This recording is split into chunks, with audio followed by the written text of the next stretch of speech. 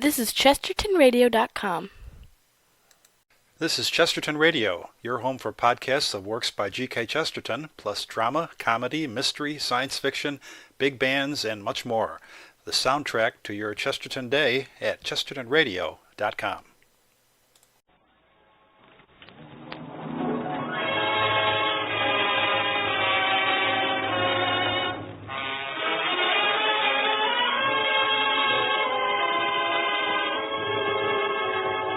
Lady Esther presents the Screen Guild Players.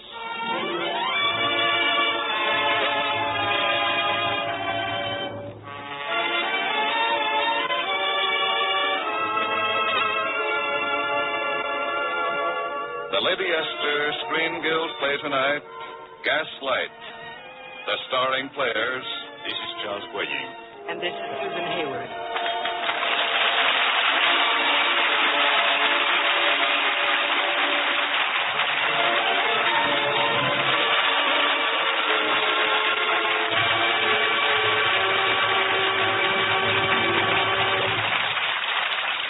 Tonight, Lady Esther presents the Screen Guild Players in Metro-Goldwyn-Mayer's shocking and brutal study of murder and intrigue, Gaslight. It stars Charles Boyer as Gregory and Susan Hayward as Paula. The Lady Esther Screen Guild Players in Gaslight.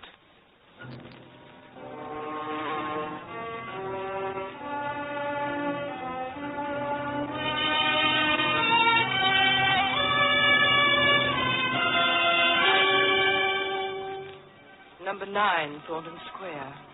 A house in London. A house filled with many memories for me. With the echoes of music and laughter and happiness. And something else. With fear. Black, choking fear that I shall never forget. Number 9, Thornton Square. I hadn't seen it for years. Since I was 14. Since they sent me to Italy to live and study music. And forget the awful thing that had happened. It was taken for granted I should prepare for the opera. But I knew I'd never sing like Aunt Alice. Her voice had been one in a generation. Still, I might have gone on working and hoping if my teacher hadn't hired a new accompanist. His eyes were dark, and his voice was soft. Within 2 days, I was in love, and within 2 weeks, I was married. Paula, wake up. Come and look at the morning. It's much too lovely to sleep. I'm not asleep. I'm dreaming, but I'm not asleep. May I ask, what are you dreaming about? You and me, our life together, a lovely life, and every day starting with a morning like this. With the sun rising, lighting your hair as it does now. Ah, Paula, if I can only capture it all in my music. You will, darling. I know your concerto will be great and wonderful. When will you start on it, Gregory? Oh, one day when we've had our honeymoon and settled down in a home of our own somewhere. Where? Where would you like us to settle? I haven't thought. Paris, perhaps. Paris? Or Rome? Or how would you feel about London? London? Paula, if you'll promise not to laugh at me. Of course I'll not laugh. What is it, darling? Oh, it's an idea that's been with me for years. I was in London once in the winter. I used to look at those quiet houses in the little London squares and long for a home like that with a woman I loved. Could we settle down in London? Not in a house in the square, perhaps, but... Paula, why do you look like that? Because there is a house in a square. What house? 9 Thornton Square. She left it to me. Oh, you mean Alice Alquist, your aunt? My mother died when I was born. I never knew anything about her or my father. I always lived with Aunt Alice. Then, after it happened, I never went back. But that house has been in my dreams for years. Oh, my dear. It's strange, though. I haven't dreamed of it since I've known you. I haven't been afraid since I've known you. Oh, Paula, if that is true, it makes me very happy. It is true. I'm not afraid anymore. I could even face that house with you. Oh, no, Paula, beloved. I wouldn't ask it. Yes, you shall have your dream, Gregory. You shall have your house in the square. 9 Thornton Square. The front door creaking open after 10 long years. The windows all boarded up. The furniture under dust sheets like bulky ghosts. I was almost afraid to go in. But Gregory... Come, Paula. Don't stand there in the doorway. Gregory, will you light the gas, please? Oh, of course. I hope the agent remembered to have it turned on. Yes, there we are. Oh, Gregory, to see it all like this. I remember this room full of flowers and light and people, and now it's all dead. It even smells of death. No, it only smells of dust. We'll get the windows opened. We'll soon be fresh again. Oh, Paula, what a lovely cabinet. That's where she kept all the little treasures. The things she collected on her tours around the world. The glass is broken. Yes, I know. It was broken that night. The things were all disarranged, but there was nothing missing. I knew everything in this case by heart. This fan. Oh, careful, dears. Verdi gave her this fan. She carried it in Traviata. And this glove. She wore it in Romeo and Juliet. And afterwards Gounod signed it for her, see? I never knew what happened to the other glove. I used to ask her sometimes, and she'd only laugh and say that she'd given it away to a very great admirer. She'd never tell me. I wish I could have seen her. Let me show her to you. Here, help me take the dust sheet off. This was her favorite painting. What a magnificent costume. That's as the Empress Theodora, her greatest role. When she sang it in St. Petersburg, the Tsar used to come to every performance. She was very beautiful. Very like you. I found her there, beneath the portrait, in front of the fire. I was in bed and something woke me. I came running down the stairs frightened, as if I knew what had happened. Oh, Paula. She'd been strangled. Her lovely face all... Oh, darling, please, you mustn't do this to yourself. It's these things, Paula. They remind you of her, so we'll put them away, and you'll see this house will be happy again. Oh, I hope so. I hope so, Gregory. Where can we put them, Paula? Well, there's an attic under the roof. Her trunks are all up there, all her Well, costumes. then we'll put them in the attic and board it up. Everything. The painting, the furniture, the piano. Oh, not the piano. You'll need it to work. Though it must be horribly out of tune. Shall we see? Yes, it is. What makes you play that? Why not? That was her great song. She always used it for an encore in all her concerts. Oh, I suppose I must have heard of it. Of course. Oh, look, dear. Here's some of her music. The score of Theodora, just as she left it. And here's a letter. Dear Miss Alquist, I beg of you to see me just once more. I followed you to London to... Gregory, it's dated March 23rd. That was 2 days before she was... Where did you find that? In this score. She must have left it there. It's signed Sergei Bauer. I don't remember any... Give it to me! Gregory, what is it? Why should this letter upset you so? I'm sorry, Paula. I'm upset for you. All these things reminding you of her. You said that you had lost your fears, and everything you touch here brings them back. Oh, my dearest. While you're afraid of anything, there cannot be any happiness for us. Forget her, Paula. Promise me. Of course, dear. If you ask it, I promise.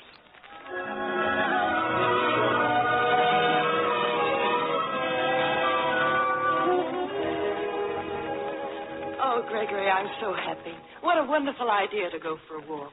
Well, it's been weeks since I've been out of the house. Well, the weather hasn't been very nice. I know, but sometimes it does get a little lonesome with you going off to your studio every night. Darling, I'm working on my concerto. I can work here. I know. But if we could just have some people in. Not a party, nothing like that. Paula, I thought we were still on our honeymoon. Oh, of course we are. Paula, do you remember what day this is? How could I forget? 3 months ago today. Yes, the 3 happiest months of my life.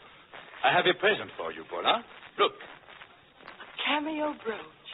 Gregory, where did you find anything so beautiful? It belonged to my mother, and before that to her mother. Now it belongs to you. I shall wear it always.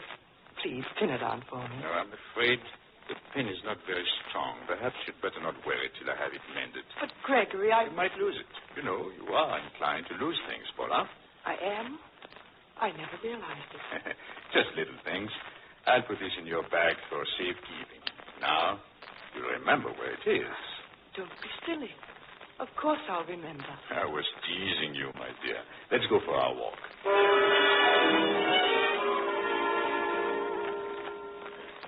I know just the walk, Gregory. When we leave the square, we turn right and... Oh, good afternoon. I'm so sorry. Who was that, Paula? I don't know. He started to lift his hat, and I thought... Do you usually speak to people you don't know? No. I thought perhaps I might have met him somewhere. really doesn't matter. Darling, here's where we turn. If we walk straight north, it's the loveliest view from the house. Strange. Like seeing a ghost. I could have sworn that... Good afternoon, Inspector. Inspector Cameron? Oh, hello, Williams. You on duty here? Yes, sir. No trouble, I hope, sir. None that I know of. Williams, did you see that man and woman just turn the corner? Yes, sir. Mr. and Mrs. Gregory Anton. Live here in the square, sir. Number 9. Number 9? Wasn't that where Alice Algiers... Yes, sir. Mrs. Anton's her niece, sir. Come back here to live. Very quiet, sir. No guests. And Mrs. hardly leaves the house. If you're well informed, they must have a good cook. Elizabeth, sir. Middle-aged, rather deaf. And the parlour maid? Oh, Nancy, sir. Young and pretty. On the saucy side. Williams, you're not married, are you? No, sir. Not yet, sir. I want to know some more about that house, and you'll oblige me if you stay single for a while. Yes, sir. Anything for Scotland Yard, sir. Good day.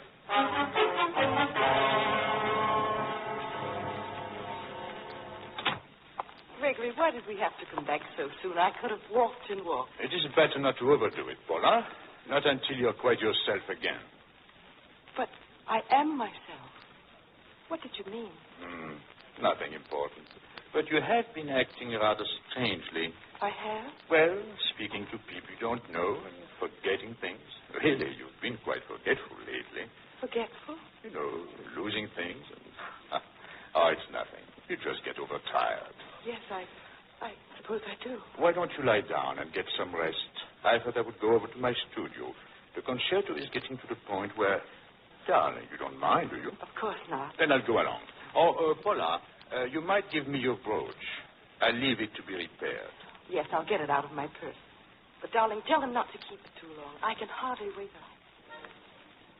till Yes, Paula? Paula, what's wrong? Gregory, I don't understand it. The brooch is gone. It's sheer nonsense, Cameron. The Alpers case has been closed for 10 years, and just because you see a woman who resembles her slightly... Not slightly, sir. She's the image of her aunt. That's got nothing to do with it.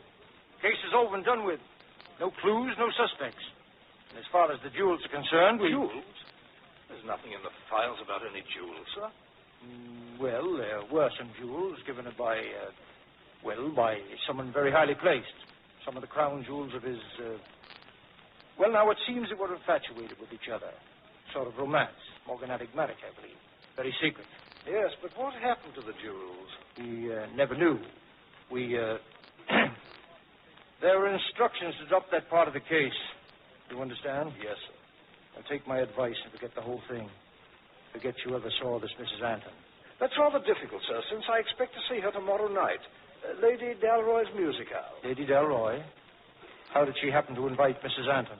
Very simple, sir. I asked her to.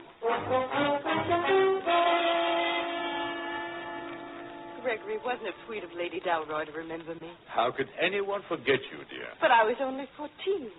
Oh, darling, we'll have a wonderful time. Of course we will. I'll wear my new dress and put my hair up and... Gregory, what's the matter? Oh, Paula. What is it, Gregory? What is it? You mean you don't know? No. Look. At the wall. Yes. The little picture's been taken down again. Who took it down? Why was it taken down? Why, indeed. Why was it taken down before? Would you please get it from wherever you've hidden it and put it back in its place? But I haven't hidden it. I swear I haven't. I'll swear on the Bible. Go and find that picture. Perhaps behind the large chair. Sometimes. Yes. Here it is.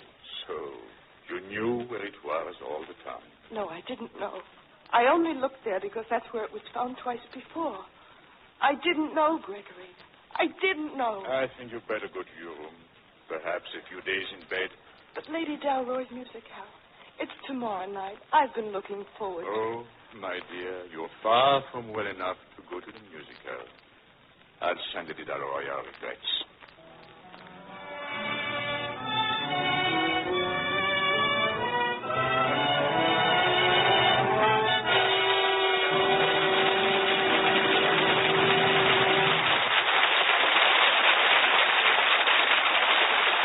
The second act of The Lady Lady Esther Screen Guild play will follow in a moment. Now, a word from Lady Esther. Have you ever worn an unbecoming hat and hated it, but didn't know just why? Then suddenly you found the right hat, one that brought out all the good points of your face, and instantly it transformed your whole appearance. Well, you might make just as wonderful a difference in the appearance of your skin if you do one simple thing. Here it is. Skin specialists know that many women who think they give their skin good care never get it really clean. They don't realize there's a stubborn film on every woman's skin caused by natural oils mixed with cosmetics and dirt. You can't see or feel the stubborn film, and ordinary cleansing fails to remove it. You think your skin is clean when it isn't. Day after day, this invisible film clings, hiding the true freshness and beauty of your skin, encouraging blackheads and blemishes. Here's the safe, sure way to remove that stubborn film. Smooth on my unique Lady Esther face cream and wipe it off. Immediately, and this is so important, apply Lady Esther cream again and wipe it off. The second cleansing with Lady Esther gets rid of that stubborn, clogging film.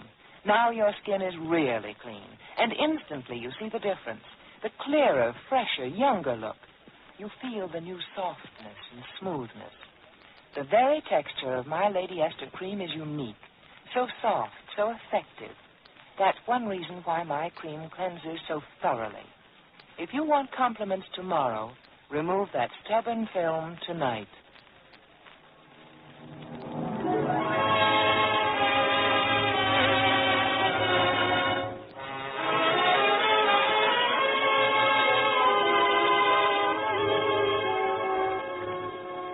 And now, Lady Esther presents the second act of Gaslight, starring Susan Hayward and Charles Boyer.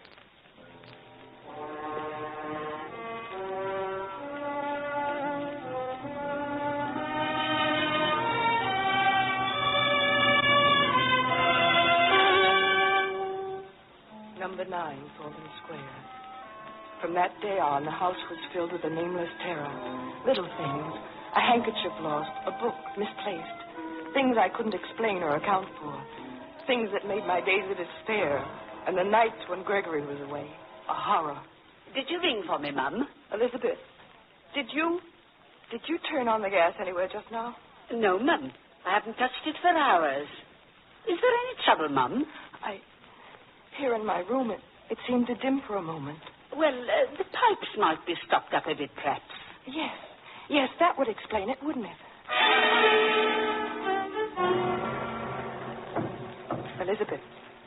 Elizabeth, don't you hear it? Hear what, Mum? Those sounds, those noises up there. Listen. There are sounds up there, aren't there?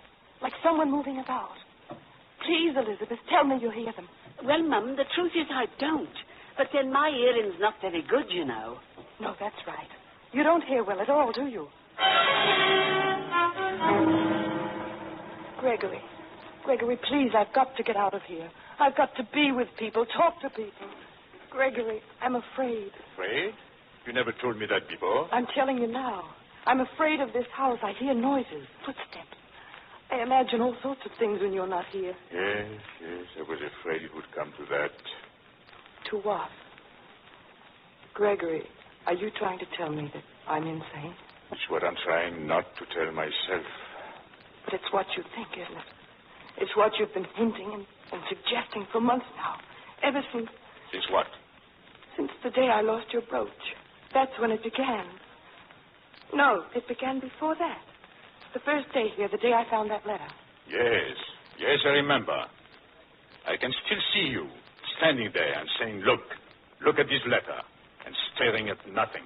At nothing? You had nothing in your hands. But... Now, perhaps you will understand why I cannot let you meet people. Gregory. I've been thinking about it. Possibly I'm wrong to try to handle this myself. The case is one for people who are trained for such things. Paula, we shall have visitors, and shortly. A doctor? 2. Yes, I think that 2 is the required number.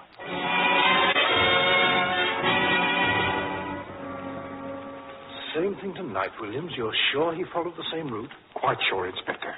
I was back at the post. He didn't see me as he went by. Came out to number 9, walked down the street, turned in at the alley, went round the back, and in through the rear of number 5. Number 5? It's empty, sir. Ah, and from number 5 he could go across the roof to number 9, couldn't he? But that's his own house, sir. Why should he come out the front door and go to all that trouble to get back by way of the attic? I don't know why, Williams, but I'm going to find out. Diego, don't let the gas go down again. Please, don't let it. No, make it go up again. Make it go up. Mrs. Anson. Mrs. Anson, Mum. Yes, Elizabeth? Mrs. Anson, there's someone here. I tried to tell him, but he wouldn't. Quite all right. I'll explain it myself. Mrs. Anton. No, he isn't here. My husband isn't home. I know, Mrs. Anton. It's you I want to see. You're the man who... Well, I won't go with you. You can't make me go. Mrs. Anton, I want to show you something. Look at it, please. A white glove? Now read the inscription on it.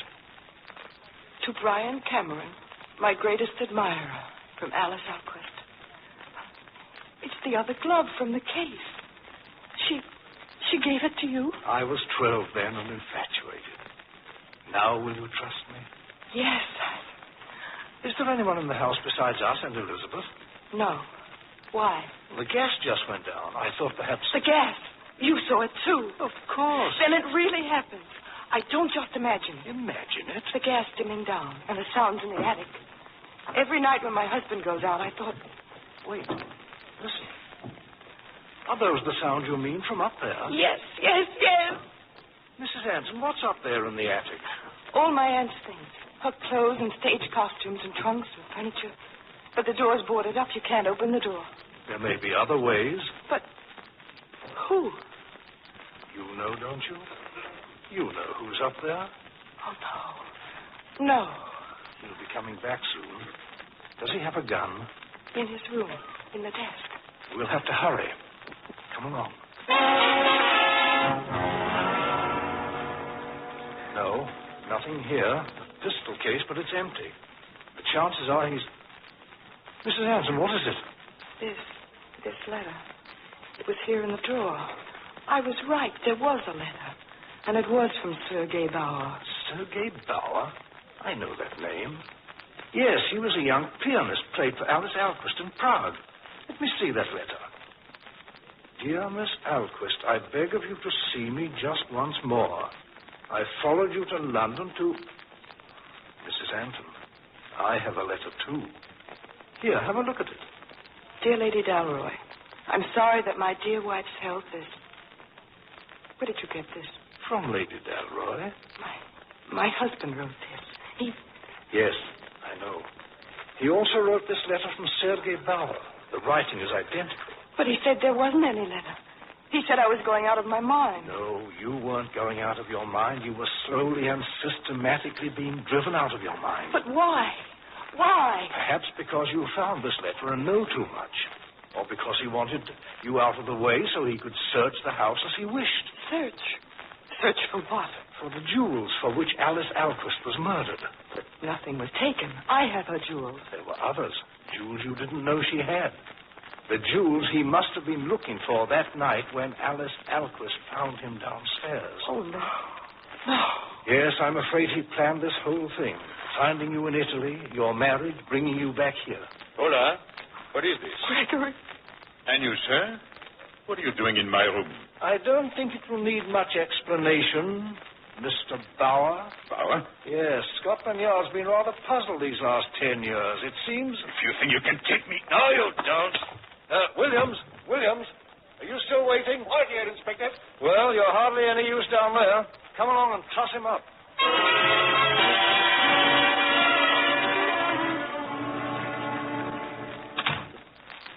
Gregory? Paula. Mr. Cameron said you asked to see me. Paula, if I could only put my arms around you once more. If I were not tied like this. Mr. Cameron said the jewels were in your pocket, Gregory. You must have found them just tonight. No, Paula, it's not true. He's lying to you. Why should he lie to me? But because... Paula, do you remember our first days? Do you remember Italy? Yes. I remember Italy. One of the most beautiful days in your life and mine. Paula, we're going to have those days again. Come closer, Paula. Closer. Look into my eyes. If I ever meant anything to you, and I know I did, then help me, Paula. Give me another chance.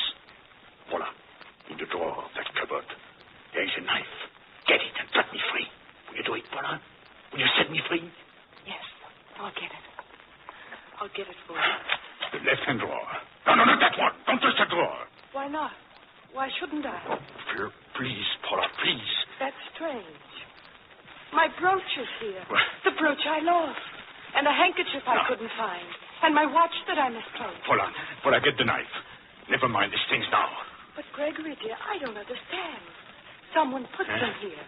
But who? Oh, you must have put them there yourself. Oh, no. I've never opened this closet. Unless I've forgotten. Yes, that's it. You forgot. Paula, now get the knife. Oh, yes, the knife. The other drawer, you said. That's it, Paula. That's the one. Oh, I'm sorry. There isn't any knife here.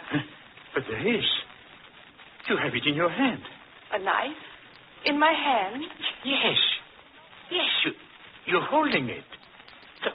Can't you see it, Paula? Oh, Gregory, I'm so sorry. I must have lost the knife as I lost those other things. And now you're going to be angry, aren't you? No, Paula, you wouldn't. It's really too bad, isn't it, Gregory? If I had that knife, I could cut you free. Paula. But since I haven't any knife, they'll come in and get you. They'll take you away. No. And you'll hang, Gregory. You'll hang just because I couldn't find the knife. No, you can't. Mr. Cameron. Yes, Mrs. Anson. Mr. Bauer and I have nothing further to say to each other. Will you take him now?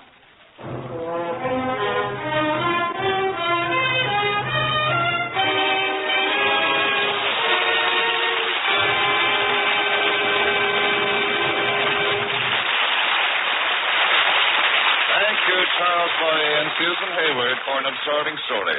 Believe me, we shall all remember your performances for a long time. Well, Mr. Bradley, we won't forget being here tonight either.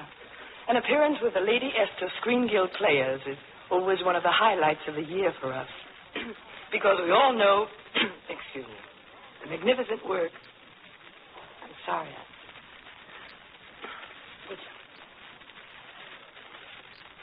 Ladies and gentlemen, we wish to thank Mr. Boyer and Susan Hayward for appearing here through the courtesy of the Motion Picture Relief Fund. Now, before we tell you about next week's show, here's a word from one of America's best-known beauty authorities, Lady Esther. If you eat something that doesn't agree with you, nature warns you by causing pain. And then you say, I'll never eat that again. Now, what's true about food is true about skin care. If what you're now using leaves your skin feeling dry, do you think your skin care is right? Nature is warning you there's something wrong. Why risk something which doesn't agree with your skin? Instead, use my safe, gentle Lady Esther cream. See the difference.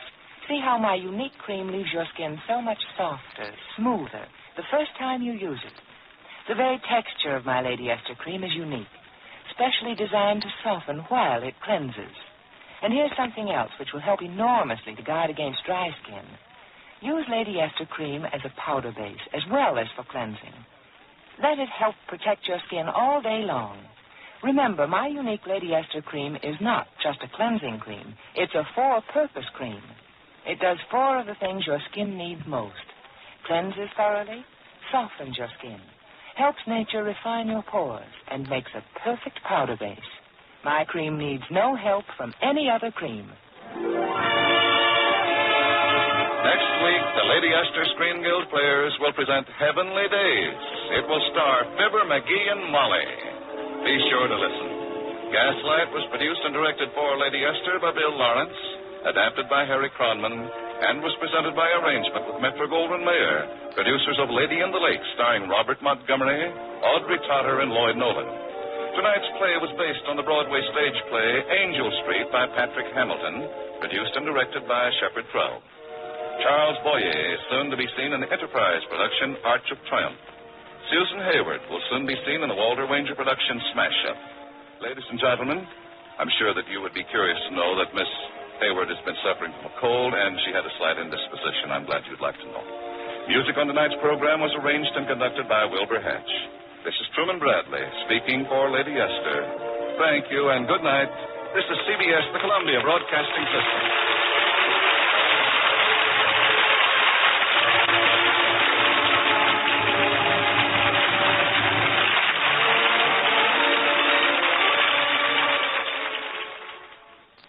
This is Chesterton Radio, the true, good, and beautiful at chestertonradio.com. From the archives of the greatest dramas in radio history, we proudly present Hollywood.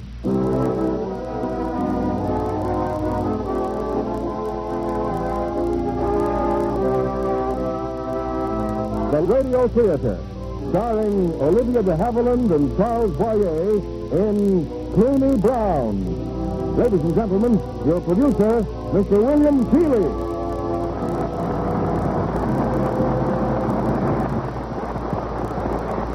Greetings from Hollywood, ladies and gentlemen.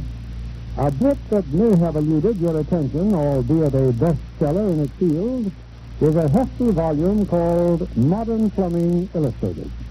If by any remote chance you should have occasion to refer to it, you'd notice that it opens with a chapter on the kitchen sink.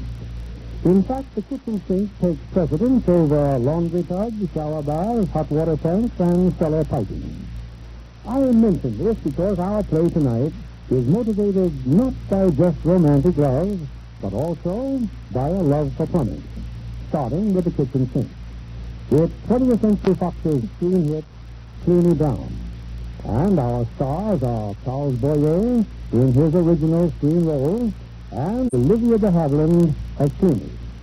Two unpredictable people who meet at the aforesaid sink and who end up, well, you'll see how as our play progresses. It takes place back in 1938. We take you now to London and Act One of Clooney Brown, starring Olivia de Havilland in the title role and Charles Boyer as Adam Belinsky.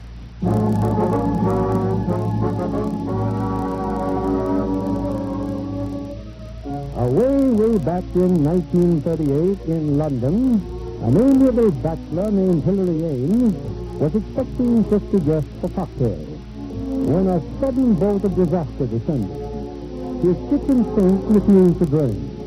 For an anxious hour, Mr. Ames has been waiting for a plumber. Finally, come in, my good man, come in. Oh, thank you. Rotten of me to spoil your Sunday, but it's sink or swim, you know. Kitchen's like that. There you are. Quite from mess, isn't it? Yes, very interesting. Well, there it is. Well, just don't look at it, old chap. Do something. Oh, you want your sink fixed? Right. Relieve the drain, relieve the strain. A bit of a parishioner. Well, what you need is a plumber. Right. You mean what? Oh, unfortunately, no. I stopped by to call on an old friend of mine, Professor Lee. Professor Lee's been in Scotland for months. Oh, well, now I am in a fix. What about me? I'm in a fix, too. 50 guests, including the Honorable Betty Cream, and she doesn't go everywhere, you know. You are the most selfish man I've ever seen. What? You don't even know me. And already you're not interested in me. Why don't you ask me why I wanted to see Professor Lee? Why don't you say, my dear sir, is there anything I can do for you? Well, is there? Oh, thank heaven I've misjudged you. My name is Adam Benici. Oh, Ames. Hilary Ames. Ah, delighted. Still, I wish Professor Lee were here. Do you know what he would have said to me? What? Is there anything wrong to this, he would have said? And I would have said with a sad little smile, no, nothing. But he would not have believed me. Oh. No, he would have observed how tired I am. He would have insisted on my going inside and taking a nap. He had the most charming way of forcing a 20-pound note on you. Made you feel you were doing him a favor. A masterful fellow. Well, if there's anything I can do... that must be the plumber. Come in. Good afternoon. Good afternoon. Well, did you ever go at it? I beg your pardon? The other gentleman with the sink, aren't you? Well, I'm Porritt the plumber's room. But, where's Porritt the plumber? Sitting out where he's got at the cemetery. I left a note for him. Said I'd have a crack at the sink myself. You don't mean you're a plumber, too? Oh, no, but I've learned a lot from Uncle Arn. He respects the conservative, if you ask me. Conservative? Oh, much too. Just a drop here, and it's a chair, you know. When one good bang might turn out sick and dizzy. So, I'll get to work. Oh, no, you don't. Oh, my dear Ames, where's your sense of adventure? Please, sir, do let me try. Oh, but a lady look, when you're up against a deadline, you have to take chances. Well, young woman? No, what a congestion. I never thought it would be as good as this. I can't take enough instrument. Your instrument, Smith. Thank you. I hope it won't take too long. It's 4:30, you know. Well, here goes. anything happen? No, not yet. I'm not discouraged. Monkey wrench. I'll fuss and a twist. The what? And a twist. It gurgled. It did. Once again, then. It's coming. Eureka. Oh, he's done it, he's done it, he's done it. My dear child, my dear child. Isn't it wonderful? Oh, Bessie. Oh, it calls for a drink, definitely. So where are you two? I'll be right back with the cocktail.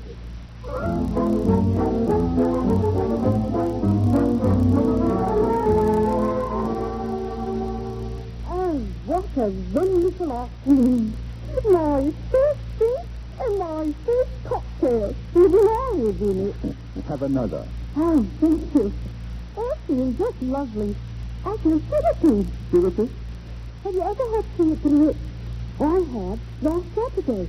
I was lying in bed sucking oranges to turn up the system, you know, and all at once I said to myself, Clean Brown, you've got a tiny note in your stocking.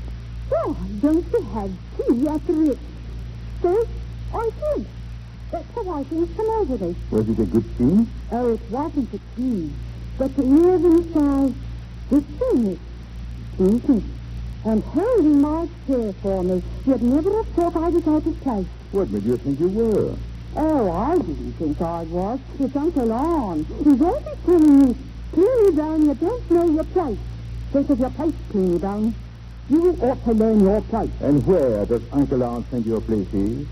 He didn't say. Because he doesn't know. I say, send a I tell you where it is. Wherever you're happy, that's your place. And happiness is purely a matter of personal adjustment to one's environment. You're the sole judge. I am. For instance, some people like to feed nuts to the squirrels. But if it makes you happy to feed squirrels to the nuts, who am I to say nuts to the squirrels? Oh. Am I saying that all over again? Not at all. I said some people like to feed nuts... My guest. Come in. I'm sorry, Mr. Plummer. It's Uncle Arn. Here I am, Uncle Arn, in the pit. Cleany Brown. And with strong drink in your hand, what's been going on Oh, here? I assure you, Uncle Arn. Name's Mr. Porridge, giving strong drink to a young girl. I've half a mind Oh, to... but Uncle Arn. There you go again. You don't know your place, you never will know your place. But what is my place? What's anybody's place? If you want to feed nuts to the squirrels, who wants to say, do you? That settles it. You're going to take that job, you are. You're leaving tomorrow for the country. Yes, Uncle Arn. You'll be a domestic in a decent home. You're going into service. Now come along, Cleany Brown. Yes, Uncle Arn. Goodbye, gentlemen. And thank you. Thank you for everything. You'll take the train in the morning, Clooney. You're a very lucky girl getting took on as parlour maid in a nice house in the country. What's the people's names? Sir Henry and Lady Carmel, too. But what if I don't get enough to eat? What if they feed me scraps and starve me down to the bone? Then can I come back, Uncle Arn? They'll feed you, love. What if they knock me about? They won't. But what if they do? Well, then, send me a line. But be sure they do. Uncle Arn. Hey. Do you know why girls leave home? Girls leave home because they're thrown out, that's why. I wonder what his name was. Hey? Oh. Whose name? Is. Nuts to the squirrel. That's something to think about, all right. Nuts to the squirrel.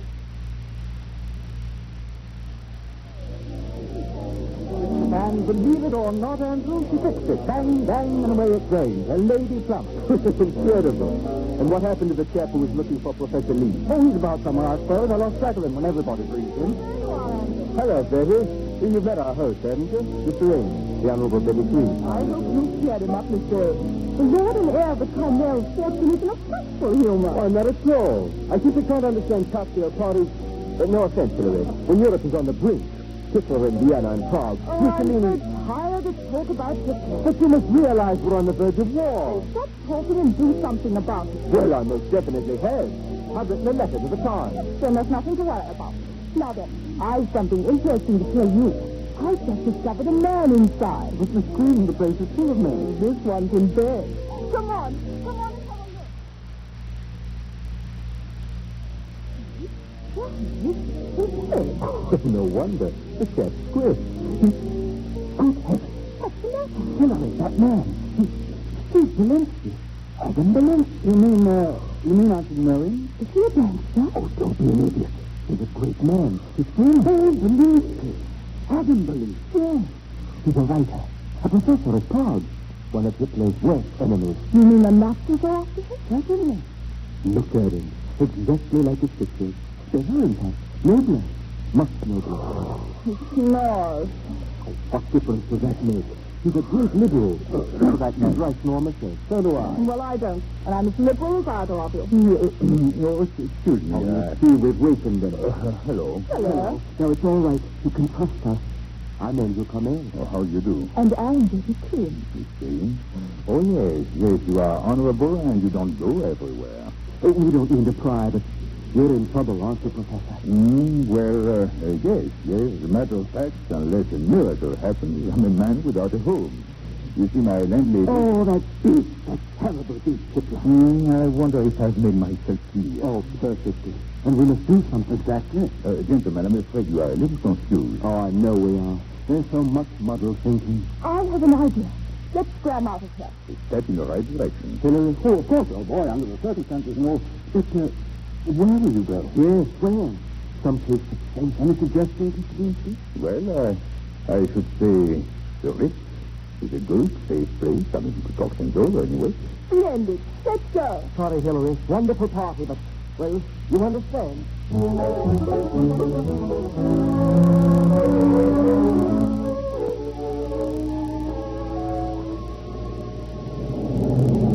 Well, this is my lodging house. Thank you for a delightful evening. You see, I've never been to the Ridge before. Oh, it's been a privilege, Professor. Good night. Good night, Mr. Gomez. Good night. Oh, Professor. Yes? Excuse me, Betty. Professor, I beg your pardon for bringing this up again, but since you have honored us with your confidence... Yes? Well, I feel that the 20 pounds you were gracious enough to accept from me is most inadequate. Here, please take this. No. My dear friend, you mustn't press me any further. I insist. I understand, Professor. I'm sorry. However, should I need 30 additional pounds, you will give it to me and nobody else. That's a promise? My word of honor. Oh, thank you, sir. I'll telephone you tomorrow? If you like. Good night. Good night, Professor. Betty. Yes? I'm sorry, darling, but I'll not be having lunch with you tomorrow. No. No. Tomorrow I'm driving down to the country. I've got to see Father about Professor Belinsky.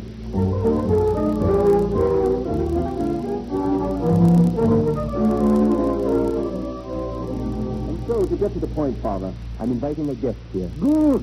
Mother? Of course, dear. Now, he's in great danger. Oh, he won't admit it, but he is. He must get out of London. Good heavens, what's he done? What hasn't he done? He's fighting for a new and better world. Whatever for? What for? Father, haven't you heard of the Nazis? Oh, yes, German chaps. Always wanted to see one. Send them down by all means. Father, he isn't a Nazi. He fights Nazis. Believe me, England won't be safe until we produce our own Belinsky. What the devil are Belinsky? What are Belinsky? Oh, I'll give up. Now, don't go all to pieces, dear.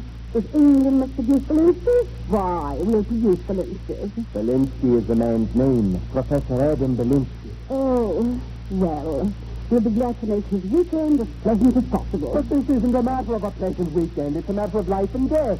Well, he may have to stay here permanently. Permanently? A total stranger? Now, look here, But, Edward. Father, he sacrificed everything. He hasn't any money. Oh, Mother, I'm sure you'll understand. Now, I'm depending upon you to be very kind to him. Well, I've got to get back to London. You just got here. Betty Cream? Of course not. Betty Cream is entirely too superficial to be concerned about in times like these. Well, I'll see you as soon as I can. Goodbye. Goodbye, Father. Oh, dear, I wish you were more interested in Betty. Nice girl. Sits a horse well. Why doesn't he marry her and have done with it?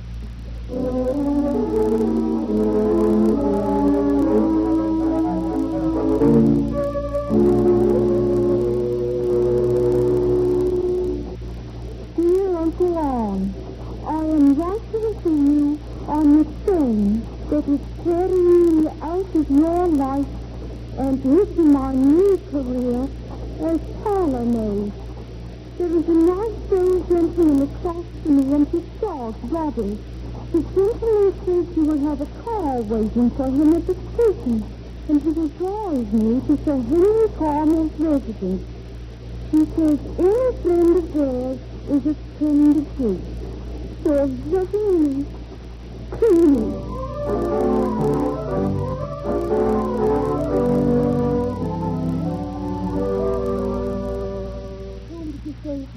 Miss Brown.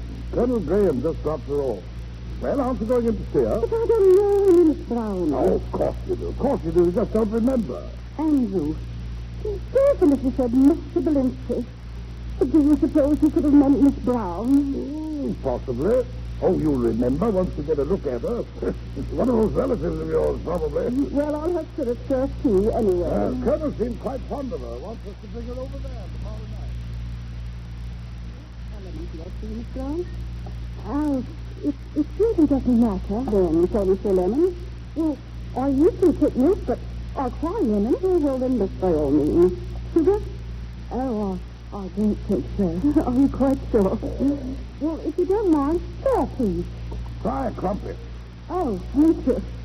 You know, I didn't think it'd be anything like this. And I've never seen such beautiful flowers. Hear that, Alice?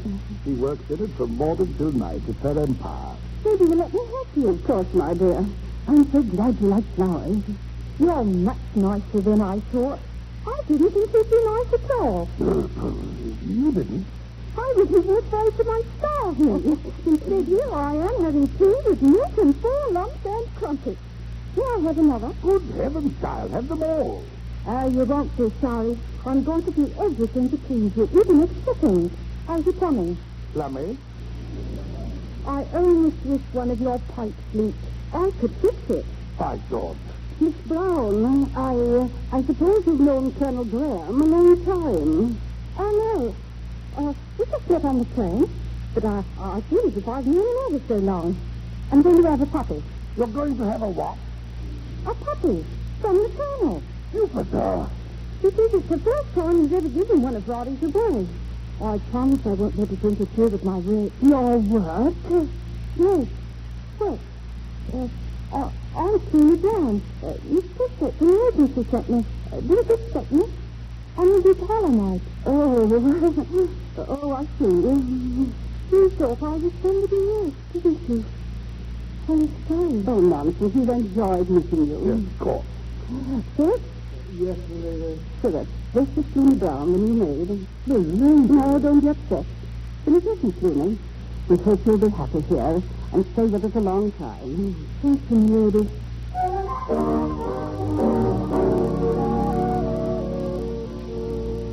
Well, sir, how's it progressing? The new parliament. It's a little difficult to determine so soon, sir, but I've decided to let her assist at dinner, sir. Good. Now, about what's his name? The chap Andrew sent us from London. The professor, he'll be downstairs immediately, sir. I say, Alice, what's his name again? Oh, dear, I keep forgetting, too. So many foreigners have foreign names, don't they? If I may make a suggestion, sir, think of the fur, Kolinsky. Of course. Professor Kolinsky. And now substitute B for Co, Belinsky for Kolinsky, and you have it, sir. Simple, isn't it? Professor, what's the name of that fur again? Professor Belinsky. Oh, Professor, how nice to see you. You're very kind of you, young man. How do you do, sir? How do you do? Have a glass of sherry. Don't you like your room? Oh, most excellent room. Good. Comfortable bed, too. Oh, there's a nightingale under your window. Oh, you shouldn't have gone to so much trouble. Not at all. Professor, you're most welcome here for as long as you care to stay. How very hospitable you are, but I don't feel I should accept until you know more about me. Oh, Andrew has told us all about you. And about this nasty business, you don't have to worry with Constable Birkins around. Well, what really worries me right now is the lack of a dinner jacket. Dinner is served, milady. Sir Henry, I couldn't bear to face you in a lounge suit across the dinner table. Nonsense. Wore a lounge suit myself once to dinner. In Naples, went slumming. Didn't want to shock the natives. How simple and charming you make effort. Now, Mr. Tudor. Now, and mind that you hold the mutton chops properly. Oh, yes, sir. Stop leaping about. You will serve for Henry, sir. Anyway. Here we are. Mutton from our own sheep, Belinsky. Huh? What? Don't take that pizza, Raymond. This one is much better. What? It hasn't too much fat. And it's bigger and browner. Well, I never. May I have pizza? No, thank you, Miss Brown. If you don't mind, It's you! Get him up to the stove! Ow! A maid shooting my mutton for me. Outrageous. Preposterous. You'll be dismissed immediately. No, one moment, Sir Henry. You took the piece of mutton he suggested. Why? Well, because the other piece had a blob of fat on it. And this one is browner, leaner, and bigger. But hang it all, Valencia, justice isn't done. What a pity. Does it occur to you, sir, that for generations the lords of Carmel have probably eaten the wrong pieces of mutton? Oh, that's a very interesting way of looking at it. Besides, Henry, it's so difficult to get domestics to come to the country. Well, she needn't have dropped the whole platter and insulted my friend. What is it she said to you? Nuts to the squirrels. Doesn't make sense. No, it doesn't. It should be squirrels to the nuts. But... Well, not too deep for me, Belinsky. If I may say so, milady, the sooner the young woman is dismissed, the better. Oh, Monsieur Stewart, I know that as a guardian of English tradition, Miss Brown has offended your sensibilities. But permit me to quote someone to whom everything English was also dear. The quality of mercy is not strange. It droppeth as a gentle rain from heaven. Lady Carmel, Sir Henry, allow me to raise my glass to Shakespeare. Here, Shakespeare. We'll give her another chance, Philip. Thank you, Lady Carmel.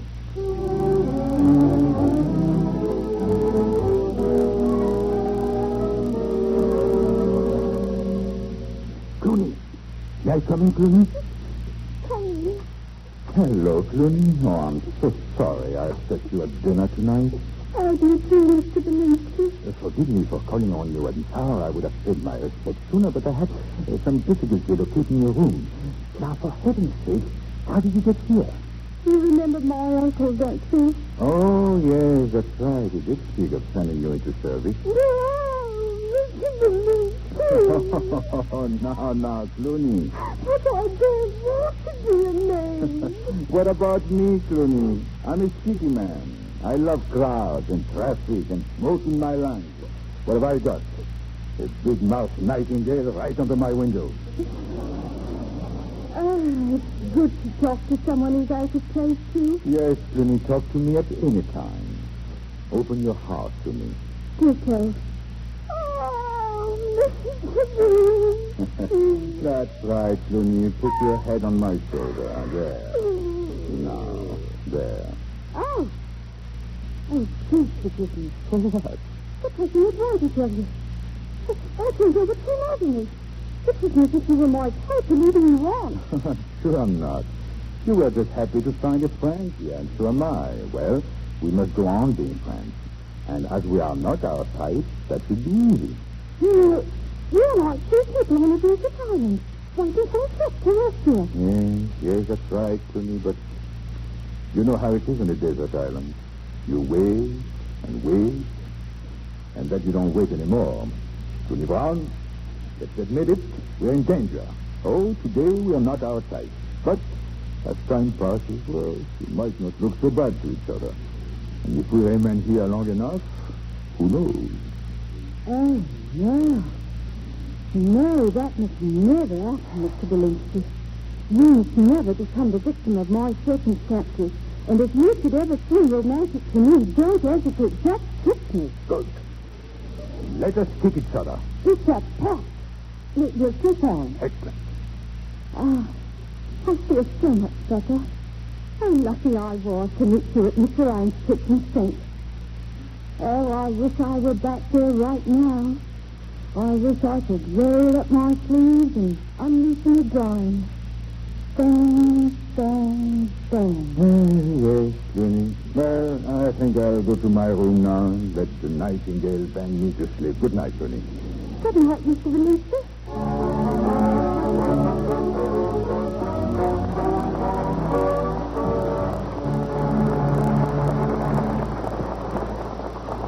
In a moment, we'll return with Act 2 of Clooney Brown, starring Charles Boyer and Olivia de Havilland. At military and experimental airfields all over the world, espionage agents observe. They watch and record the flights in and out of the field, and they observe, as much as they can, the performances of new planes and weapons, and they listen to the voices of the people who work inside and talk outside about classified information. The outcome of wars and the course of world history is changed because people who should have known better talk.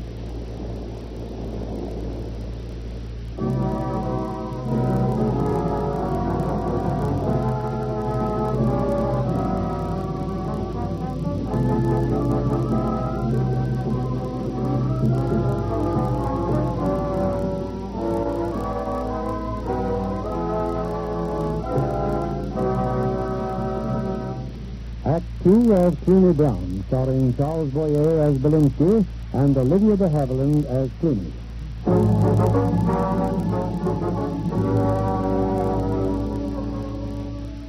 For 3 weeks, Clooney Brown has pursued her career as a parlor maid on the country estate of Sir Henry Carmel.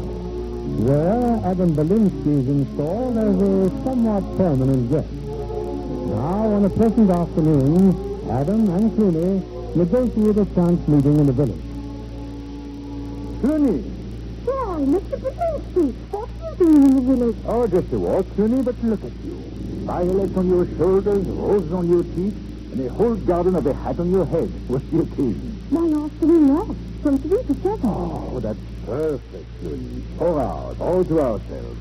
Oh, it's awfully sweet of you, Mr. Belinsky, but, well, something has happened. What? Well, what would you think if a gentleman invited you to tea, and to meet his mother, too? Oh, I wouldn't go. But I've already accepted. It's the chemist, Mr. Houston. Oh, it's so exciting to meet a man surrounded by hundreds and hundreds of bottles, and every one of them like our dress. Mr. Wilson insists when he gets better acquainted, he'll let me watch and make up a prescription. Well, Clooney, it looks as if your sheep are swimming. Have a good time, my dear. Goodbye, Mr. Belinsky. I hope you enjoy your walk. This is the parlor, Miss Brown. Oh, Mr. Wilson. What an elegant room. Yes. It's not Buckingham Palace, but it's Wilson's little castle. You notice, Mrs. the way I look? Eh? Up there, my hat. Well, I don't object to it myself, Miss Brown, but Mother might think it a little frivolous. Oh, well, I'll take it off then. Thank you. Mr. Wilson, what if someone could come in and shop for a prescription? I'll hear the tinkle bell on the shop door. Now then, Miss Brown, you might enjoy this. A map of our entire valley. Just look at it. Yes. Now, here on the map is where we are this very moment. And this is where I intend to remain the rest of my life. In this very house. Ah. But what if the house burns down? It won't. You may have observed the lightning rod on the roof. Newton's imperial pinpoint, the very best. However, if a blaze should occur, it may reassure you to know that I am chief of the Friars Carmel Volunteer Fire Department. Oh, Mr. Wilson. Yes. It would be almost worth a fire to see you in action. Thank you, Miss Brown. Now I shall call my mother. Mother? Mother? Mother's been resting. Ah, here she comes. Mother, Miss Brown. How do you do, Mrs. Wilson? Your care, Mother. And now, Miss Brown, I shall play something on the harmonium. Oh, Mr. Wilson, is there anything you dance to? You shall have your choice. Sweet Alice Benbow or Flow Gently, Sweet Aston. Oh, they're both so beautiful. Then shall we say Sweet Alice and maybe Flow Gently for an encore?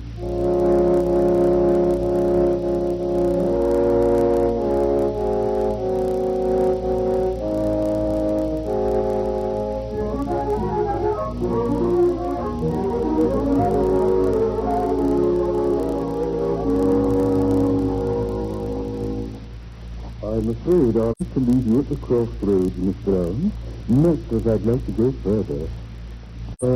Mother's taken a great liking to you. Yes, sir. Oh, I hope so. He didn't say anything, that is, apart from clearing his throat. Mother, the first words on Saturday. Oh, look. Hello, Mr. Belinsky. Hello, Clooney Brown. You're taking a walk? Oh, this is Miss Wilson. Mr. Belinsky. Oh, how do you do? How do you do? Mr. Belinsky's staying at Friars Carmel. There's a gift to Sir Henry in Rubytown now. Oh, I understand your surprise, Mr. Wilson. A guest is not ordinarily aware of the existence of a maid. Exactly, sir. Well, you see, at Friar Chamel, we are very proud of our Looney and interested in their welfare. And above all, in our friends. Oh, mystery, sir. Oh, it's 7:15. Oh, I really must look along. Thank you for a wonderful afternoon, Mr. Wilson. Good evening, Miss Brown. A very worthy young lady. Yes. I'd like a word with you, Wilson. I am at your disposal, sir. Mr. Wilson, I presume that you have weighed your intentions to Miss Brown as carefully as you weigh the contents of his pill. I assure you, sir, I am not the sort who would invite a young lady to tea merely to while away an afternoon. Well, I must admit I was worried about you, but you have relieved my fears. Mr. Wilson, you couldn't have prescribed the better sedatives on yourself. Oh, thank you, sir. Not at all. Good night. Good night, sir. Oh, Mr. Wilson. Yes, sir. Just something more. You don't drink, do you? Oh, no, sir. Good. Good night, Mr. Wilson.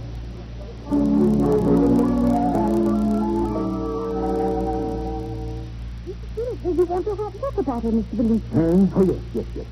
Sit down, please. Thank you. How do you like Mr. Wilson? The pleasant I sit with the right? Listen, out there is an ocean, and on the ocean is a boat, braving the storm and battling the billows. That's not Mr. Wilson. But in a quiet harbor, there is a freighter. Its engine is turned off. No smoke comes out of its funnel. Nothing put out of budget, neither wind nor wave. That's Mr. Wilson. Oh, I'm so glad you like him. This afternoon, for the first time, I really felt what it must be like to really have a taste. And then his mother started to snore. I got all choked up. You like that? You see, I'm orphan, and I've never heard my mother snore. Well, you're happy now? That's all that matters. Well, Mr. Belinsky, I'm sure your ship will come in too someday. Don't worry about my ship. I'm a good swimmer. Oh, you have water bottle. Oh, thank you. Thank you, Mr. Belinsky. Good night.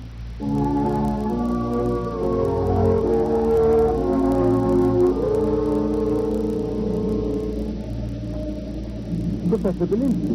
Andrew!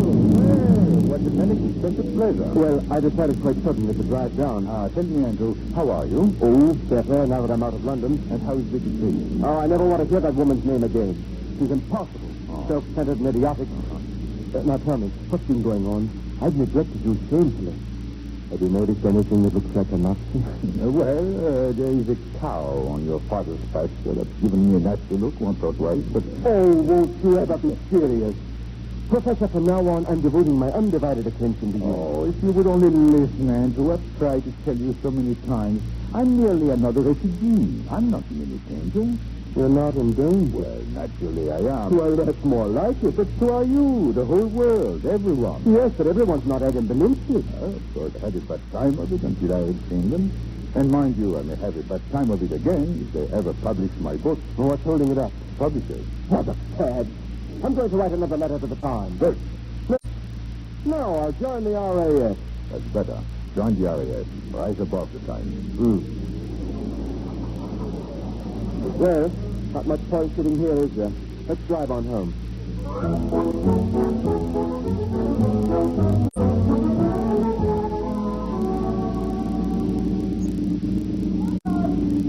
Hello? What's Betty Green? Yes?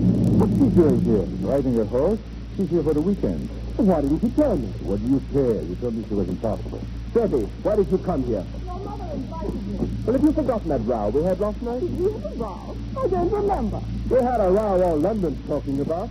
You haven't even the decency to acknowledge it. Sorry, darling. I'll do better next time. That's getting a habit, old boy.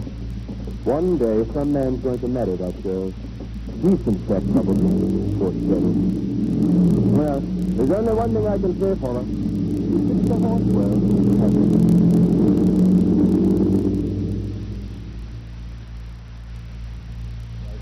Anything? Professor Belinsky. Andrew was surprised to see you. You made that quite clear. Nice fellow, Andrew. You've come to my room to tell me about Andrew. No, to talk to you about Toon Brown.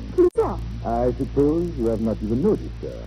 Who do you think unpacked your 3 suitcases, 2 hat boxes, and 1 overnight suit? Harry? Noon? Dick? Toony Brown. Yes. And Toony Brown would like to have the evening off to attend a birthday celebration. Now, Mrs. Maylie, the housekeeper, and Mr. Stewart, the butler, are willing to excuse her. Then everything's settled, isn't it? Not quite. You see, Miss Brown has been assigned as your personal maid. Now, the question arises, Miss Crane, can you get in and out of your clothes without breaking your neck? That I don't know. Try it, will you, my little lamb, my sweet? And if you should break your pretty little neck, just say it. And if you promise not to come, Miss Brown may have a whole evening off. Thank you, Miss Crane. A pleasure, Mr. Belinsky.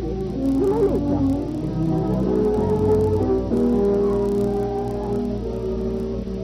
What did you say, Mr. Belinsky? I said the evening is yours, Tony. Enjoy it. Oh, Mr. Belinsky. You see, it's not only Mrs. Wilson's birthday, but things can start happening. Hi, Tony. Yes, they have. Mr. Wilson has spoken to his mother about me. Oh, I'm sure she approved of you. Well, anyway, she didn't say no. She just went, That's what he told me. Oh, that's very encouraging. And the Mr. Wilson asked us to meet him, to look at her, and everybody. And they all... Asked you? That's just it. He might ask me tonight. That's the suspense. I see. So romantic, Tony. Mr. Belinsky, no, I can't tell you. Tell me what? But I had a dream last night. A night dream. Tony, you did? Oh, you don't know how wonderful you looked in that furs. And how you rode that black Arabian stallion. Whee! You just burned up the sand, and you slipped me up off the desert and set me right in front of you on the saddle. My, did we sit a horse well. Tell me, does take you to my tent, Queen? That's the usual procedure, isn't it? You were taking me somewhere, but just in time I remembered our pact. Our pact? Oh, yes. So I fixed myself. Oh, and took the stick right out of the dream. Mr. Belinsky, who was I gone to your tent? No, Queen, you did the right thing. I have no tent. Not on the desert, nor anywhere. Well, run along, Queen. Good luck. Same to you, Mr. Belinsky.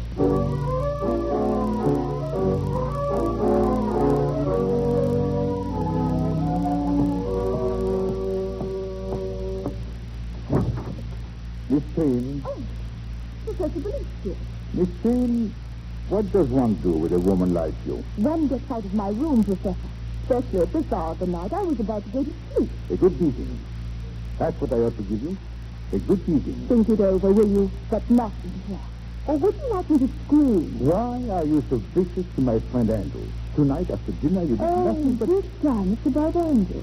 Well, sorry it isn't a personal call. Oh, Miss Crane, you hold no attraction for me whatever. None. Really? Then why is your hair so carefully turned? And why do you smell like a perfume salesman? Well?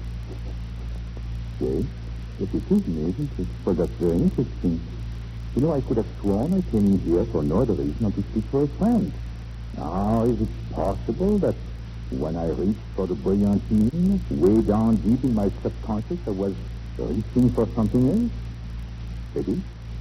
I am beginning to doubt my motive. I wish you'd get out, and I don't mean subconsciously. Why are you so nasty to I'll scream. Wake up the whole house. Don't you ever think of any... What happened anyway? It's all right, Philip. Apparently there's nothing more than a dream. You may go. Good night, milady. Good night, Mrs. Maylie. Good night, Milady. Where's Betty? She's in her room, Andrew. And she's perfectly all right. What happened, Professor? It was all my fault, Andrew. I was looking for the bathroom and I mistook the door. I'm so sorry, Well, Mr. Carmel. I heard my door open. I thought it was a burglar, so I... Dear me, what an exciting evening. Well, good night, Professor. Good night, Hedy Lamarr, my profoundest regret. Good night, Andrew. Andrew. I want you to promise me to go straight to bed, please. I insist upon speaking with Professor Belinsky. You want the morning do just as well, Uncle? Very well, then, the morning. You see, I don't believe a word of what you just said. Good gracious. May I come in, my dear? Of course, Lady Connie. You know, Bessie, you ought to get married. Yes, Lady Connie. Are you going to marry Andrew? Yes, Lady Connie. Then I think you should tell him so, because he's getting quite... Yes, Lady Connie. And thank you. Good night, my dear. Oh, did you not married? No, thank you. Besides, I don't think he's home. Something about his birthday party, I believe. Goodness, it must have been quite a party. Is all right? Yes. I hope you're satisfied, Miss Brown. But Mr. Wilson... All our guests have gone. And just as Mother was about to blow out her birthday candle... I still don't understand what I did that was so wrong. For one thing, Miss Brown, the word Plunding is not mentioned in mixed company, let alone at Mother's birthday. But it's bright. It was flooding the bathroom. Miss Brown.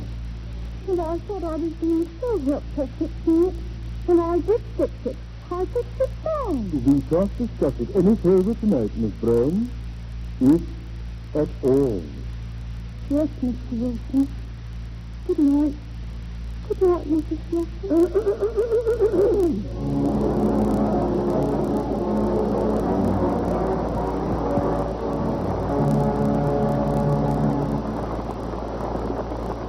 In a moment, we'll return to the third act of Clooney Brown, starring Olivia de Havilland and Charles Boyer. The first description or definition of leisure in the Webster Dictionary is freedom afforded by exemption from occupation or business. Well, there isn't a man serving the armed forces today who doesn't have a certain amount of leisure time. What is done with that time is up to the individual. But here is a suggestion that may come in handy. Why not take a course, or a group of courses, through the United States Armed Forces Institute? There are over 6,000 to choose from, elementary, high school, college, or technical. The choice is yours. How about discussing it with your education officer? Back to your producer, William Keeling. Act 3 of Clooney Brown, starring Charles Boyer as Belinsky and Olivia de Havilland in the title role.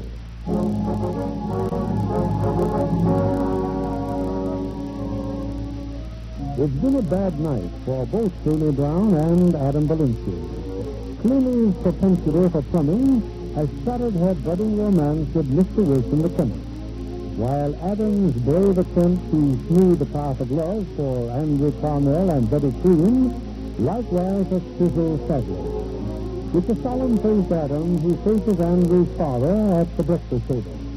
Belinsky, I want a word with you. Sit down, have some breakfast. No, thank you. I don't feel like breakfast today. Have you seen Andrew? No, but I'm afraid I'm going to have to. You're in for a surprise. He'll bowl you over. Really? Belinsky, he's not a boy anymore.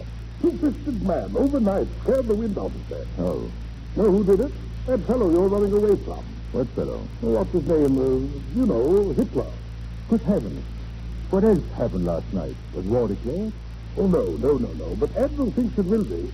That's why he barged into my room this morning and said, I'm joining the RAF.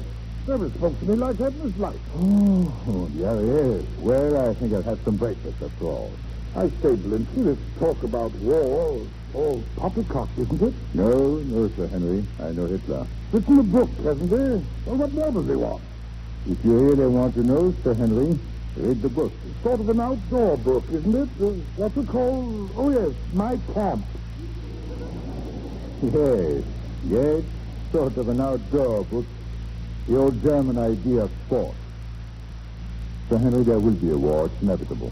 Well, then I'm glad Andrew's joining us. We'll see this thing through, Belinsky. We'll show that blight out. You're getting angry, Sir Henry. Good.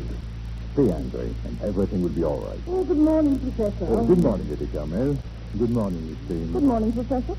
Good morning, Andrew. Good morning. Have you heard the good news about Andrew and Betty? You may congratulate us if you like. They're going to be married. Imagine it, Belinsky. All this went on last night. We slept through it like a couple of days. Yes. Well, I wish you all happiness. You're both very lucky. And now I have an announcement. I'm leaving. Well, look here. Who's leaving? Well, really, I must get back to London. You'll come right back, won't you? I wish I could, Sir Henry. Well, hang it all. It took me quite some time to learn to sable and ski, and now that I can, beastly selfish of you, old man. Professor? Yes, Andrew? I still insist upon a word with you. Yes. Talk to him, Andrew. He can't leave us. Tell him what's what. I intend to. If you don't mind, Professor, shall I do? Well, Andrew, about last night. I'm not a child. You were not looking for the bathroom door.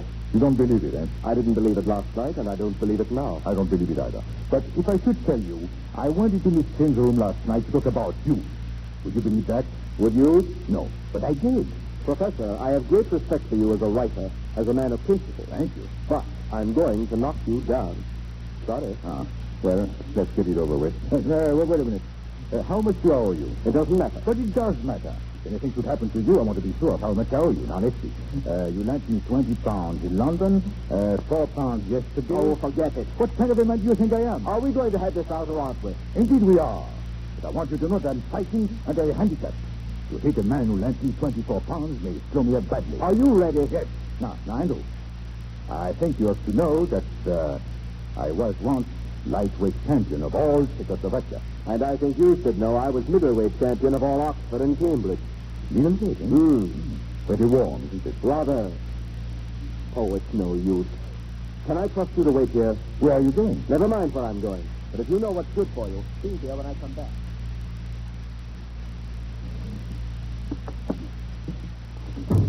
Betty. Andrew, what are you doing? You took something out of the gift. I'm sorry, Betty, but it doesn't concern you. You've got to trust me. Now, please. But if I trust you now, I'll always have to trust you. And I'm sure I won't. It's a gun, isn't it? That's what you're hiding behind your back, a gun. Does this look like a gun? Oh, darling.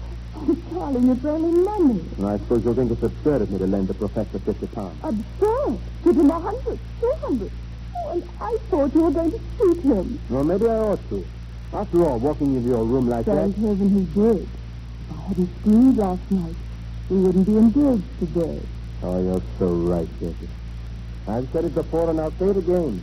What England needs is more Belinsky. You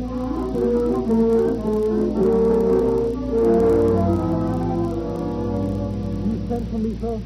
Yes, Stuart. I'm leaving. Oh, indeed, sir. You know, I will miss you, Stuart. And so will my want to. You brought glamour into its crowded life. Thank you, sir. You increase and increase its self-respect. You gave it hope. Thank you, Stuart. I'd like to give you this. Oh, thank you, sir. And if you don't mind, this other envelope is for Mrs. May. Yes, sir. Where's Susan Brown? I have a little something for her. I'm afraid Brown is indisposed, but she hasn't left her room this morning. Oh, nothing serious. Oh, no, Mrs. May tells me the birthday party last night was a bit too much for her. Oh. But I can call her. I'm sure it's all right. No, it's better like this. Would you be kind enough to give her this little package? And tell her, please, that I'm so happy her ship is coming. And that I wish her bon voyage with all my heart. Bon voyage, yes, sir. And should she ever feel unhappy, tell her just to close her eyes and say, squirrels to the nut. You remember that, won't you? If she's ever unhappy, nuts to the squirrels. No. Squirrels to the nut. Squirrels to the nuts. Very good. Thank you. Goodbye. Goodbye, Professor Billy.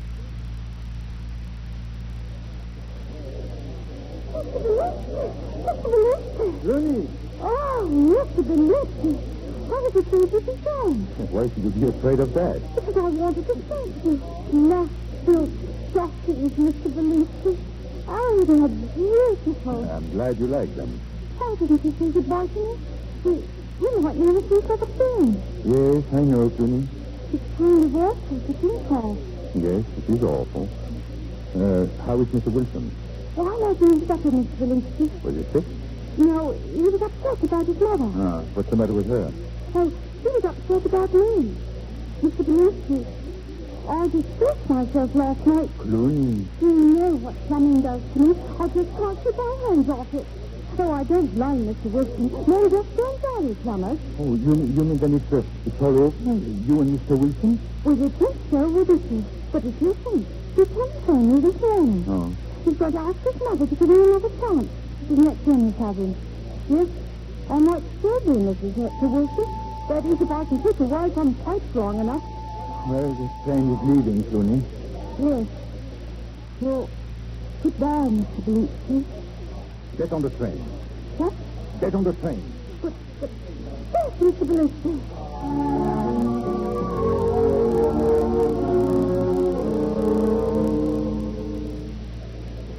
Mr. Belinsky.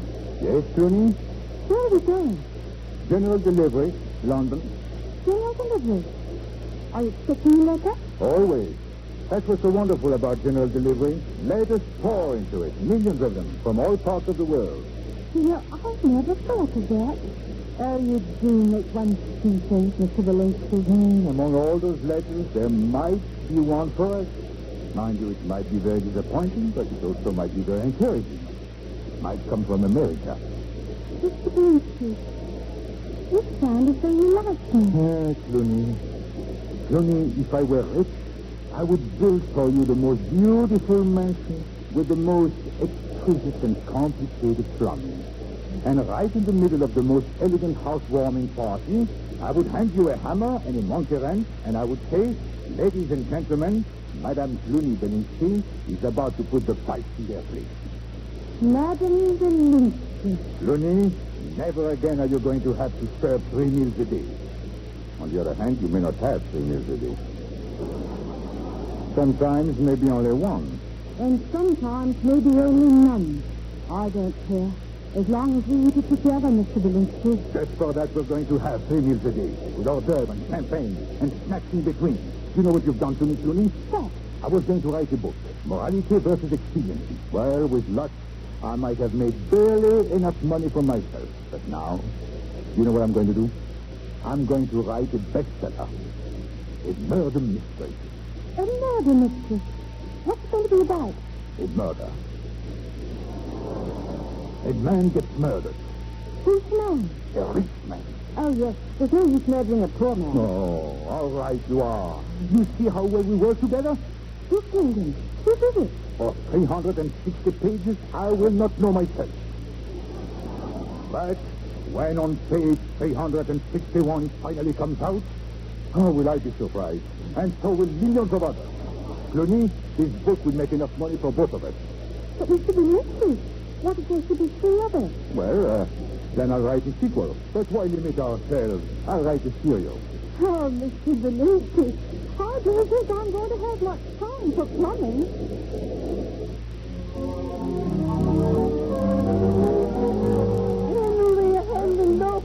What is it, my dear? Just saying, Professor Belinsky's new book. At last! By Jove, they've been sold out for weeks. What's the name of it again? The Nightingale Murder by Adam Belinsky.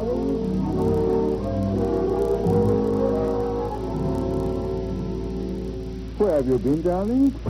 I just took the doctor's here. Ah. Did you fix his plumbing? You know what he said? No more steam and Evian with the years, he said. Uh-huh. You mean? Uh-huh. Why, Clooney Belinsky. Excuse me, my darling. What are you doing?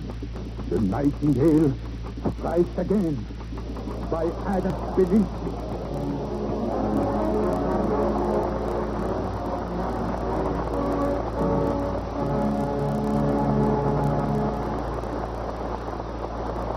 We take our leave of Clooney Brown and welcome our stars of the footlights for the curtain call, Olivia de Havilland and Charles Boyer, who've given us a most delightful hour. Thank you, Bill.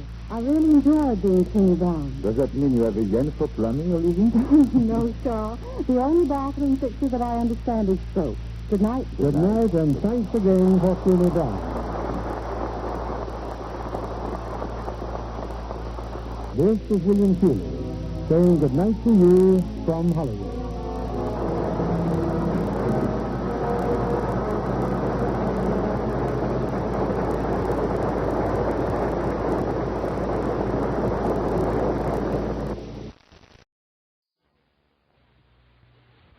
The Mutual Broadcasting System, in cooperation with Family Theater Incorporated, presents Home for Thanksgiving, starring Paul Henreid and Joan Leslie.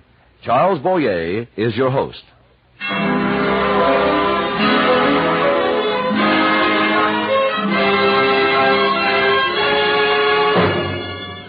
More things are wrought by prayer than this world dreams of.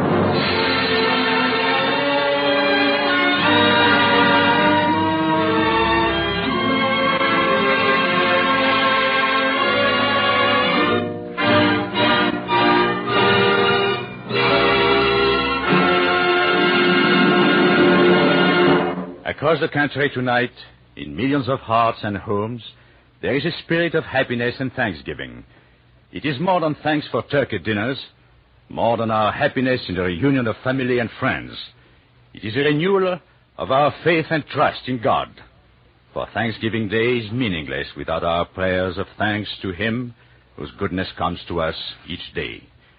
We are thankful for the gifts we have in material things in a world where there is hunger and privation. We are thankful for our freedom to life, liberty and happiness in a world where there is hatred and oppression. Thankful for our spiritual treasures of faith in God and the brotherhood of men. Thankful for our homes where, in peace, we can gather together as a family to pray. This is the spirit of thanksgiving, and prayers go up from millions of homes where families gather together tonight to offer this simple prayer: Thanks be to God.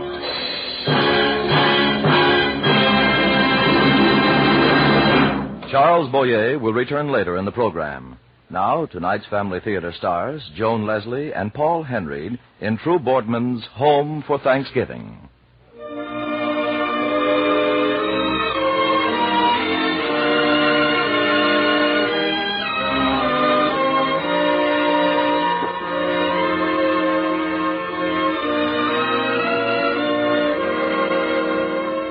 The time, this day. The place, a town in Austria, not far from the German border. The people, Stefan Brannick and Mary, his wife. Here, then, is Home for Thanksgiving.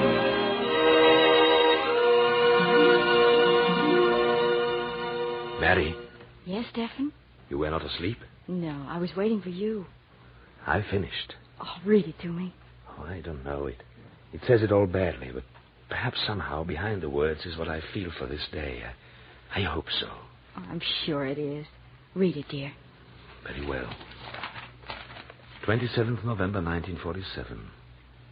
Dear and beloved child-to-be, tonight your father records in this journal the doings of a single day, a day of which you must have full knowledge in the years of your own understanding.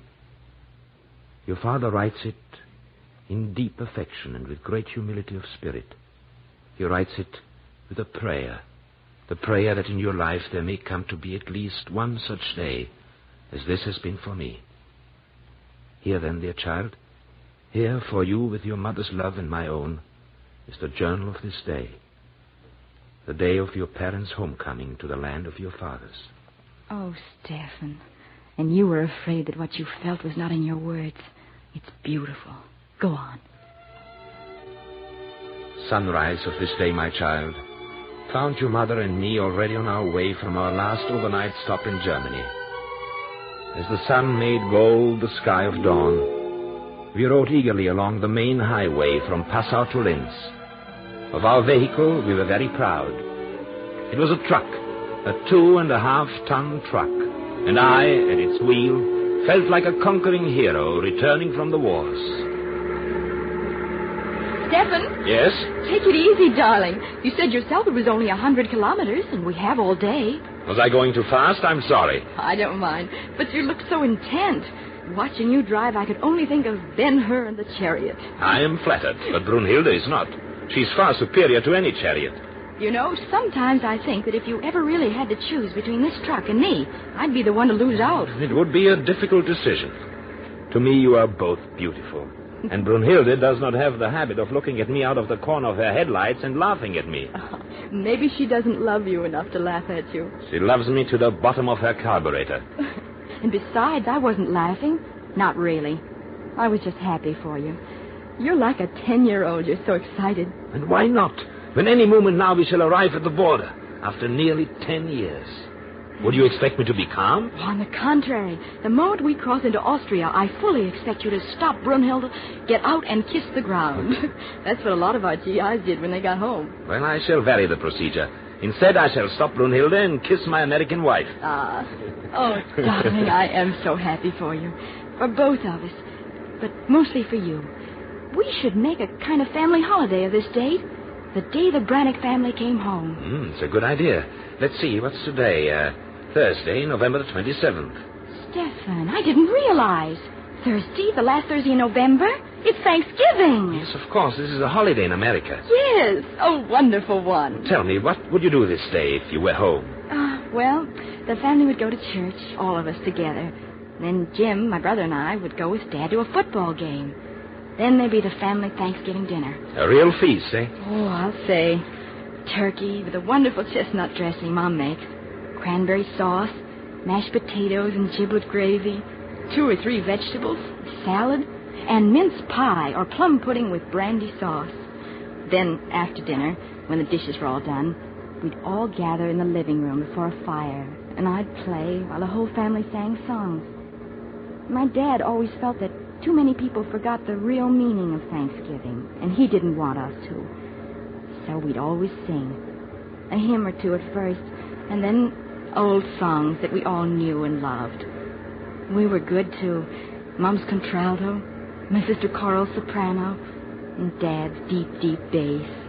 And Jim trying to hold melody with a shaky baritone. I can hear them now.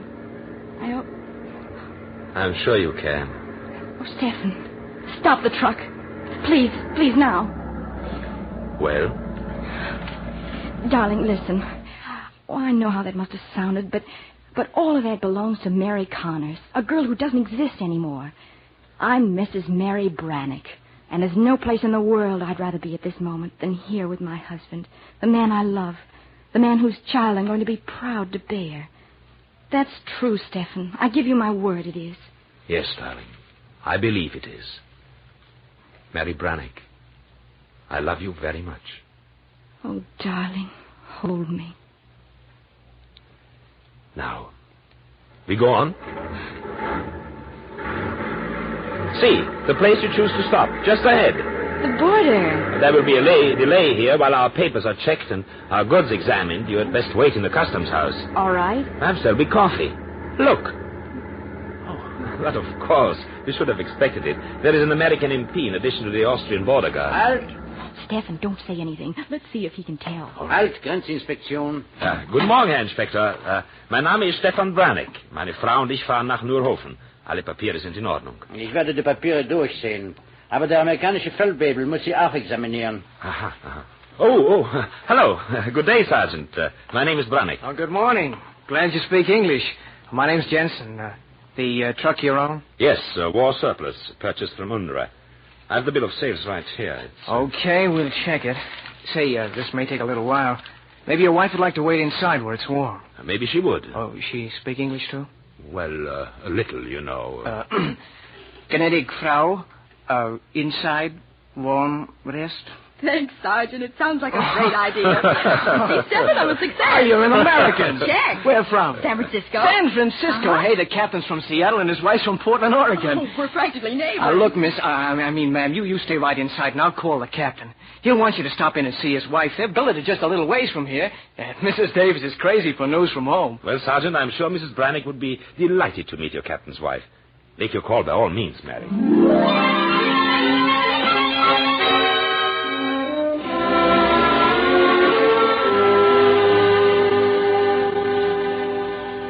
And here are 2 New York Times, 3 Portland Oregonians, and last month's Reader's Digest. Oh, and a September Superman comic. That was my husband. Oh, thank you, Mrs. Davis. You're a gold mine. And I'm sorry I'm a disappointment. I wish for your sake I'd stepped off a plane from New York 3 days ago instead of 3 years. I'd be a much better news source. Oh, that doesn't matter. You're from home. That's the thing. You say you came over with UNRWA? Yes, in 44. My father and brothers were all in service, and I was just out of college, and... And you were tired of studying about the world? You wanted to do something about it? I guess that's it. I was in England till after VE Day. Then I was transferred to Paris. That's where I met Stefan. He worked for UNRWA, too, after his release from Germany. He was a prisoner? For 4 years. He left Austria in 38 when Hitler came in. Then, when the war started, he joined the French army. He was captured at the Sedan breakthrough. More coffee? Thanks, it's good. So you're going to live in Neerhoffen? Yes. Stefan's family has lived there for 200 years. Oh? Then they're there, expecting you? No, there's just the house. Stefan's entire family... Well, I'm his family now. Oh, I see. He hasn't been back before, since the war? No. Neerhoffen. Phil and I drove through there this summer. I don't mean to discourage you, but I hope you realize that... It's badly damaged? I do. We both do. Stefan says it's the penalty his birthplace paid for being a crossroads of transportation. It was an important target from the air. But for that same reason, it will rebuild quickly and be important in the new Austria. Oh, of course it will. Mrs. Brannick, there's just one other thing. This is none of my business, but... Well, it's about your baby. Oh, my baby will be born in Neerhoffen. Both Stefan and I want that. Yes, I know, and I can understand how you feel, but... Well, honey, to be frank, some Europeans are often more concerned with tradition than with common sense. There's no hospital now in Neerhoffen. There is, of course, at Linz. And so when the time comes... Mrs. Davis, it just happens that my grandmother was born in a stagecoach between Tombstone and Phoenix. So I think that Neerhoffen will do for Stefan's child. Thanks, though, for the advice. I like you, Mary Brannick.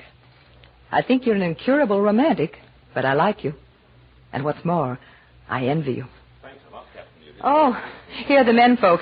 Well, that's how it goes. When I want Phil to hurry with an inspection, it takes forever. And then when I wish he'd be a little longer, you... Come in, Brannick. Thank you. If I know my wife, she's now qualified to write a detailed biography of your entire family. No, you would have to hurry, so I've missed 3 chapters. Are we all ready, Stefan? Yes, all ready. Brunhilde is waiting impatiently. Oh, you sure you won't stay a while, Brannick? Oh, yes. Look, it's Thanksgiving, and we have a turkey, frozen. It came in this month's rations. Stay and share it with us and go on tomorrow. Thank you, Mrs. Davis, but we are expected. Expected? By an empty house in a ruined town? Clara. Oh, I shouldn't have said that. I'm sorry. It's just that I'd really like to have you stay. Very much. Clara's a little homesick, I'm afraid. Maybe it's just a day. Goodbye, Mrs. Davis. Come to see us when you can. It's only... How far from here, Stefan? Oh, about 65 kilometers, a 2-hour drive. You'll be most welcome. Oh, thank you. Thank you both. And good luck. Thank you. Goodbye, and goodbye, Captain. Goodbye, Brannick. Goodbye, Mrs. Davis. Goodbye, Captain. Happy Thanksgiving.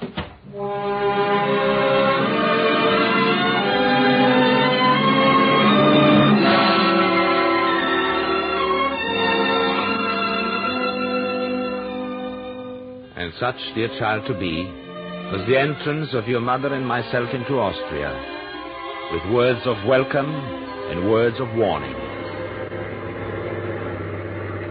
And we rode on through towns and valleys that grew more familiar to me with each kilometer. And then at last, at long, long last, a turn off the narrow highway and a sign, a shell-ridden sign still faintly legible that read, Neerhoffen. Slowly we drove through the town, wordless. On every side, buildings I had known since childhood were shattered and in ruins. And then we neared our street, the street where our house was waiting for its owners. And here it was. Our silence was broken. We're nearly there, Stefan. The next block, and to the right. Oh, my darling. Mary, this is foolish, but I wish you to close your eyes now, until I shall tell you, until the house is there before us. I want you to see just alone, apart from all the rest of this destruction. Of course. Now, go on. It'll just be a moment. The trees still stand in the parkway as before. Good. And now we turn here and... It can't be. Stefan. A ruined wall. A pile of debris. This is what remains. Darling, it's a mistake. You've forgotten the wrong street. No. It's no mistake. But you were sure. You'd written. The field man who had been here. He wrote that he'd seen the Brannick house with his own eyes. It was untouched. He was wrong, Mary. That is evident. Look, there on the wall. Something's written. Yes, come. Let's see. What does it say? Haus von Karl Brannick durch einen Volltreffer zerstört. It says, House of Karl Brannick, destroyed in air raid 14th August 1944. Entire family killed. Nearest possible living relative, Stefan Brannick. Last known address, Dachau 4, Germany.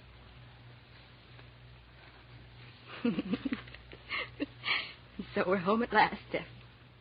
Home to the house of your fathers. Home for Thanksgiving. Mary. Please, Stephen, let me be alone, just for a little.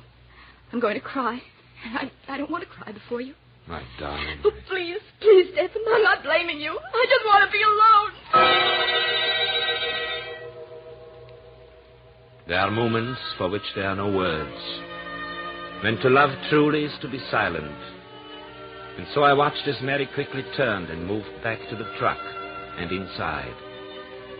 I saw her bend low over the heavy wheel, her slender shoulders rising and falling in a convulsive rhythm of her deep despair. And in my heart, too, there was bitterness, no less than hers. So I turned away to seek a silence of my own. Walking swiftly down familiar streets that were familiar no longer. And as I walked, a single thought kept pounding on my brain. A thought that I realized had become a prayer. How could I make up for this to her? Lord in heaven, how could I bring back to my wife her faith in the plans we had made? Plans for our life together. And suddenly, there before me, in the things I saw with my own eyes, was a possible answer. If only she could see them too. If she could see and understand. I turned and ran back to the street where once my home had stood. There, still in the truck, sitting very straight, her tears gone, her face a mask, was Mary. And she spoke very quietly as I came to her. Stephen, I'm sorry. That never happened to me before. It won't again. What have you decided? Where do we go? Mary, my darling, come with me, please. Where? I know what you must feel at this moment. Our hopes, like our home, seem shattered and destroyed. There seems nothing on which to build. But perhaps... No, I won't say it. Instead, you shall see. Come, Mary. Come now with me.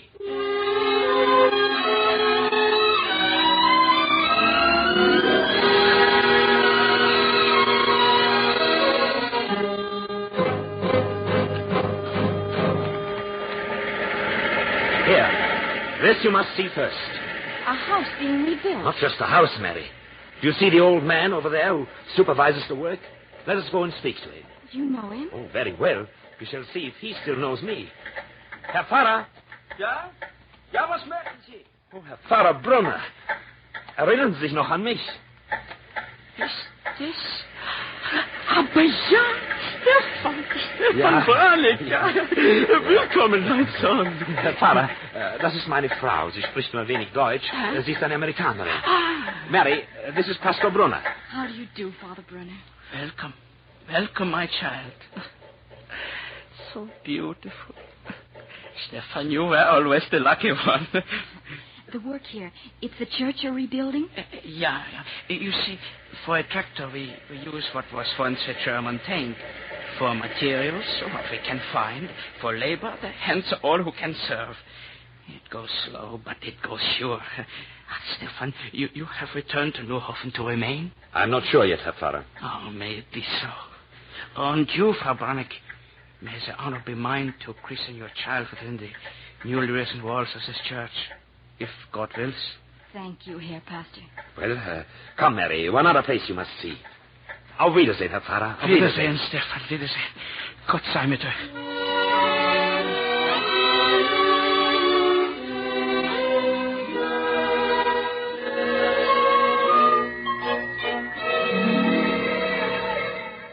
And this too I wished you to see, Mary. Boys playing soccer. But that's not a ball they're playing with. No, a bunch of rags bound with wire. With this they must do. But they play wonderfully. It was always so in Neuhofen. Stefan, that boy over there, he's not playing. Why not? I don't know. Well, we'll ask him. Hallo, du, Junge. Ja, mein Herr. Haben Sie mich gerufen? Ja, sag, warum spielst du denn nicht? Das ist ein Meisterschaftsspiel. Ich bin Ersatzspieler. Oh, I see. He says this is a championship. He's only second team. Oh, that explains it. Oh, you are English. I speak English. My name is Otto. You have chocolate? No, Otto, I'm sorry. I'm American. I have American shoes. See? Oh, yes, they're fine. A little big, Otto, but fine. A friend of mine here was a corporal. He is home now. Do you know a Corporal Feldstein in America? Otto, wir brauchen dich. Ersatzspieler. Oh, I am in. I play. Good. Sofort. Excuse me. I go Sure. to save the day for Neuhofen. Auf Wiedersehen. Auf Wiedersehen. Good luck, Otto. Shall we stay and watch, Stefan? No, Mary, let us go back. Now we must talk. Once and for all, we must decide.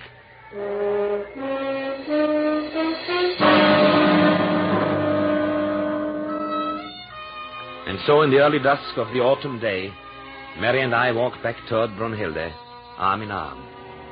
And for a time that seemed forever, both of us were silent.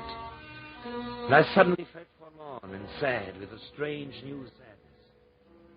Had then Mary not understood what by these things I tried to say? But if she did, there was no word of it. And like a sudden cloud, the futility of all this was upon me. And when I spoke, it was sharply and in bitterness, my decision already made. She was right. Who was? What do you mean? The wife of the captain at the border. We should have stayed there. I see that now. We'll go back. There is still time. Stefan, what are you saying? I'm saying what is true. I had no right to bring you to a dying town in a sick and ruined country. For my own pride, I subjected you to this, and with this I endow our child. Well, it shall not be. We shall go back. Stefan, listen to me. Even if we were to go, it couldn't be tonight. It's late. I'm tired. Tomorrow, then. I'll find somehow a place for us to sleep in. Tomorrow we return the way we came. It shall be so. Shall it, Stefan? Please go back to the truck. I'll find shelter and meet you there.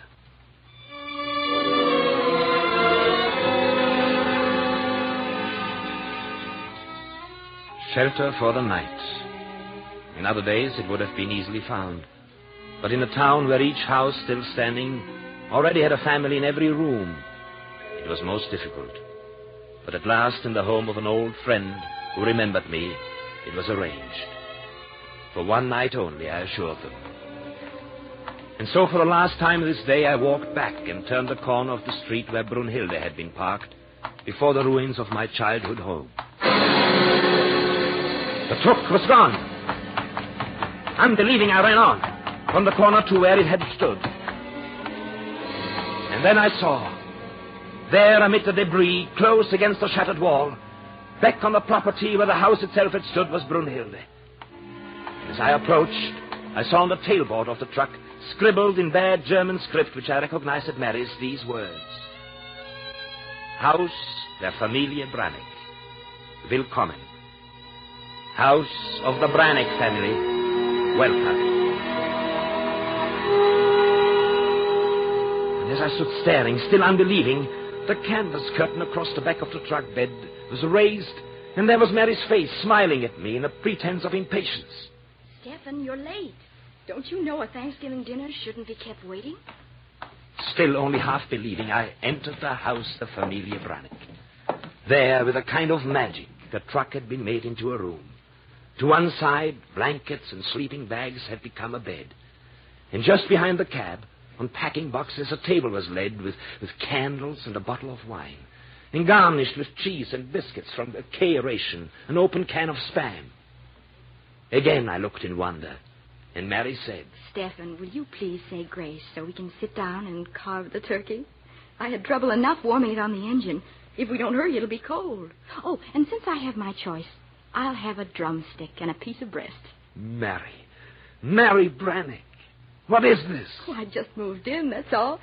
Incidentally, will you please teach me to drive Brunhilde? I had an awful time getting her started and up on the lot. I will also teach you to write better German. So this is the house of the Brannig family. Stefan, did you really think I didn't know what you were trying to do? Give me my Thanksgiving. The church with your Pastor Brunner.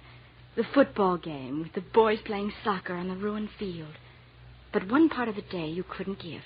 The feast. That's a woman's job, Stefan. The wife's job. My job. My darling, what can I say? I love you. I love you more than you can know. We couldn't leave, Stefan. We have so much. Each other, our child, Brunhilde, so many things. And, darling, how will the world ever be made new if people like us are afraid.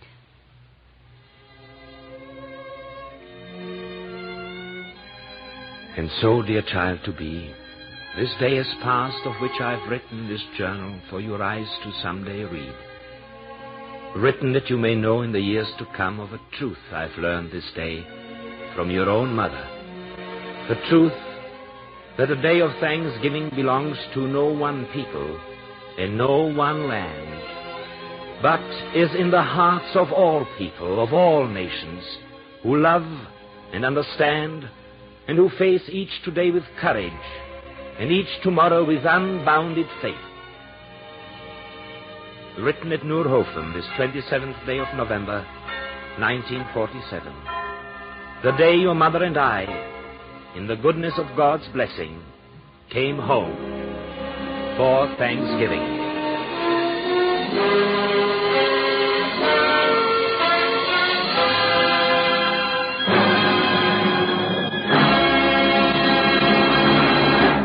Paul Henreid and Joan Leslie have starred in tonight's Family Theater presentation, Home for Thanksgiving. Now, our host for this evening, Charles Boyer.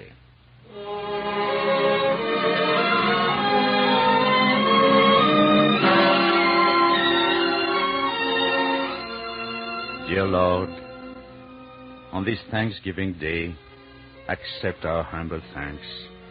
We pray for all thy gifts, for sunshine, rain, for fruitful trees and fields of grain, for food and shelter and kind friends, for every blessing heaven sends, for faith to see in all things, Lord, thy gracious gifts and great reward, for hope to rise from earthly care and find fulfillment in our prayer, for love to aid, for light to see, we give our thanks by charity, for work to do, for each success, for all good health and happiness, for home and loved ones gathered here, for love and laughter and good cheer, for mercy, courage, gladness, mirth, for all good things upon this earth, dear Lord, we offer thanks and pray with joyful hearts, Thanksgiving Day. And in a reunion of many families gathered together tonight in homes all over America, there is an added joy and happiness in this realization. A family that prays together, stays together. This is Charles Boyer saying good night and God bless you. We'd like to thank Joan Leslie and Paul Henreid for their performances this evening. Our thanks to True Boardman for writing tonight's play and to Max Terre for his music. The production was directed by David Young. Next week, the stars will be Barry Fitzgerald and Sandra Barkova in O Romeo, My Romeo. This series of the Family Theater broadcast is made possible by the thousands of you who felt the need for this kind of program, and by a friend of the New York Foundling Hospital, which cares for homeless and motherless babies without distinction of race, creed, or color. Tony Lafrano speaking. This is the Mutual Broadcasting System.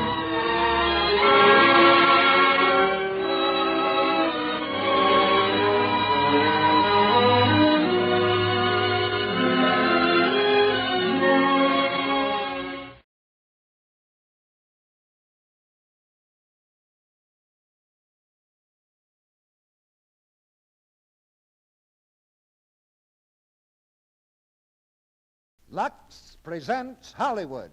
The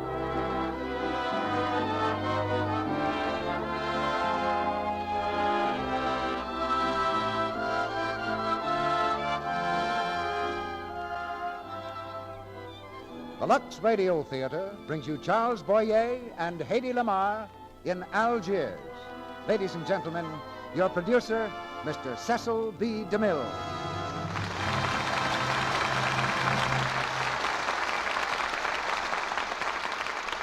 Greetings from Hollywood, ladies and gentlemen. On the south shore of the Mediterranean sprawls the old strange city of Algiers, gateway to Africa and crossroads of the world. For 1,000 years, it's been the home port of drama and adventure, a haven for hunted men, with mystery in every winding street and danger in every doorway. I can't think of a more intriguing locale for a play with Charles Boyer and Hedy Lamarr. A French detective named Ashelby picked this setting when he turned his man-hunting mind to the printed page. He called his story Pepe Le Moco. That was the title of the French motion picture, too, but Walter Wanger called his American version Algiers and gave the part of Pepe Le Moko to Charles Boyer, who revives it for us tonight, with Hedy Lamarr playing her original role of Gabrielle, and it's her first appearance at any microphone. We've never received more requests for a play than this one, and lately, with the picture Pepe Le Moko being generally released in this country, and Algiers playing many cities all over again, you've requested it under both names. Algiers is the drama of a man doomed to spend the rest of his days in a relentless battle against the law. Danger was his breath of life, and love the kiss of death. No man alive could call Pepe Le Moko afraid. I think the best way to tell you how we feel about tonight's cast and play is to quote two young girls whom I found in front of the theater marquee today. One said to the other, "Look, Luck says Charles Boyer and Hedy Lamarr tonight. Oh, boy, is that going to be a swell show. I hope they'll forgive my eavesdropping and accept my gratitude, because they put the whole idea of this theater in a few words.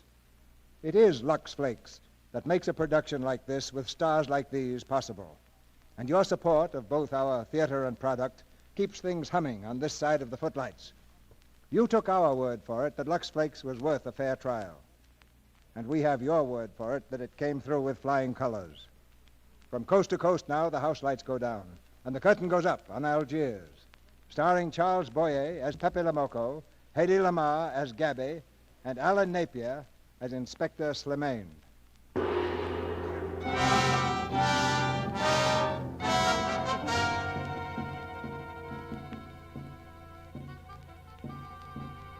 Algiers, where the blazing desert meets the blue Mediterranean, and modern Europe jostles ancient Africa. A stone's throw from the modern city, the native quarter, known as the Casbah, stands like a fortress above the sea.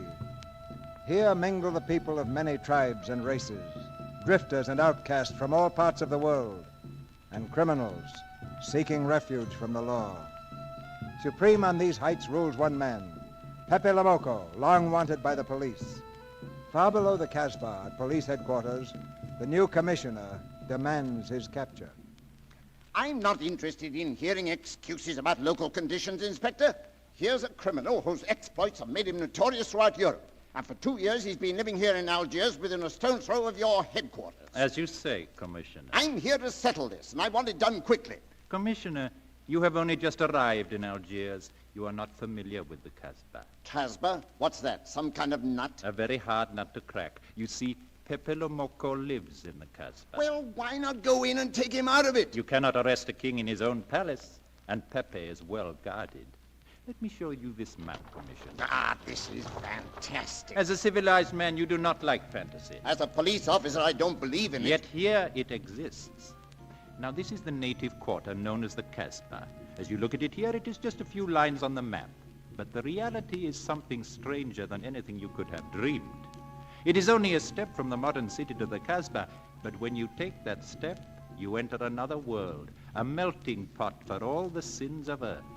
A jungle of houses, a labyrinth of narrow passages and winding alleys, rotten with vermin and decay and the filth of centuries. No one knows what mysteries are hidden behind those walls. No one knows what crimes and hopes are buried in those secret courtyards. 40,000 inhabitants from all over the world live there. Kabyles in their white robes, Chinese faithful to Confucius, gypsies with their fortune-telling and their songs, Negroes from every corner of Africa, and women. Oh, women of every age and color. Women caught in the net of the Casbah. Everywhere there are terraces, all connected together so that those who are accepted can move to any part of the Casbah without even using the street. It is like a fortress rising from the sea, colorful, sordid, dangerous. There is not just one Casbah, there are 100, 1,000. And in that labyrinth, Pepe Le Moko is at home. And he is safe as long as he stays there. Well, how does this Pepe Le Moko conceal himself? Disguised, no doubt. You do not know Pepe, Commissioner. He'd laugh at disguise. Then why don't you find him, Inspector? Ah, but that is singularly easy. I see him every day. You see him? But of course. Then why, Inspector Slimane, has there been no effort to make an arrest? To arrest him in the Casbah would be simple. To get him out, Impossible. So you do nothing. I flatter myself that I do a great deal in my humble way. I learn about Pepe. I know his habits. I study his weaknesses. When one cannot use guns, one must work with brains. I prefer guns. Inspector, we're going into the Casbah tonight. I'll need 12 men fully armed and ready for work. And you might prepare a special cell for Pepe Le Moko. As you wish, monsieur.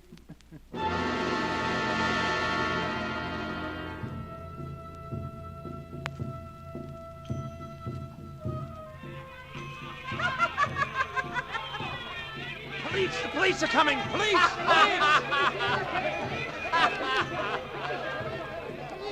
Question these men. Find out There he is, you there. Where is Pepe Le Moko? Anna, Mabafu. What's he say, Inspector? He does not know him. Sergeant, I see Regis over there. Bring him to me. Who's this Regis? Oh, a very old friend of ours, an informer. No, let me go. I don't know anything. I haven't done anything. Come here, my friend. Where is Pepe Le Moko? I don't know. By the sword of the great prophet, I haven't set eyes on him for 2 weeks. For 2 weeks, I haven't seen his face. Where is he, Regis? Where is Pepe? At Grandpère's. I don't know anything. I haven't seen him. Let him go, Sergeant. Let me alone. I don't know anything. What did he say? He said that Pepe Le Moko is at Grandpère's. Grandpère? Who's he? A receiver of stolen goods. And you know where his place is? We know it. Then order your men to surround him at once. As you say, Commissioner.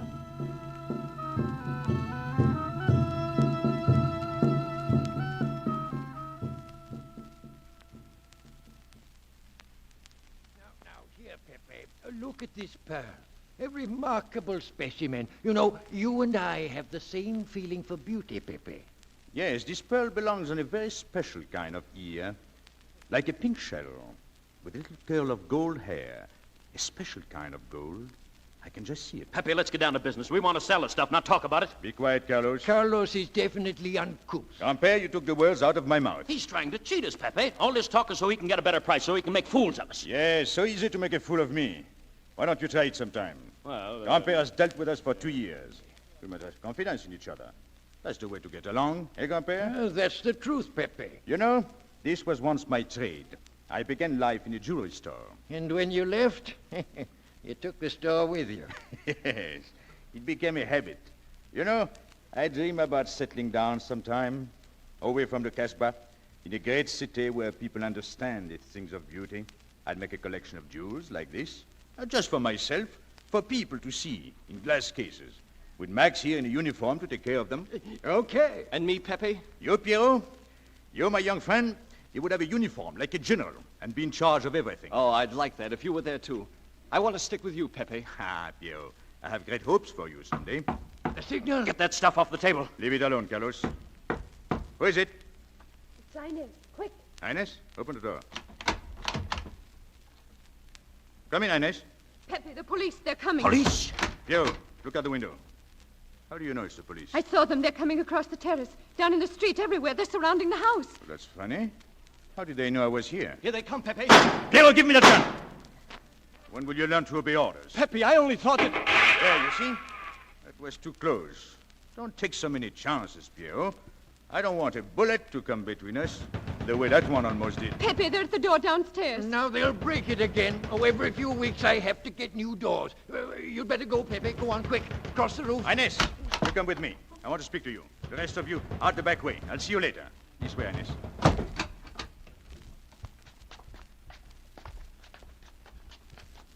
Ines, did you tell anyone where I was? No one, Pepe. You're sure? Try to remember. Why don't you believe me, Pepe? All I want is to please you. I could not lie to you. Don't you? What about all that time you kept telling me that you didn't like me? But this is serious. Ah, so love is not serious. Pepe, it's serious if someone told the police. I didn't talk to anyone. I stayed at home until Regis came. Who came? Regis?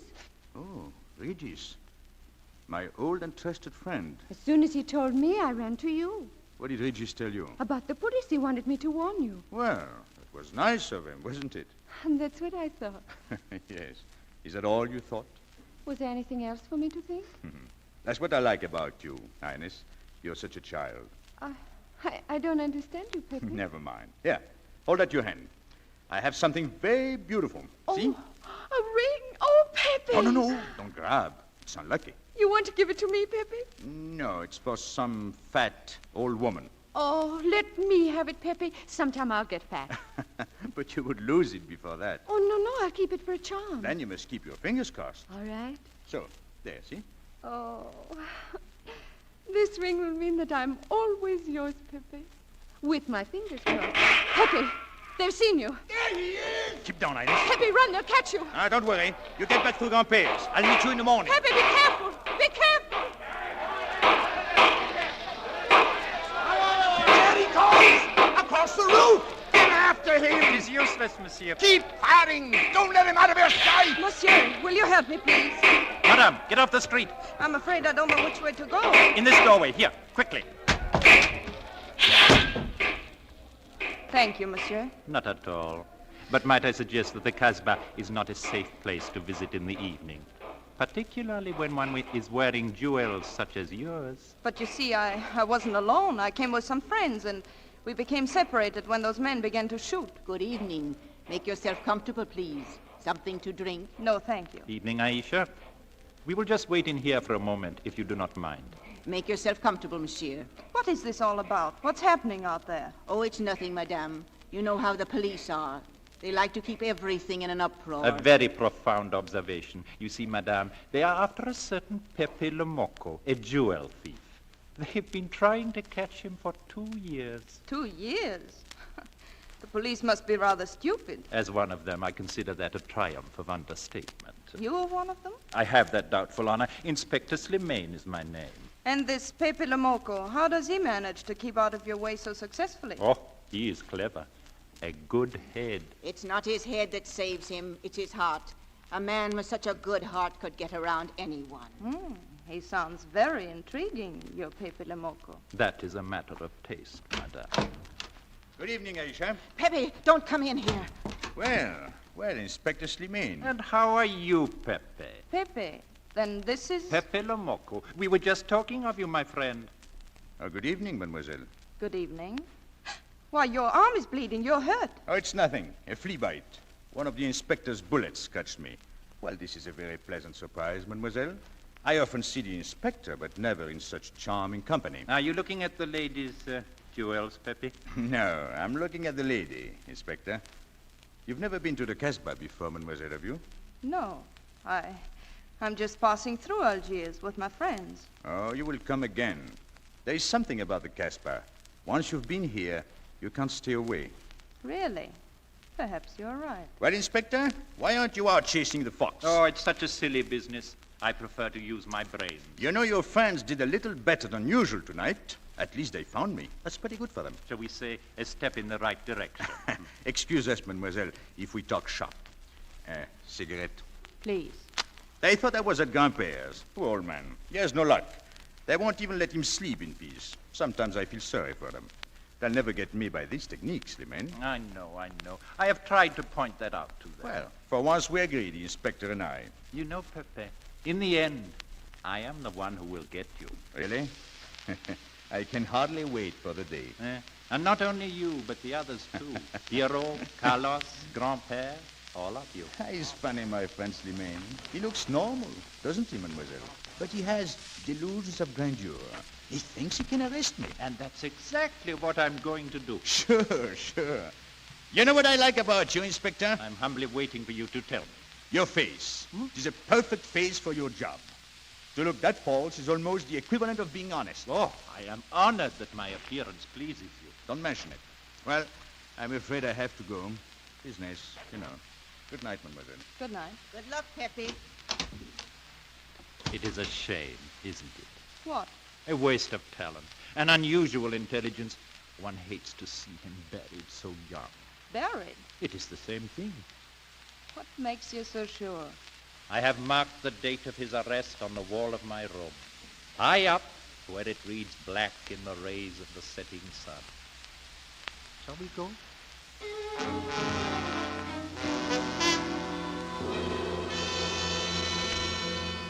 Sit down, Inspector. I sent for Regis here. He has a very clever plan. Oh, Regis has a plan.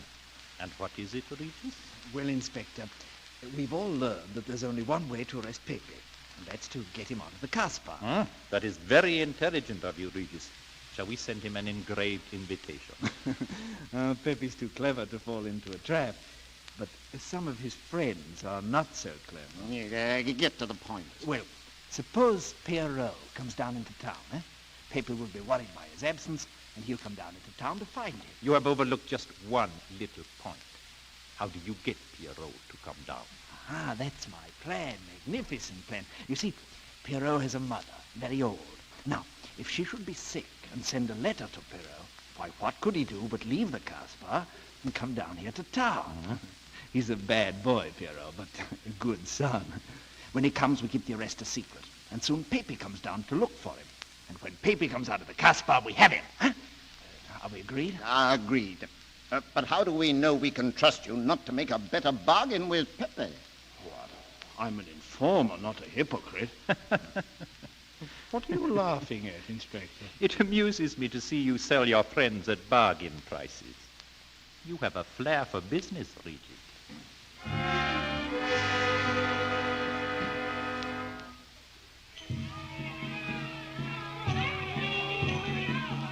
Good morning, Pepe. Morning, Aisha.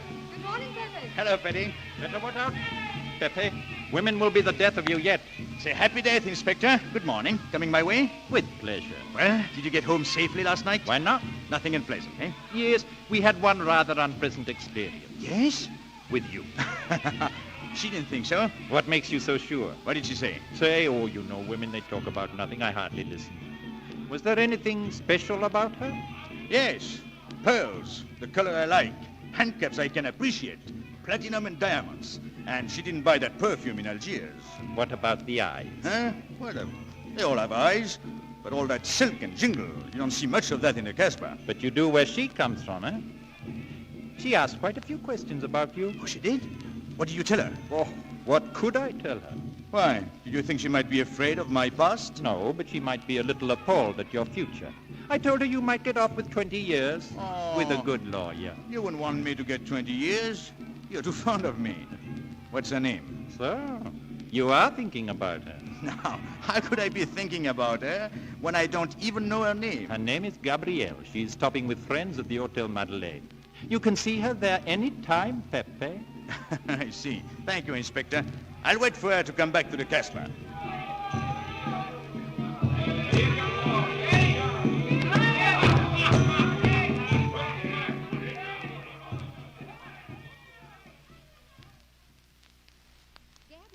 Are you dressed yet, Gabby?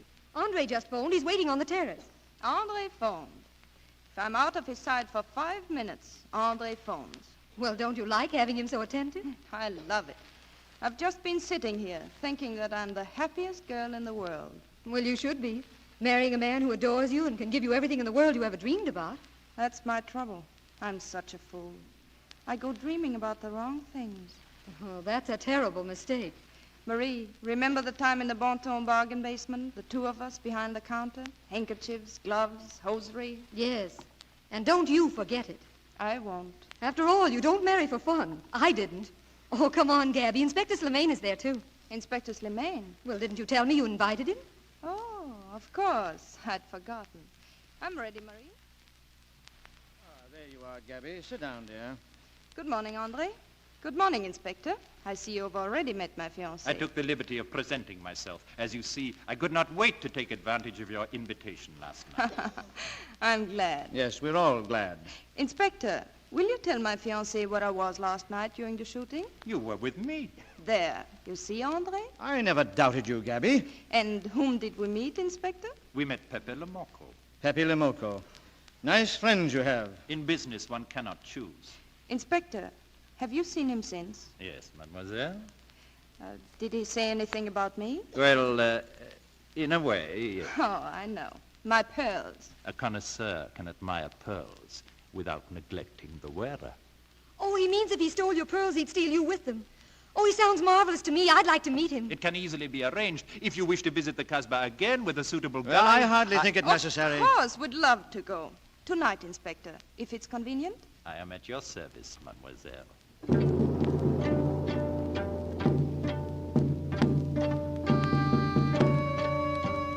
Pepe? Where are you? Pepe? Hmm? Oh, I've been looking looking all over for you. What are you doing up here on the roof? Nothing. What are you looking at like that? Oh, looking out across the harbor.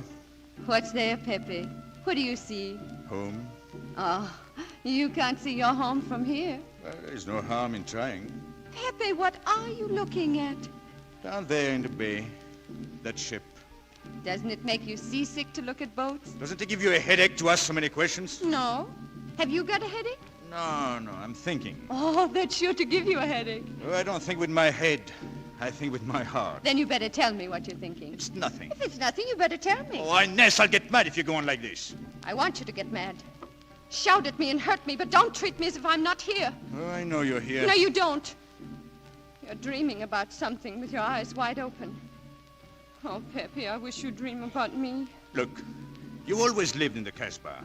For you, there is nothing outside. The Casbah's big enough. Not for me. It's like being in a grave. Pepe. Can't stand much more of it. If you want to go away, I'll go with you. Pepe, take me with you. We could be happy together. Oh. You think I'd look funny in your big city. I'm not good enough for you there. Oh, Inez, it isn't you. It's the Casbah. You belong here. You don't understand the way I feel. I've stood it for 2 years. The time comes when you can't stand it anymore. Morning, noon, and night. Same thing, same people. I'm fed up. I've had enough. You're tired of me. It has nothing to do with you. I just want to get away. Do you know when you're going away? Never. You'll see. You can't do it. I am the Casbah. I'll keep you. Just try to get away and you'll find out. It's funny for the police to come in and try to arrest you. You're in prison already. You're in the Casbah with a wall around you. Stop it. There's nothing else. You'll never have anything else. Stop, I tell and you. I'm glad there's no world outside, not for you, ever. Be quiet. Be quiet. Oh, Pepe. Pepe, I love you. I love you.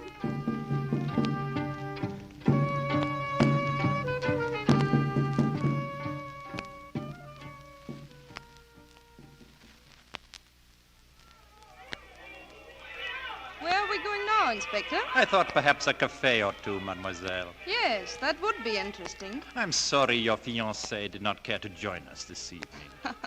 The Casbah is a little too exciting for Andre. Ah. This is Shani's place, mademoiselle. We can sit right out here. Good evening. Ah, Pepe, will you join us? Oh, with pleasure. Oh, good evening, mademoiselle. Good evening. Oh, I wondered if you'd excuse me a moment. I want to buy some cigarettes. Of course, Inspector. I leave you in safe hands, mademoiselle. So, you wanted to take another look at the strange, wild animal. Strange, but not so very wild. How do you like my cage? I don't know yet. Do you like Algiers?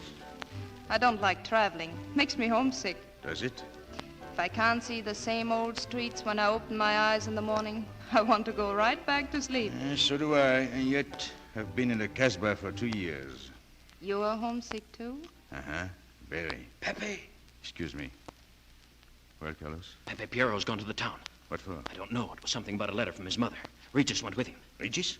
Let me know as soon as they get back. Sure. Say. What? That girl you're with is all right, huh? I'll tell her you said so. Take a look at those rocks she's wearing. If it was me, I'd get them first and do the fancy stuff afterwards. Shut up. Get out of here. Okay. Okay. I'm sorry, mademoiselle. Was he talking about me? Yes, he was worried about you. Why? Well, all that stuff you have on. Oh, that's very nice of him. You're not worried yourself? No, not while I'm with you. Huh? Right. Oh, that bracelet is really something. Isn't it? And it hardly weighs anything at all. Here, feel it. Oh, at least 20,000 francs, eh? Add a zero. Oh, but I mean, what I would get for it. Oh. Here, better put it on again. You put it on, please. Huh. All right. There. Want to dance? I'd love to.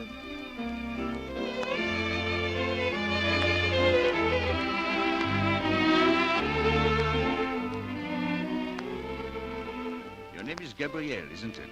Yes, they call me Gabi. Are you married? No? Widow? No. Why not? Who are you with? My fiancé? Oh. What is he like? Jealous. Very jealous. What are you laughing at? Oh, at nothing.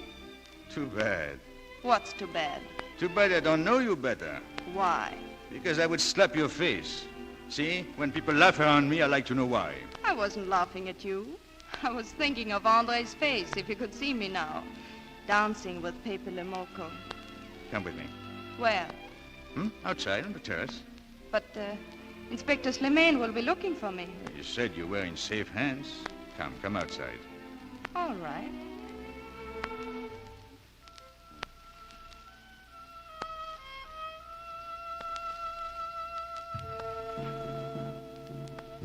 Is that the harbor down there? Yes, the harbor. All the ships that leave Algiers. The ships that go home. Where is your home? Any place in the world except the Casbah. I know what you mean. Any place where there are lights. Yes, lights and music. Lovely women laughing. Walking on the boulevard. In the spring. The smell of the first flowers in the city park. Yes, the theaters, the cafes, the subway. Will you ever leave here? No. Will you ever be happy here? Perhaps. It all depends. I'll have to go now. No, not yet. I must. My friends are waiting, but I'll come back. When? Tomorrow. How can I be sure? I never break a promise. Let me go. Why should I? Because I ask you. Say, please. You're rude. Am I? Tomorrow, I'll be expecting you here.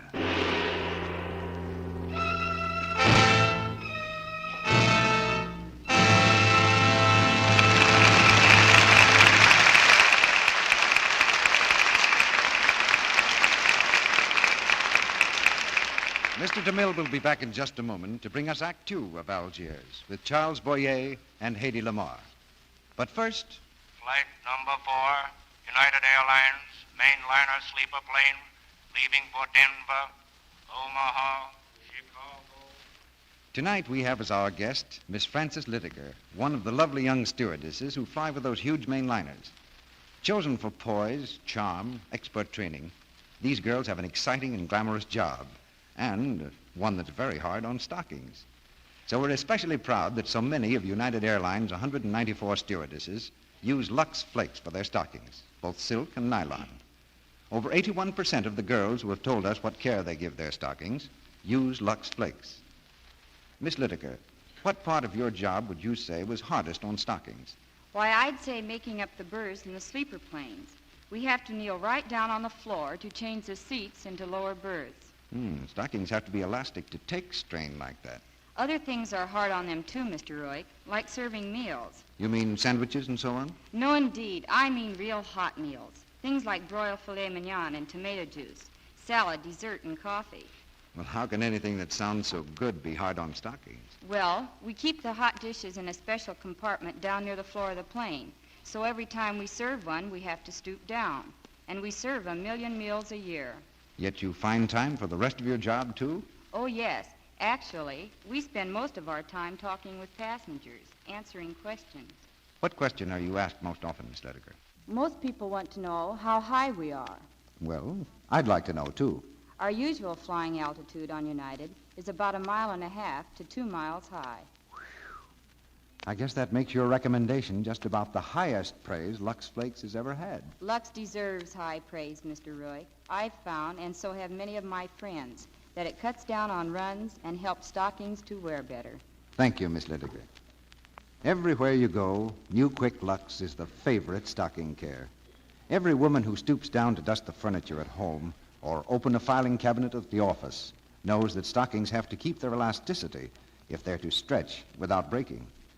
New Quick Lux guards that precious elasticity. For better stocking wear and to cut down on stocking runs, wash your stockings after every wearing in gentle New Quick Lux. We pause now for station identification. This is the Columbia Broadcasting System.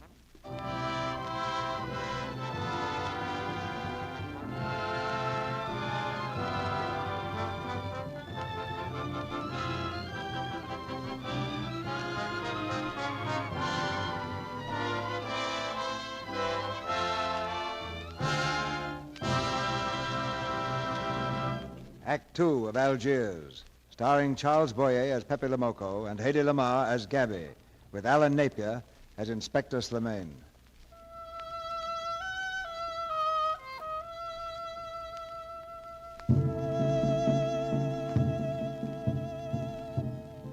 Only a few seconds have passed. On the terrace above the Casbah, Pepe Lamoco and Gabby stand looking deep into each other's eyes. With a quick movement, she tries to tear herself away, but his hand grips her arm. Please, I must go. Remember your promise. I will, I told you. Tomorrow. Pepe! What's that? Pepe! Pepe! What do you want? Can't you see I'm with Madame? It's Pierrot. He's come back from the town. He's been shot. What are you They saying? tried to arrest him. He's been shot. Where is he? Take me to him. Pierrot. Where is he? Who? Regis. He sent me there. Where is he? Carlos, help him here. Take him to Algiers. They got me, Pepe. The police. I wouldn't listen to you. Alice, go with Pierrot. I'm going to find Regis.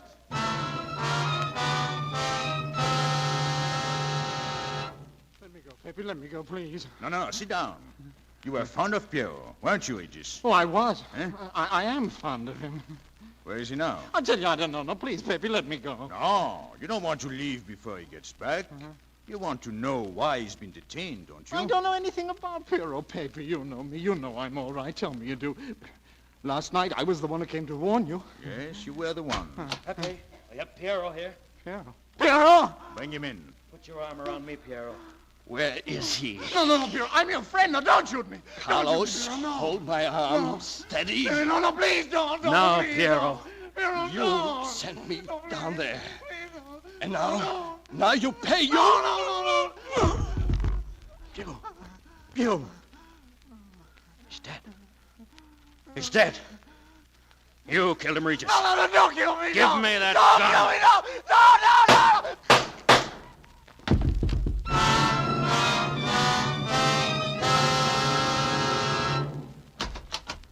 Well, Inspector? It's finished, Pepe.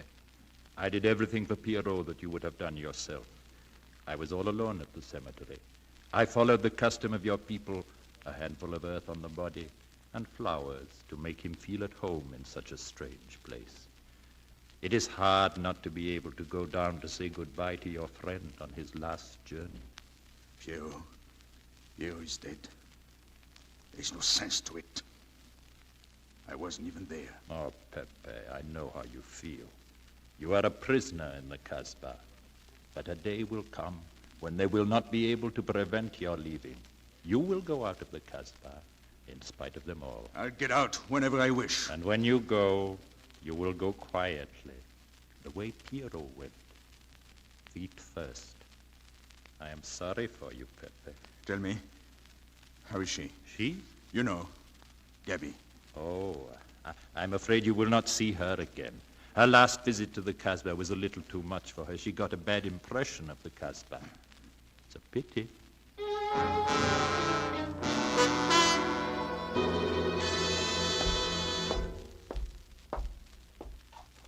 Pepe, sit down. Please sit down. All day long you've walked back and forth. Please, Pepe. Sure, come on, Pepe, sit down. Pepe, my son. Well, why are you all staring at me? I'm sick of looking at you. Get out of here, get out. I know what it is. You're thinking of that girl, I know. But she's never coming back. She told me last night. And today I went to the terrace. She wasn't there. She'll never be there.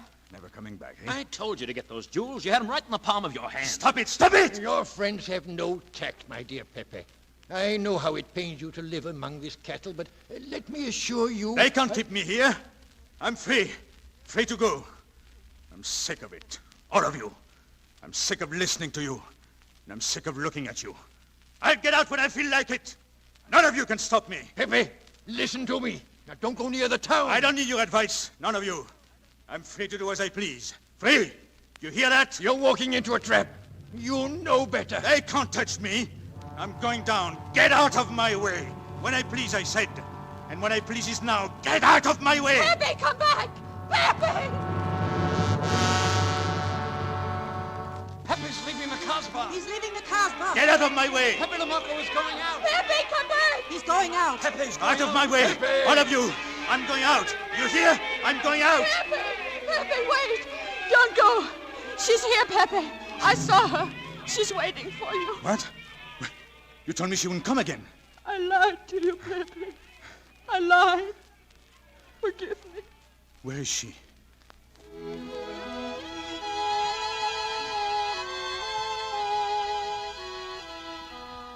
Pepe, you're so quiet.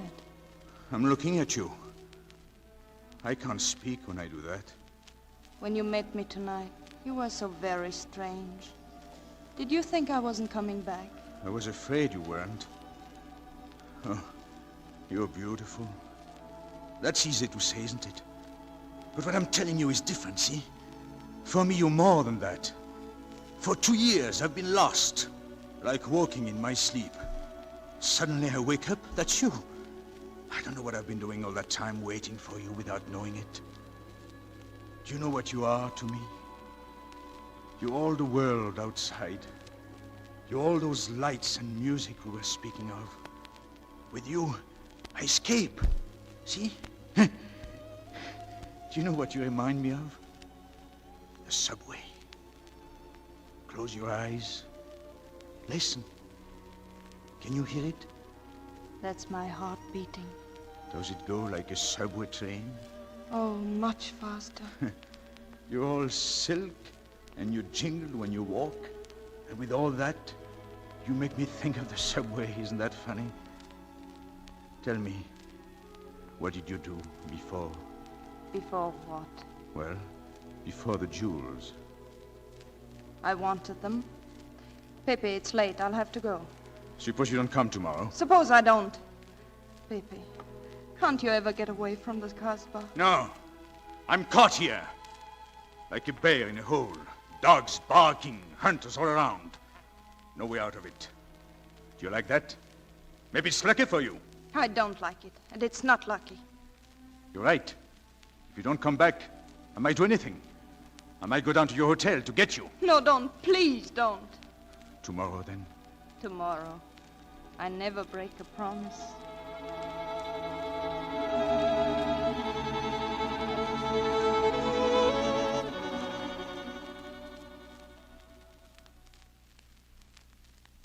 Hello? I want to speak to Commissioner Janvier, please. Hello? Is that Commissioner Janvier? This is Inspector Slimane. I believe we have a way to bring Pepe Lomoco from the Casbah, Commissioner. Yes, I believe I can guarantee it. I always told Pepe that women would be the death of him.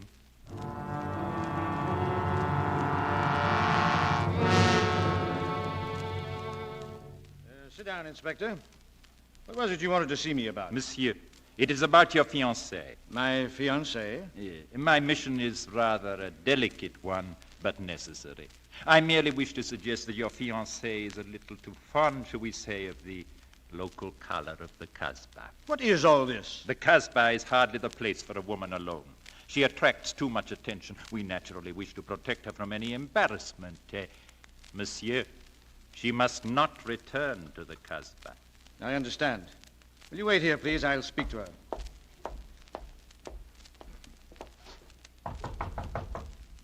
Come in.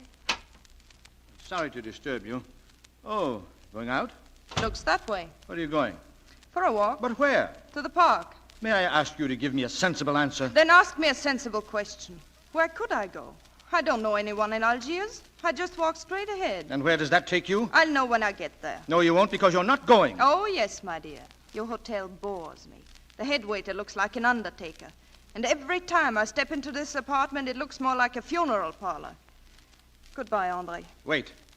I know where you're going. Do you? You're going to the Casbah. Well. You go there every day. Do I? To meet Pepe Lomoco. Oh. So now you're spying on me. You're going to be my wife, Gabby. You don't make it a very pleasant prospect. I won't allow you to behave like this. Andre, I'm glad you said that. What do you mean? We've got to be honest with each other. Why do you think I'm marrying you? Look at yourself and then look at me. I've never lied to you. You knew I didn't love you when I promised to marry you. And you thought it was all right. Until we are married, Andre, I'll do as I please. That's fair enough. I forbid you to go. It's a waste of time, Andre. If you go now, there'll be no use in your coming back. All right. Goodbye, Andre. Gabby, don't do it. Come back, Gabby. Don't do it, please. No, don't, mademoiselle. Inspector, what did you say? I also ask you not to go to the Casbah. Why not? Your fiancé was only trying to spare you. He did not want to tell you the truth as I told it to him. You see, an attempt was made to capture Pepe Lomoco this afternoon. In a sense, it was successful. You mean he's been taken? Pepe Lomoco has been captured? Not alive, mademoiselle. Pepe Lomoco was killed.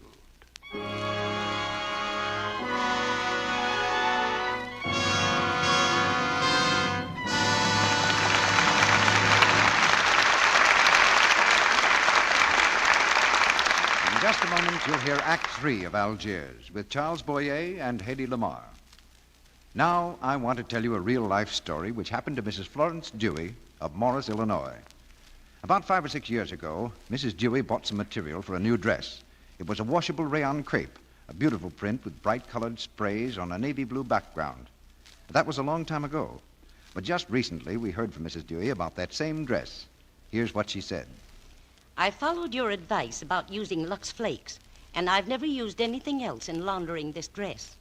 It has been washed over 100 times, and yet the colors are still bright and fresh. In fact, I can't see any difference between the colors in this dress that I've washed so often and a jacket made from the same material at the same time that I've worn and washed only a few times. I'd like to thank Mrs. Dewey for letting us tell you about that remarkable record, because it is one more proof, and a good one, of how very gentle new Quick Lux Flakes are. How safe for anything safe in water. You see, there's no harmful alkali in new Quick Lux, so naturally your pretty things don't get faded and dull, but stay fresh and new-looking longer. Lux takes away every bit of perspiration and soil so fast. It gives such rich suds from just a few flakes, even in hard water. That makes it thrifty. Marvelous purity, speed, thrift. Those are the things that have made New Quick Lux the most popular soap in the whole United States, for pretty dresses, for stockings, underthings, and other nice things, too. The favorite 2-to-1 over any other flakes, chips, or beads. Now, our producer, Mr. DeMille. The curtain rises on the third act of Algiers.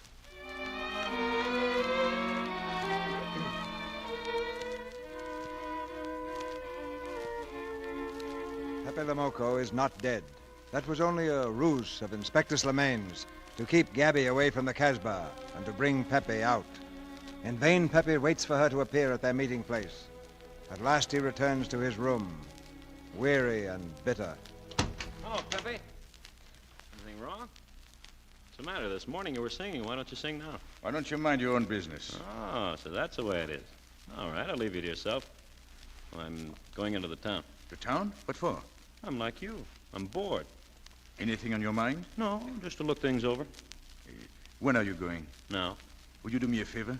Sure, what? I want you to deliver a letter for me. I'll write it now. Oh. Okay, I get the idea. Maybe I don't look like Cupid, but I'll manage. Where's she staying? What hotel? The Madeleine. You want it delivered in person? Or maybe I can't get to see her. Look, go to the servants' entrance. Give someone a good tip. And tell them you've got to have an answer. Don't worry, I'll get it. I'll be back in 2 hours.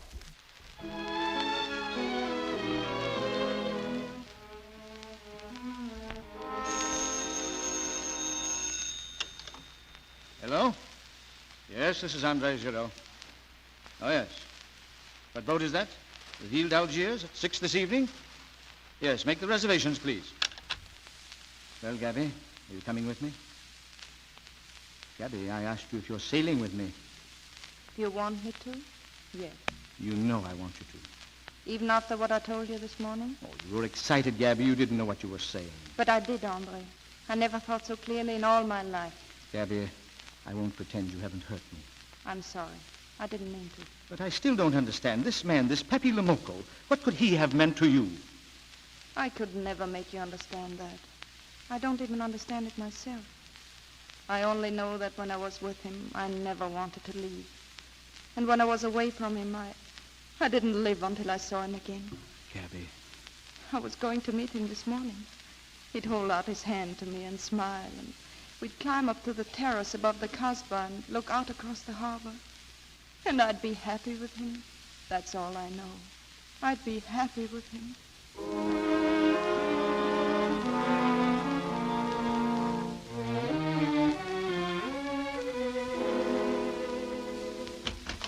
Pepe? Here. Is Carlos with you? No, it's Lovery, Pepe. He's just come from the town. Pepe, I've got to speak to you. What do you want? Pepe, the police have taken Carlos. What? They arrested him in the town. How do you know? I was there, Pepe. Yes? How much did you sell him for? Would I be here if I'd sold him? Go on. What did you have to do with it? I was at the police station when they brought Carlos in. I had a chance to see him in a cell. He gave me a letter, the one you had given him. He told me to take it to the hotel. So you went to the hotel with the letter? I did it for you, Pepe. Well, did you get it? What? The answer.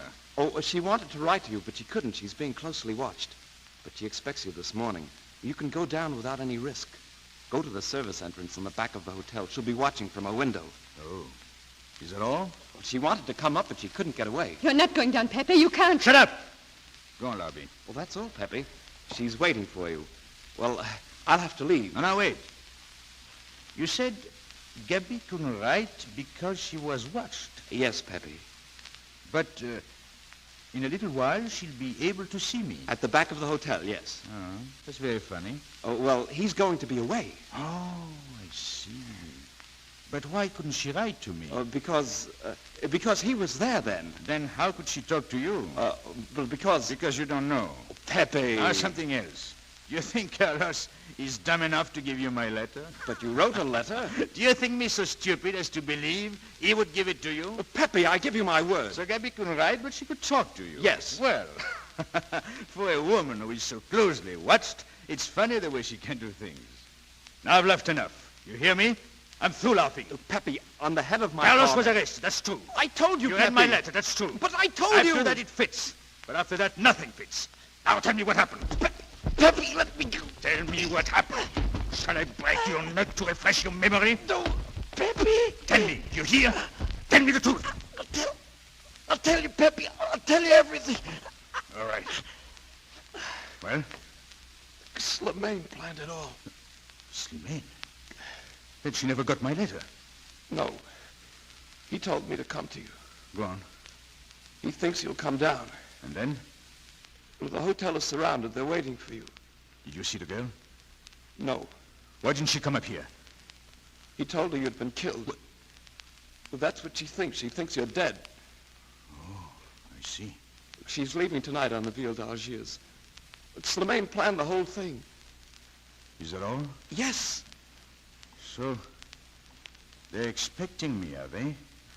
Well, they won't be disappointed. You can't do it, Pepe. You can't leave me. I won't let you. You'll be killed. I won't be killed. If I am, blame it on the Casbah. It's for her you're throwing away your life.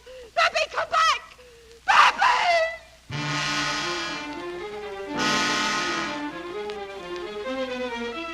He's going. Pepe Lamoco. He's leaving the Casbah. He's going out. Out of the Casbah. Going to the town. We'll get him sure. Going out. Leaving the Casbah. Pepe Lamoco. He's going out. He's going out. Pepe Lamoco. Going out. Hello, Inspector Slimane calling. Surround the Hotel Madeleine. I've just had word that Pepe Lamoco is leaving the Casbah.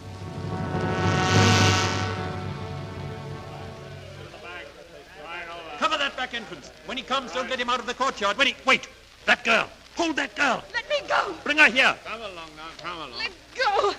I haven't done anything. Well, Ines, we did not expect you. Where's Pepe? He's not coming here. He's gone to the boat. You expect me to believe that? He's going away with her. Oh, so you are the one to betray him. You would kill him before you would let him go free. No, And that's what you've done, as sure as if you'd held a gun in your hand. I couldn't let him go. I couldn't lose him. And I thought I'd figured all the moves, but I miscalculated. Why didn't I think of you? No. Send 10 men to the dock area. No, don't. Give him a chance. Let him go, please. Surround the gate of the pier. No, The double no, doors please. here. Don't let him get on that boat.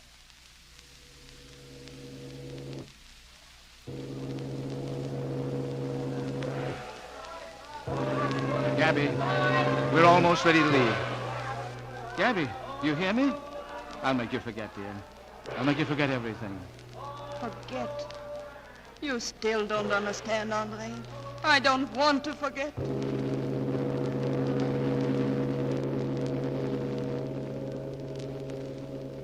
Here, will you?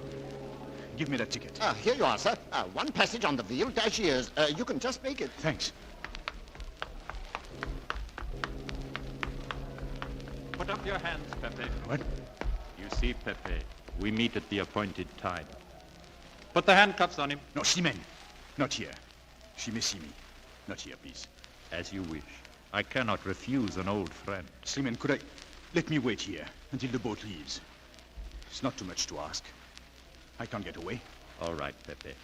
I know I can trust you. Pepe! Pepe, I didn't. You might have got away, but I told them. Oh, Pepe, don't hate me. No, don't cry, Inez. I was crazy because I love you so. I love you, Pepe. You only did what your heart told you. So did I.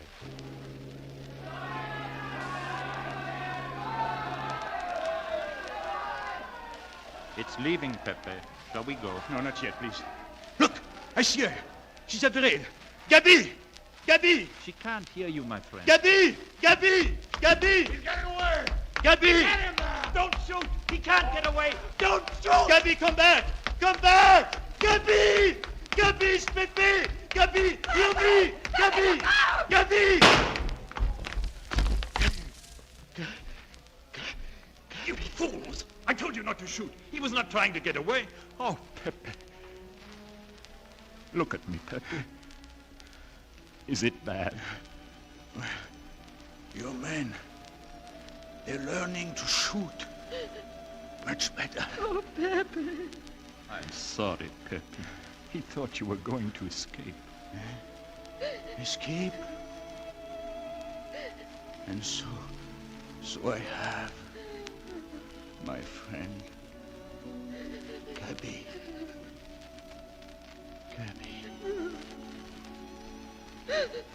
It is over. Pepe Lomoco has left the Casbah. Oh, Pepe. Pepe.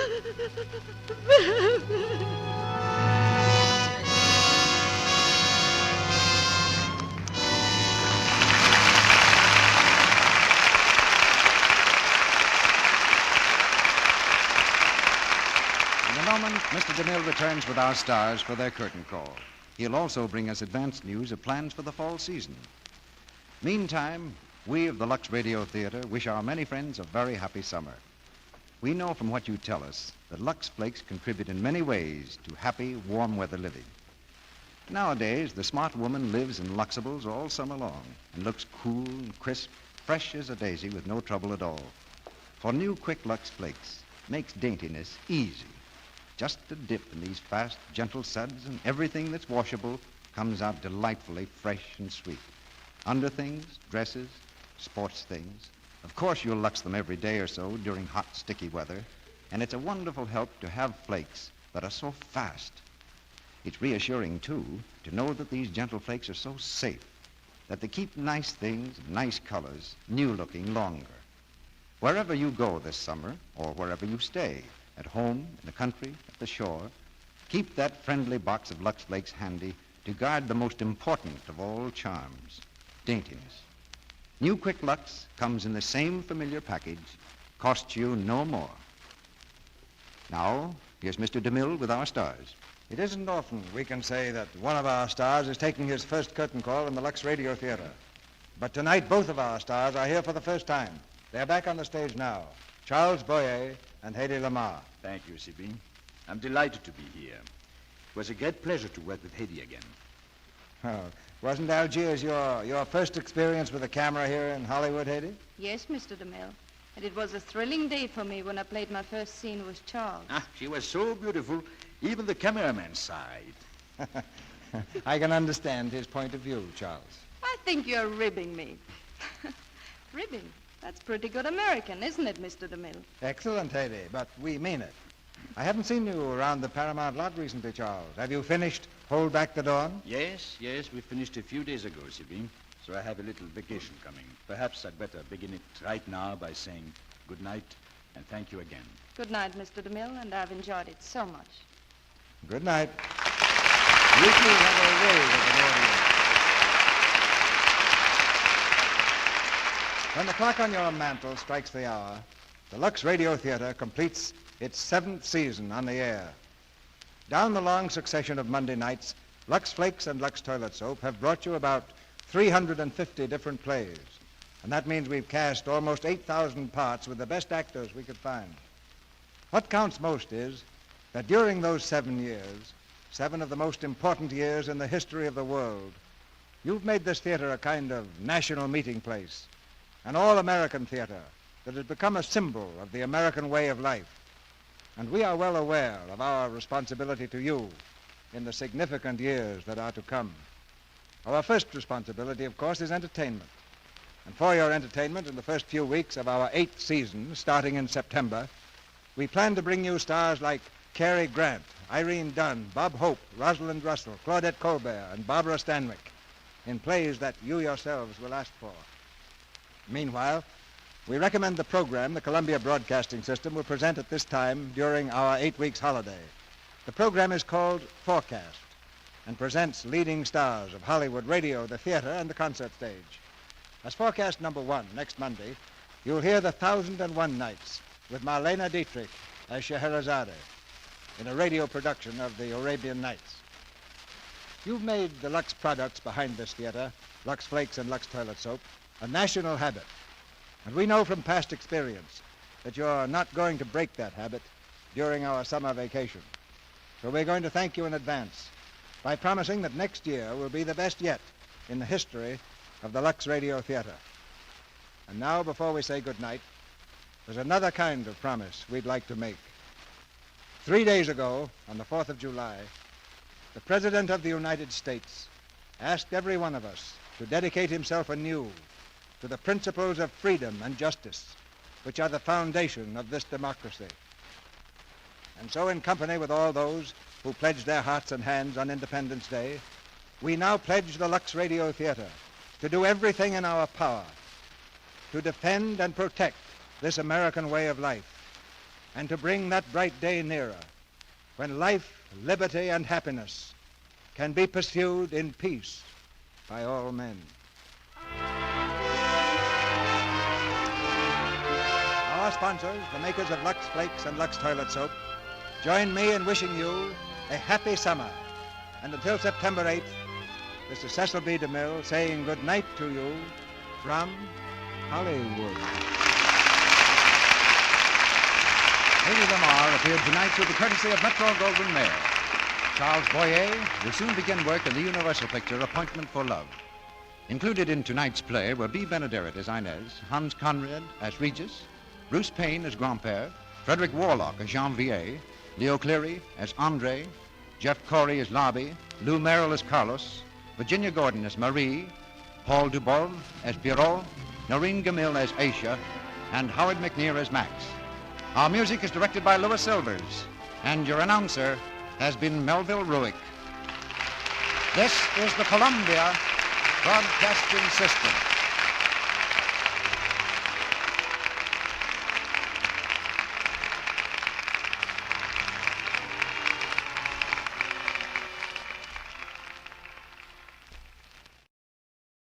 The Mutual Broadcasting System presents The Family Theater, starring Miss Ethel Barrymore, the Mitchell Boy Choir, and the music of Meredith Wilson. Charles Boyer is your host.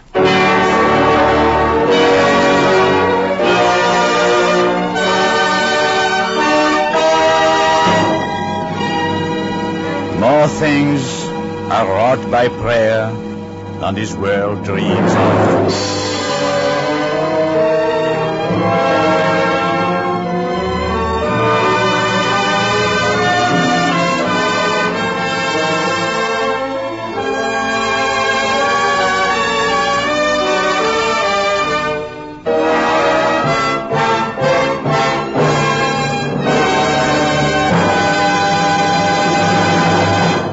Good evening.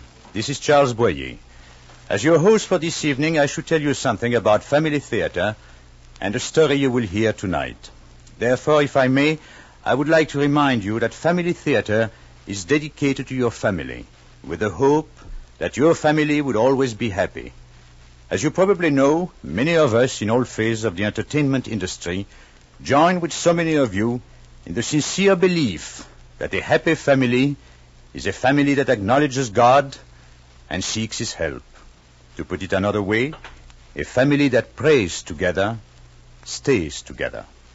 Now, about tonight's story. There is very little that can be added to its own great words. It is the passion, death, and resurrection, adapted especially for radio by John Slott and narrated by Miss Ethel Barrymore.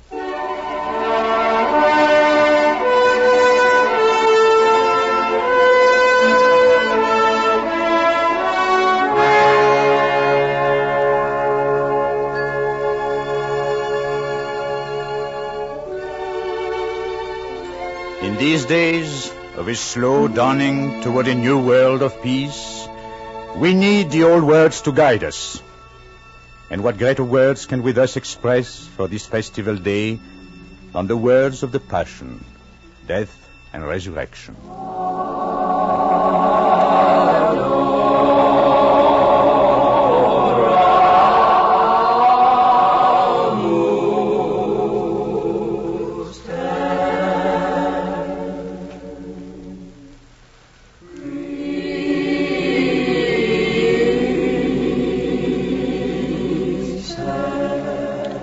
Came to pass, when Jesus had ended all these words, he said to his disciples, "You know that after 2 days shall be the Pasch, and the Son of Man shall be delivered up to be crucified."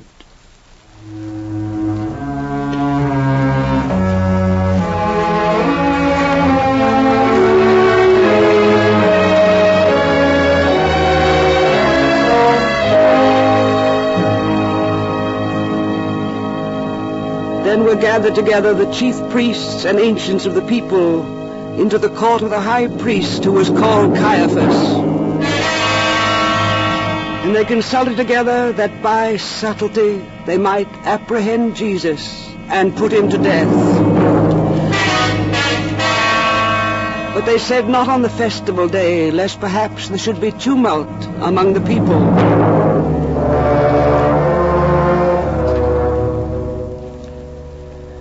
When Jesus was in Bethany in the house of Simon the leper, there came to him a woman having an alabaster box of precious ointment, and poured it on his head as he was at table. And the disciples, seeing it, had indignation, saying, "To what purpose is this waste? For this might have been sold for much and given to the poor." And Jesus, knowing it, said to them, "Why do you trouble this woman? For she hath wrought a good work upon me. For the poor you have always with you, but me you have not always. For she, in pouring this ointment upon my body, hath done it for my burial. And I say to you, wheresoever this gospel shall be preached in the whole world, that also which she hath done shall be told for a memory of her."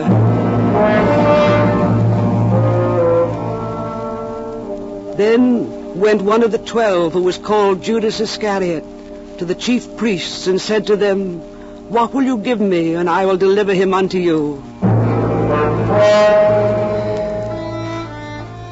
But they appointed him 30 pieces of silver, and from thenceforth he sought opportunity to betray him.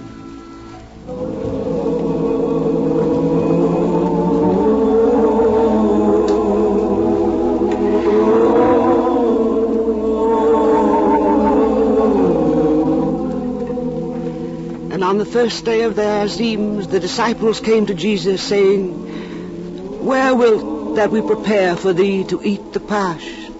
But Jesus said, "Go ye into the city to a certain man, and say to him, The Master saith, My time is near at hand. With thee I make the Pasch with my disciples." And the disciples did as Jesus appointed to them, and they prepared the Pasch. But when it was evening, he sat down with his 12 disciples. And whilst they were eating, he said, "And I say to you that one of you is about to betray me." And they, being very troubled, began every one to say, "Is it I, Lord?" But he answering said, "He that dippeth his hand with me in the dish, he shall betray me. The Son of Man indeed goeth as it is written of him. But woe to that man by whom the Son of Man shall be betrayed. It were better for him if that man had not been born. And Judas that betrayed him answering said, Is it I, Rabbi? He saith to him, Thou hast said it. And whilst they were at supper, Jesus took bread and blessed and broke, and gave to his disciples and said, Take ye and eat, this is my body.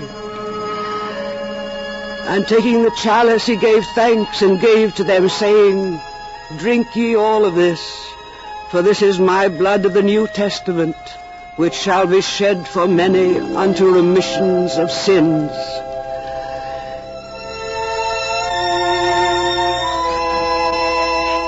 And I say to you, I will not drink from henceforth of this fruit of the vine, until that day when I shall drink it with you new in the kingdom of my Father. And to him being said, they went out into the Mount of Olives.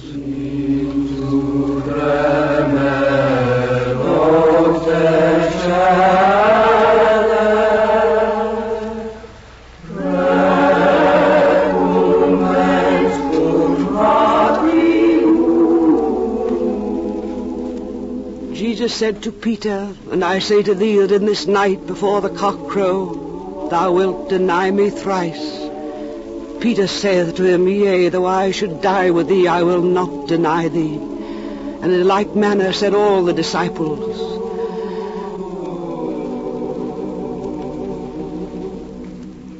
Then Jesus came with them into a country place which is called Gethsemane. And he said to his disciples, Sit you here till I go yonder and pray.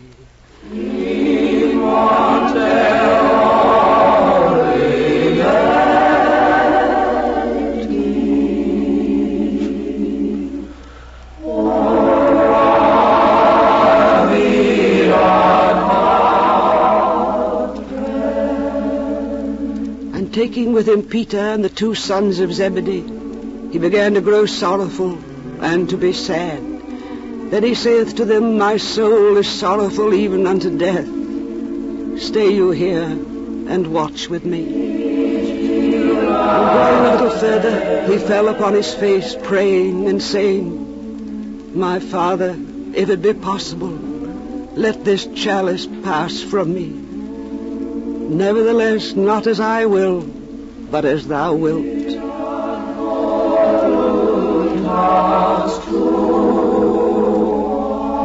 And he cometh to his disciples and findeth them asleep. And he saith to Peter, What?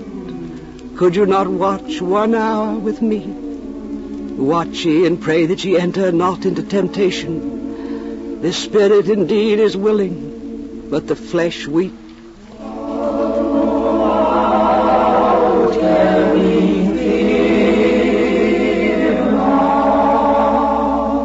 Again the second time he went and prayed, saying, My Father, if this chalice may not pass away, but I must drink it, thy will be done. And he cometh again and findeth them sleeping, for their eyes are heavy. And leaving them he went again, and he prayed the third time, saying the self-same word. Then he cometh to his disciples and saith to them, Sleep ye now and take your rest. Behold, the hour is at hand, and the Son of Man shall be betrayed into the hands of sinners. Rise, let us go. Behold, he is at hand that will betray me.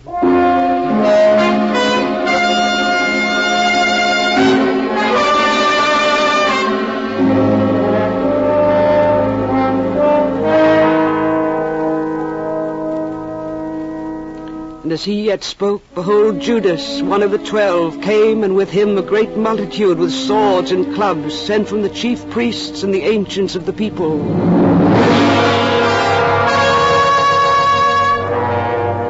And he that betrayed him gave them a sign, saying, Whomsoever I shall kiss, that is he, hold him fast.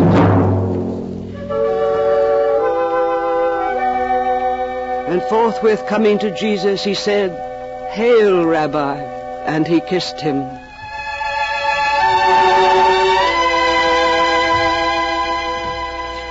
And Jesus said to him, Friend, whereto art thou come? Then they came up and laid hands on Jesus and held him.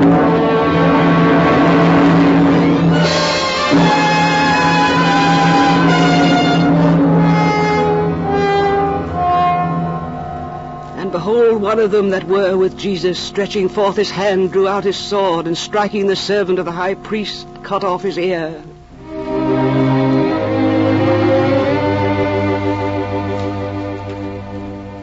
Then Jesus saith to him, Put up again the sword into its place, for all that take the sword shall perish with the sword. Thinkest thou I cannot ask my Father, and he will give me presently more than 12 legions of angels? How then shall the scriptures be fulfilled, that so it must be done? In that same hour Jesus said to the multitudes, You are come out, as it were, to a robber, with swords and clubs to apprehend me. I sat daily with you teaching in the temple. You laid not hands on me. Now all this was done, that the scriptures of the prophets might be fulfilled. Then the disciples, all leaving him, fled.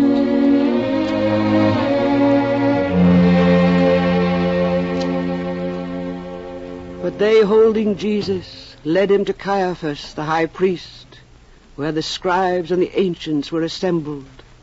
And the chief priests and the whole council sought false witness against Jesus, that they might put him to death. And they found not, whereas many false witnesses had come in. And last of all, there came 2 false witnesses.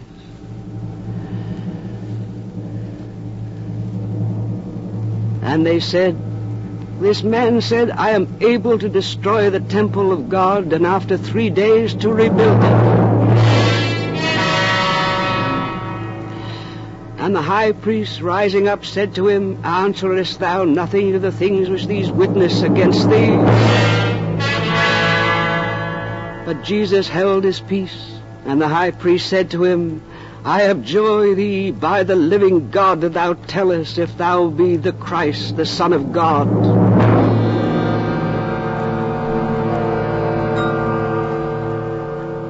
Jesus saith to him, Thou hast said it. Nevertheless I say to you, hereafter you shall see the Son of Man sitting on the right hand of the power of God, and coming in the clouds of heaven. Then the high priest rent his garments, saying, He hath blasphemed. What further need have we of witnesses? Behold, now you have heard the blasphemy. What think you? But they answering said, He is guilty of death.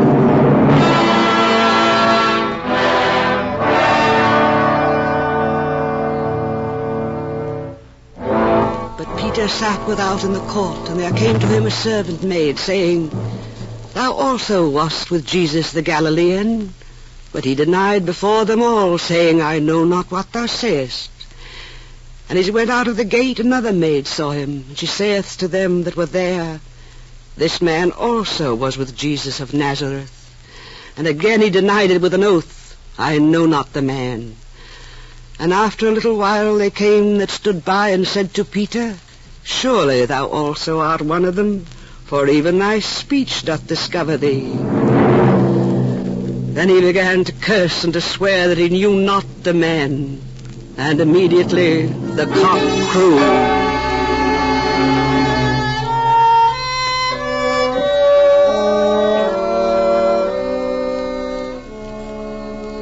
And Peter remembered the word of Jesus which he had said, Before the cock crow thou wilt deny me thrice. And going forth he wept bitterly.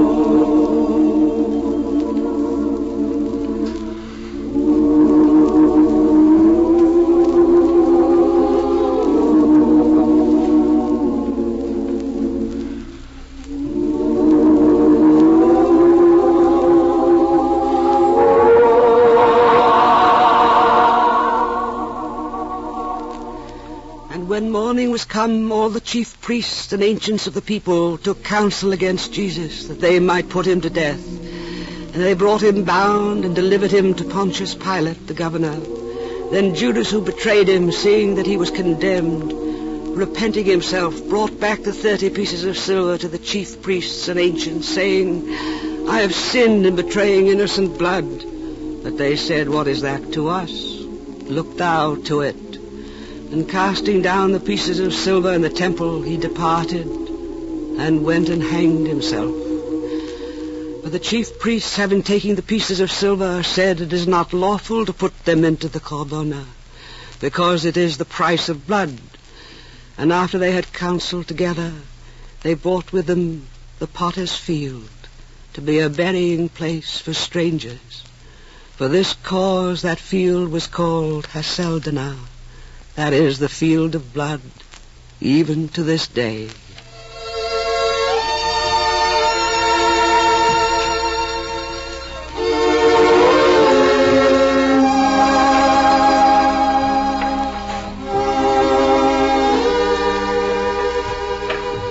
Then was fulfilled that which was spoken by Jeremiah the prophet, saying, And they took the 30 pieces of silver, the price of him that was prized, whom they prized of the children of Israel. And they gave them unto the potter's field, as the Lord appointed me. Now upon the solemn day the governor was accustomed to release to the people one prisoner. Pilate saith to them, What shall I do then with Jesus that is called Christ? And they all said, Let him be crucified. The governor said to them, Why, what evil hath he done? But they cried out the more, saying, Let him be crucified.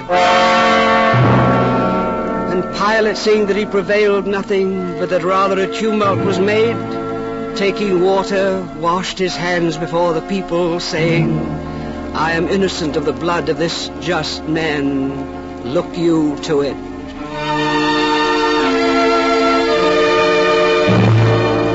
And the whole people answering said, His blood be upon us and upon our children.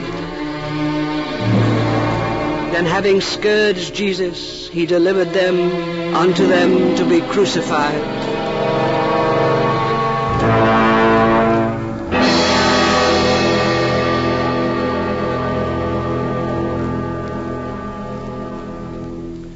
Then the soldiers of the governor, taking Jesus into the hall, gathered together unto him the whole band, and stripping him, they put a scarlet cloak about him, and plaiting a crown of thorns, they put it upon his head, and a reed in his right hand, and bowing the knee before him, they mocked him, saying, Hail, King of the Jews!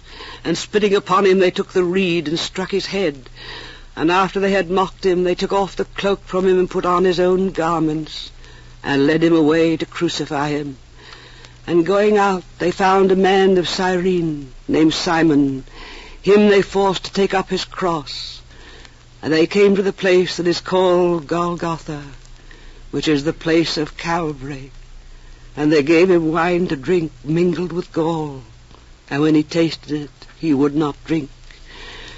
And after they had crucified him, they divided his garments, casting lots, that it might be fulfilled which was spoken by the prophet, saying, They divided my garments among them, and upon my vesture they cast lots, and they sat and watched him. And they put over his head his cause, written, This is Jesus, the King of the Jews.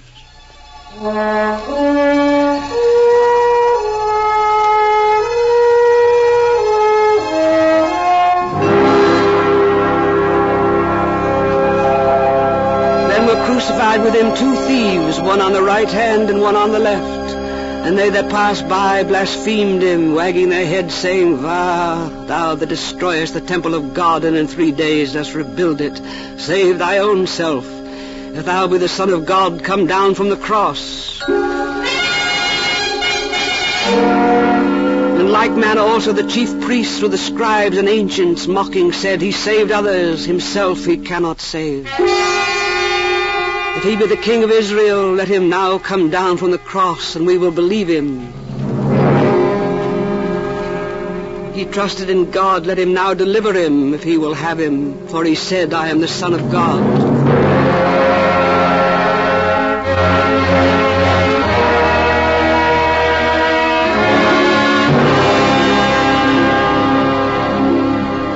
Now from the 6th hour there was darkness over the whole earth until the 9th hour.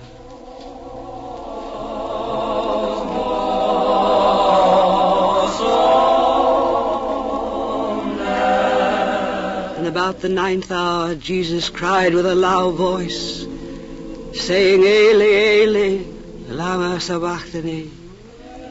My God, why hast thou forsaken me? And some that stood there and heard said, This man calleth Elias. And immediately one of them running took a sponge and filled it with vinegar and put it on a reed and gave him to drink. And the other said, Let be. Let us see whether Elias will come to deliver him. And Jesus again, crying with a loud voice, yielded up the ghost.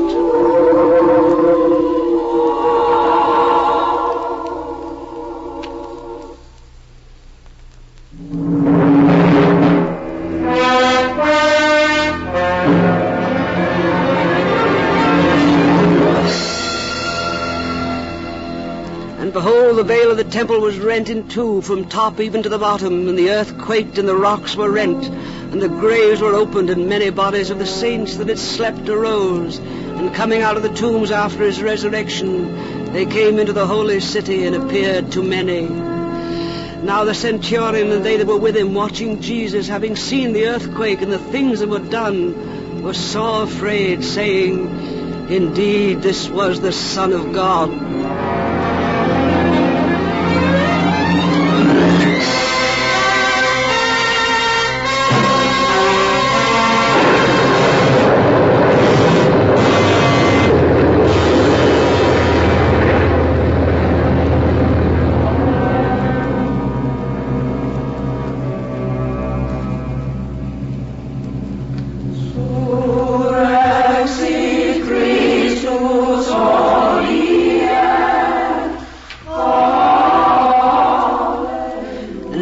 The Sabbath, when it began to dawn towards the first day of the week, came Mary Magdalene and the other Mary to see the sepulchre. And behold, there was a great earthquake, for an angel of the Lord descended from heaven, and coming rolled back the stone and sat upon it. And his countenance was a lightning, and his raiment as snow. And the angel answering said to the women, Fear not you, for I know that you seek Jesus who was crucified. He is not here, for he is risen, as he said. Come and see the place where the Lord was laid. And the 11 disciples went into Galilee unto the mountain where Jesus had appointed them. And seeing him they adored, but some doubted. And Jesus coming spoke to them, saying, All power is given to me in heaven and in earth. Go therefore, teach ye all nations, baptizing them in the name of the Father and of the Son and of the Holy Ghost, teaching them to observe all things whatsoever I have commanded you. And behold, I am with you all days, even to the end of the world.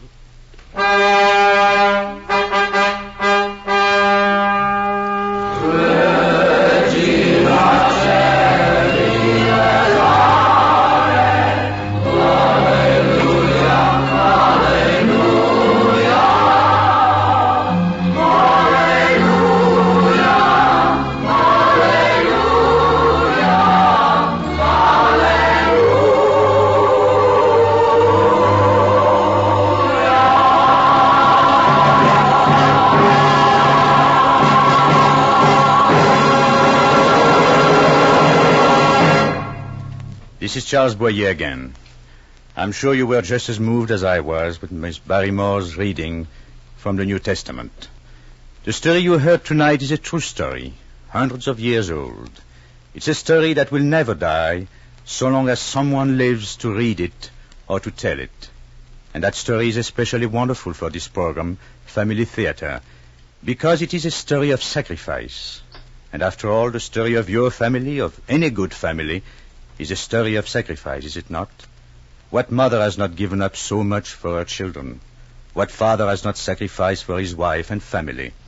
Keeping a family together, whether that family is just two people, a husband and a wife, or a big family with many children, keeping that family together and happy demands continual sacrifice on your part. Sometimes the things you must do and the things you must do without are almost too much to bear. But you need never despair, because you can do anything with help. And you can always get the most wonderful, most powerful help in all the world just by asking for it. Ask God for his help. His help is so easy to get. Just say a prayer, and say that prayer together with your family. A family that prays together stays together. So tonight and every night, thank God for what you have and ask him for what you need. And if you have never turned to God before and you turn to him now, this will indeed be a joyful and happy Easter for you and your family. Before saying good night, I want to express our thanks to all of you who have helped make this program possible. A special word of praise to John Slott for his adaptation, and to Bob Mitchell for directing the choir. Thanks also to Mel Williamson for directing our play tonight, and to our producer, Bob Longnecker. Next week, our stars on the Family Theater will be James Craig and Jane Wyatt, with John Charles Thomas as your host. Good night.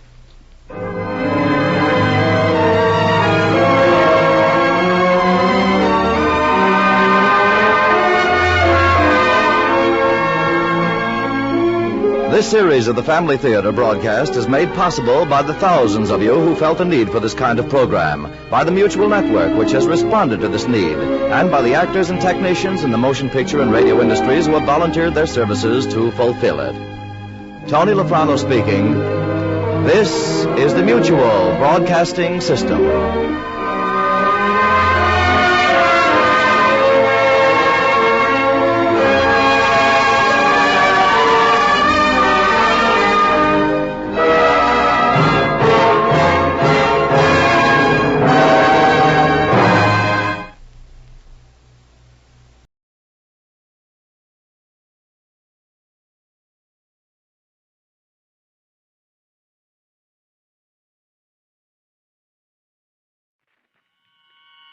Autolite and its 96,000 dealers present Suspense.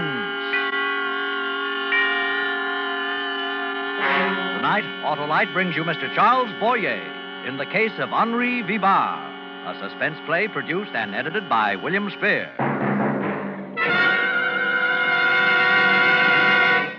Oh, Mr. Wilcox, Filbert's taking me to the junior prom tonight. Isn't that exciting? Why, Dora, my tempestuous teenage neighbor, it's almost as exciting as that exemplary exponent of extra starting dependability, the Autolite Stay Full battery. The battery that needs water only 3 times a year in normal car use. Gee whiz, Mr. Wilcox, I want to talk about the dance. Well, so do I, Dora. The dance of delight you devotees of driving will do when you find out how much more you get with an Autolite Stay Full battery. You see, tests show this famous battery gives 70% longer average life than batteries without Stay Full features. And those tests were based on SAE life cycle standards. Filbert's kept every dance in reserve. Reserve? That reminds me, Dora. The Autolite Stay Full battery has 3 times as much liquid reserve as batteries without the Stay Full features. That's why it needs water only 3 times a year in normal car use. Mr. Wilcox, you ought to see. So, friends, see your neighborhood Autolite battery dealer tomorrow. Remember, you're always right with Autolite. And now, with the case of Henri Vibar and the performance of Charles Boyer, Autolite hopes once again to keep you in suspense.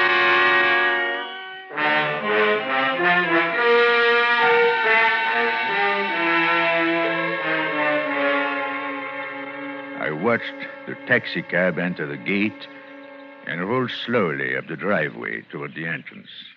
Gladstone Memorial Rest Home is a big, busy place. Dozens of cars come and go every day, and yet somehow this cab caught my attention and held it. It seemed to fascinate me. As it approached, yes, I got a definite feeling of menace from it. These warnings, these premonitions, they come to me whenever I'm in danger. Danger? What danger? The cab stopped just below my window, and a man got out. Sergeant Jack Freeman of the London Bureau of Missing Persons.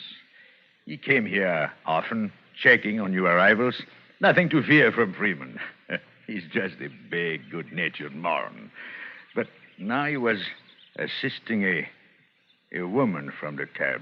The sight of her made something snap inside my head.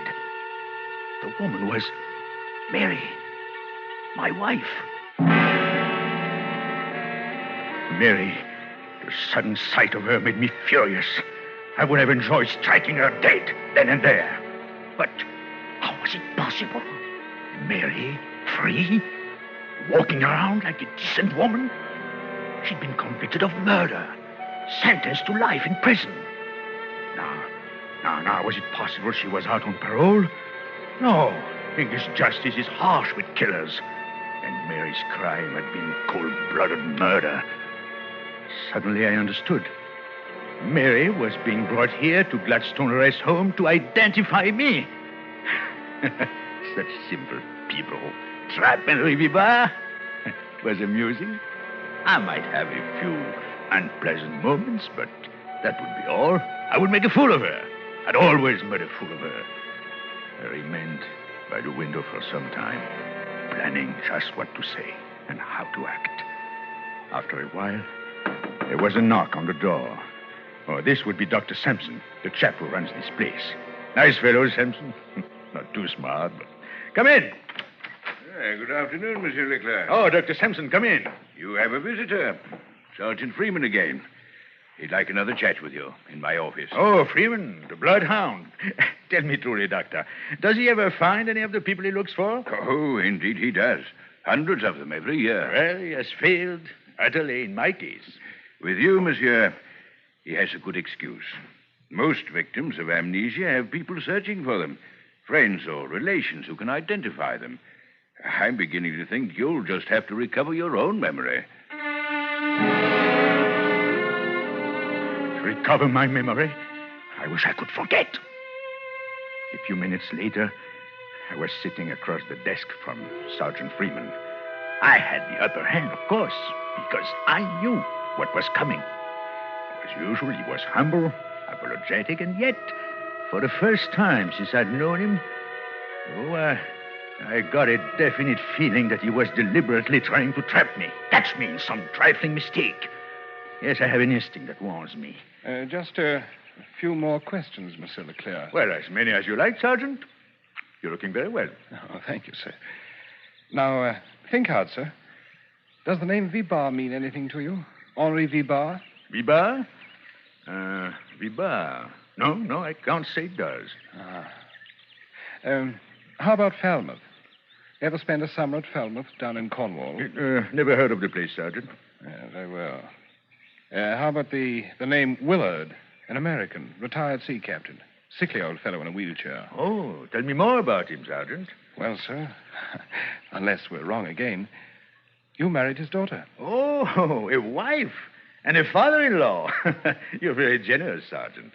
Did you bring them along? Captain Willard was an invalid. He committed suicide. Felt he stood in the way of his daughter's happiness. Left a bit of money, though, about 10,000 pounds. I could hardly keep from laughing at Freeman.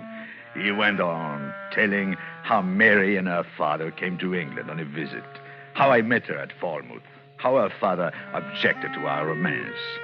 Freeman had most of the facts straight, except that Captain Willard did not commit suicide. No, I arranged that little matter. It was quite easy. He suffered from a bad heart condition, took strychnine for it. So I managed to contrive an overdose for him. I put it in his pot of tea. He had bitter tea, I imagine, but then he liked it strong. When Mary and I returned from the beach, he was dead. But he didn't leave 10,000 pounds, more like 5,000. Freeman went on with the story, on and on. I'm completely wrong. You and Mary Willard were married, settled up Captain Willard's estate, which was practically all cash, then went up to London to live. Now, Monsieur Leclerc, does none of that strike a familiar note? You seem to think it should. Why, Sergeant Freeman? Because you've been identified. From those pictures we took of you when you first came here. Really? Who? Oh, the woman, of course. Yes, sir. Mrs. Vibar says you are her husband. Well, she probably discovered that I have money, and... How? How could she possibly know that, sir? Well, you could have told her, Sergeant Freeman. Innocently, of course. It's no secret. Oh, I don't mind, but it makes me a perfect target for designing women. One moment, Monsieur Leclerc. Let's talk about your money for a while. Doesn't it strike you as strange that a man could walk into this rest home, as you did 3 years ago, carrying $200,000 in American money? Why, of course it's strange. Suppose you had committed a crime. Wouldn't it have been a perfect way to elude the police? Yes, but if I were a criminal, you would have my fingerprints. You said so yourself 3 years ago. Remember? You came here carrying nothing but money. No extra clothing, no papers, nothing by which you could be identified. Now, Sergeant, what sort of crime are we discussing? Murder? It would have to be murder. You detectives. And who did I kill? Well, to be honest about it, we don't know. Oh, just anyone. To be this woman's husband, I must have murdered somebody. Well, that makes her very attractive, I'm sure. Tell me, did she help me with a job? She was tried for the murder, convicted, and sentenced to spend the rest of her life in prison. Would you care to hear about it? Well, not particularly, but it's part of your job, and we've rather taken over Dr. Sampson's office. That's quite all right. I find this very interesting. Well, it's not interesting to me, because Freeman had the story all wrong. He just knew Mary's side of it, and there was so much she didn't know. We buried the old man, got married, collected the old man's insurance, then went up to London to live. It was very nice for a few months, but the money didn't last long. Very soon I was broke. Nasty feeling, being broke. Makes me nervous, uncertain of myself. Fortunately, just as things were getting really bad, I met an American friend, a chap I had met in New York a few years before, named Nate Blackburn. He had a lot of American bonds, hot bonds he called them, but he didn't know how to dispose of them. It was a simple matter for me, with my connections on the continent. Blackburn stipulated one thing. He wanted to be paid in American dollars. That delayed matters for a few days, and finally, when I received the money, I decided not to share it with Blackburn. So, instead of keeping my appointment with him, I went to my hotel, sent Mary out on a fool's errand, and packed my grips for a quick disappearance. I'm very clever at quick disappearances. I was all packed, ready to leave, when there was a knock on the door. That startled me. If Blackburn didn't know where I was living, and Mary couldn't get home for an hour, who could it be? Again the knock. My nerves steadied down. They never fail me in a tight spot. Hello? What is it? Sergeant Randall, Scotland Yard. Well, what do you want? Some information, that's all, sir. Did you attend the Palladium last night with a man named Nate Blackburn? Why, yes, I did. What about it? We're trying to find Mr. Blackburn. Do you have his address? Now, look here. I'm trying to catch a train. I know very little about Nate Blackburn, except that he is a thoroughly respectable businessman. You've been misled, Mr. Vibar. Nate Blackburn's a bad one. Tell me, did he talk to you about bonds? Bonds? What sort of bonds? Stolen bonds, Mr. Vibar. They're part of an American post office robbery during which 2 policemen were killed. Well, only today we traced the bonds to Nate Blackburn. But he seems to have disappeared. Now, all this is too silly. Please, clear out. See me some other day. Oh, too bad, sir. I can't. We must get Nate Blackburn's address. Well, suppose I say I don't know it. Oh, I can't accept that, Mr. Vibar. Perhaps you better come along with me to the yard. If you can convince Captain Nichols... Now, one moment, please. Blackburn did give me his address. Well, if I remember it and give it to you, will you go away and stop bothering me? Mr. Vibar, I asked you a simple question. All I want is an honest answer. All right. I'll give it to you. Blackburn lives at the Afton Hotel, Suite 618. You dirty, rotten, scurvy rat. No. I mean it. He's probably there right now. Here, I'll get him on a telephone. Never mind the phone. Of course he's there. Waiting for you to show up with our money. Where is it? What became of your English accent? Come up with that dough and quick. Well, I don't have it. I put the money in the mail. I've been tailing you all day. I saw you sell the stuff an hour ago. Come on, Vibar. I want the money. That gun doesn't frighten me. You wouldn't dare kill me. No, but I can put a couple of slugs in your legs. How about that? Want to be a cripple the rest of your life? No, wait. Wait. I intended to deliver the money to Nate personally, but, well, since he doesn't trust me, now, please, put that gun away.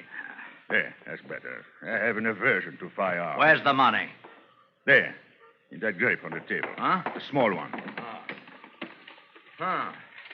Good. Old bills. Not in sequence. Can't see any marks. Drop that money. Huh? Hey, what's that thing? A gun? Put that money on the table. Let's see that gadget. Stand still. Don't move. Don't tell me it shoots real bullets. Stop. Stay where you are. Stay away from me. Give me that thing. Stop, I said. I'll shoot. Come on, hand it over. No. You jerk. You silly... He fell dead right at my feet.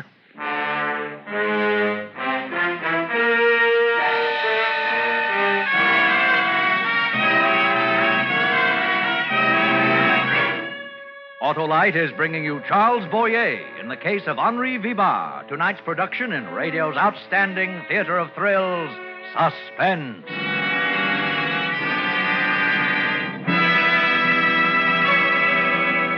Hey, Dora, what's the matter? You look blue. Filbert just called. His car wouldn't start because the battery's dry, and now we can't go to the dance. Dry your eyes, my pretty neighbor. I'll lend Filbert my car. Oh, gee, thanks, Mr. Wilcox. You're wonderful. No, not half as wonderful as the Autolite Stay Full battery, the battery that needs water only 3 times a year in normal car use. If Filbert knew that, he wouldn't be stuck. Oh, now, don't be hard on poor Filbert. He just hasn't heard that the Autolite Stay Full battery has a fiberglass retaining mat, protecting every positive plate to keep the power-producing material in place for longer battery life.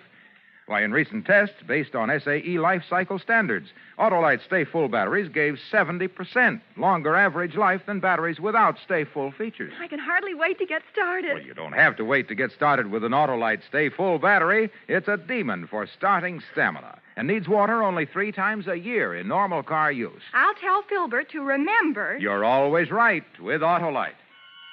And now, Autolite brings back to our Hollywood soundstage our star, Charles Boyer, in the case of Henri Vibar, a tale well calculated to keep you in suspense.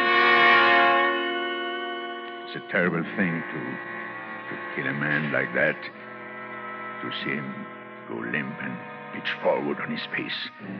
Just the memory of it made me sick. I must have betrayed my feelings because Sergeant Freeman stopped whatever he was saying. Anything wrong, sir? Eh? Oh, pardon me, Sergeant Freeman. My mind strayed for a moment from what you were saying. But you look ill, monsieur. What? Are you sure you feel all Oh, right? I'm quite all right, Dr. Sampson. Sergeant Freeman, please continue with your story. I found it quite interesting. Oh, thank you, sir. Well, when Madame Vibar returned, her husband had a fantastic story to tell her. Only a woman in love could have believed such an Fantastic tale.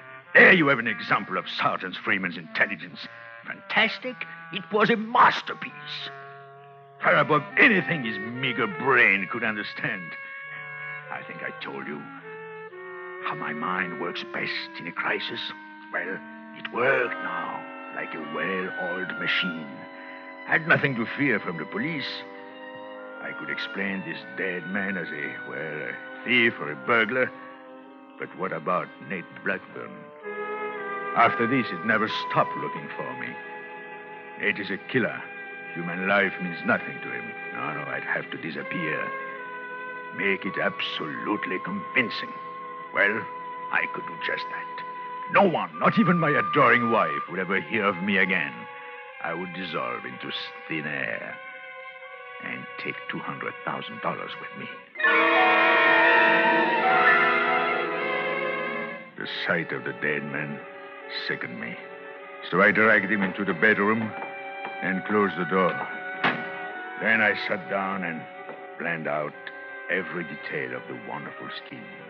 Of course, I wiped my fingerprints from the little gun I had used and left it on the table where my wife would be sure to handle it. Funny thing, Nate and I had talked about fingerprints. He had bragged that none of his men had ever been fingerprinted. Neither had I. Maybe that's what gave me the inspiration. By the time Mary came home, I had every detail of my plan. Hello, dear. Your man didn't show up, maybe. Henry, what's the matter? Mary, I'm in trouble. Trouble, dear? What? I killed a man. Henry, don't fool about such things. I'm not fooling, Mary. Look, here. Oh. No, don't go in. Henry, who is it? How did it happen? Good girl.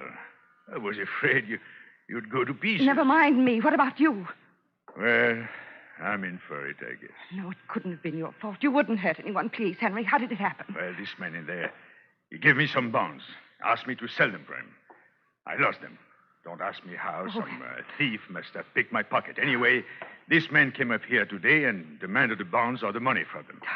I tried to explain, to reason with him, but he wouldn't listen. He got rough, and I managed to get that little gun of yours. We struggled for it. It went off, and... No. But it was self-defense. Oh, what English jury would believe that? The man did give me the bonds before witnesses. Who would believe I didn't sell them and keep the money and then kill that man to keep him from talking? We've got to be practical, Mary. Did you call the police? No. I waited for you. Why, Henry, why? Because there is a possible way out if you'll stand by me. Stand by you? Why, I'll do anything you say. Mary, it will take nerve. If you weaken... Henry, you're my husband. I love you. Tell me what to do, and I'll do it.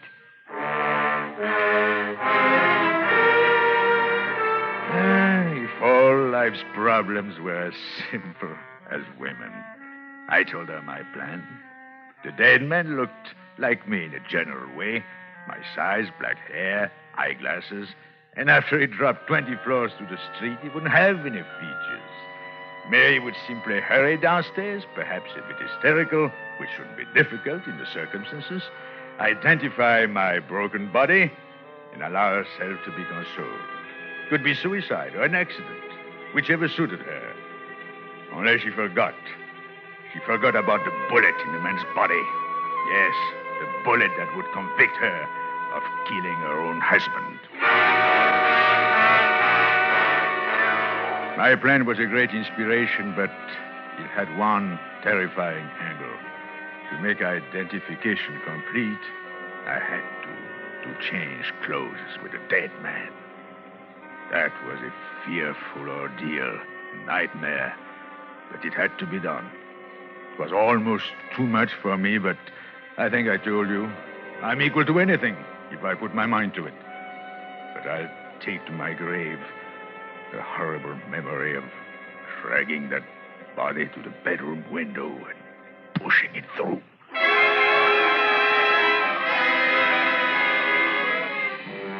I walked down the back stairs, 20 flights of them. I saw the crowd in the street around the body. I took a bus, the first one I saw. I changed to another and another, destroying everything that might identify me, but keeping the little bag filled with money. It's quite a coincidence, Monsieur Leclerc. What? I didn't get that. I say it's quite a coincidence that you came to this rest home the day following the murder of Henri Vibard. Well, very well. Make the most of it. Dr. Sampson, do you consider that coincident? I had to come here sometime. Yes, Sergeant Freeman. Since he's here, he had to come sometime. Well, apparently you've brought this woman with you. Bring her in. Let's get through with this farce. Thank you. Perhaps that would be best. Madame Vibard, will you come in, please?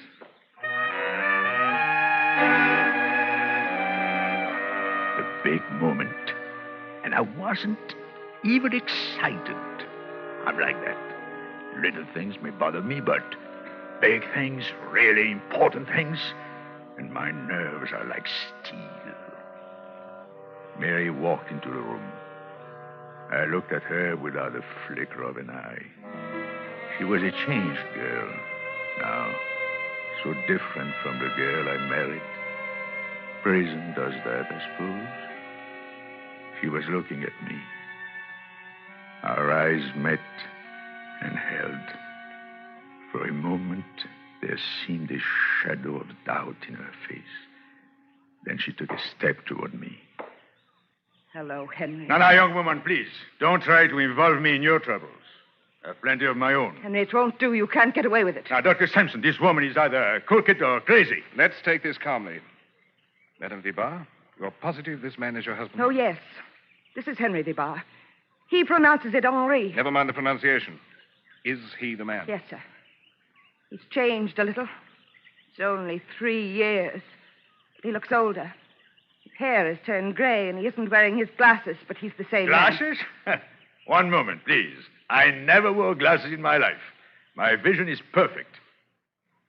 Monsieur Leclerc, that is your name.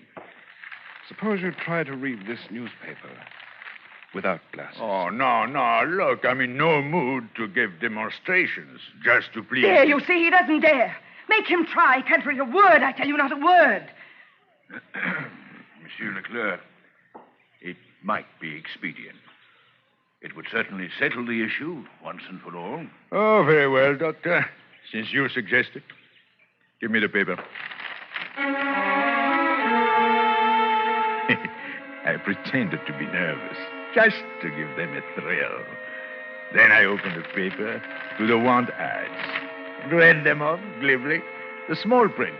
Glasses? I've got eyes like a hawk. Mary didn't know that because the summer I met her, I was avoiding the police, and part of my disguise included glasses and touching up my prematurely gray hair. I never told Mary. I didn't know how far I could trust her. When I finished reading the paper, Mary just stared at me, unable to believe the evidence of her own eyes. Silence for a moment, then... I'm sorry, sir. Well, perhaps this young woman can think up some other difficult trick she'd like me to perform. Trick, it was a trick. He can't read. Madame Vibar, we've had quite enough. No, this is my husband. He's fooled you. That's all that paper. It's a trick. Of course, a trick. I did it with mirrors. Young woman, you're not clever. You've got plenty of nerve, all right, but you're not clever. No. Why didn't you say I have a mole on my right shoulder, a small scar on my hip, and very flat feet? Almost anyone could have told you these things. I use a swimming pool every day. Sergeant Freeman, I can't applaud your part in this. For 3 years, I've done my best to help you. Because I thought you were trying to help me regain my memory and take my rightful place in society. But I must tell you, sir, I no longer feel that way.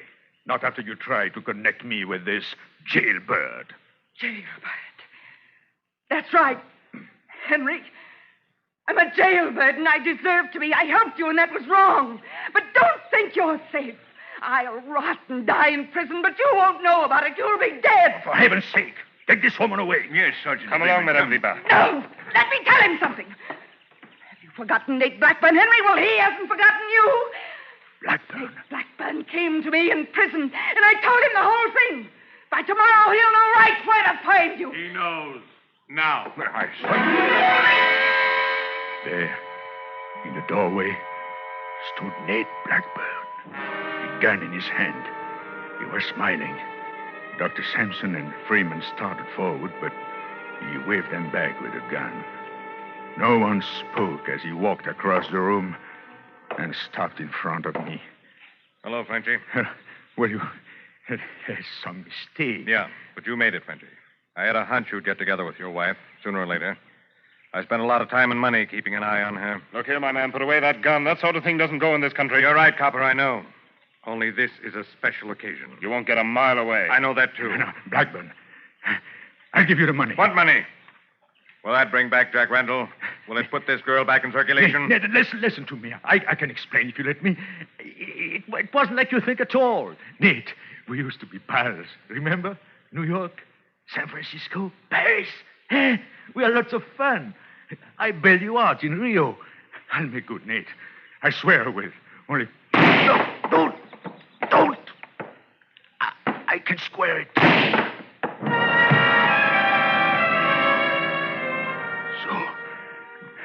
I lasted, after all. You didn't think I could, did you, Doctor? You don't know me? Anytime I really try, I can... Dr. Sampson, Can he sign this confession? I doubt it, Sergeant. He's too badly off. Yes. Yes, I can...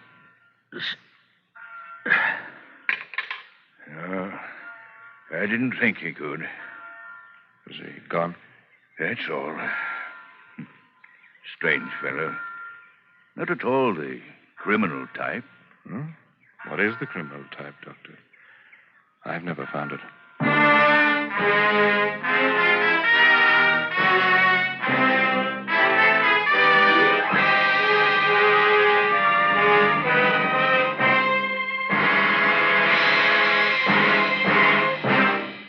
Suspense, presented by Autolite. Tonight's star, Mr. Charles Boyer.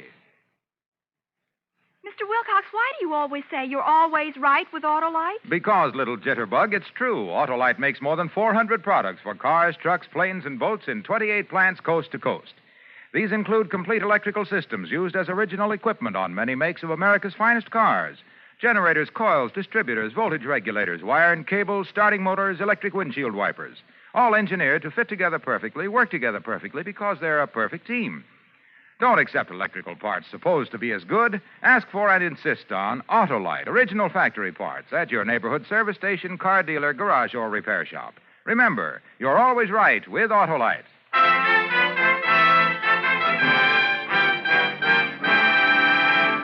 Next Thursday, for Suspense, our star will be Mr. Broderick Crawford. The play is called Deadline, and it is, as we say, a tale well calculated to keep you in suspense. Tonight's Suspense play was produced and edited by William Spear and directed by Norman MacDonald. Music for Suspense is composed by Lucien Morawek and conducted by Lud Gluskin. The Case of Henri Vibar is an original play written for radio by Bradbury Foote.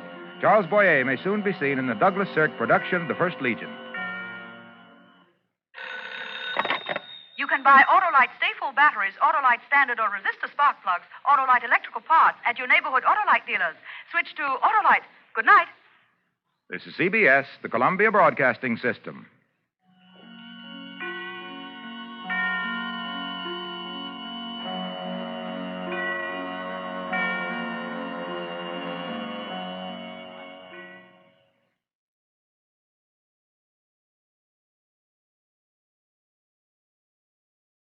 Lux presents Hollywood.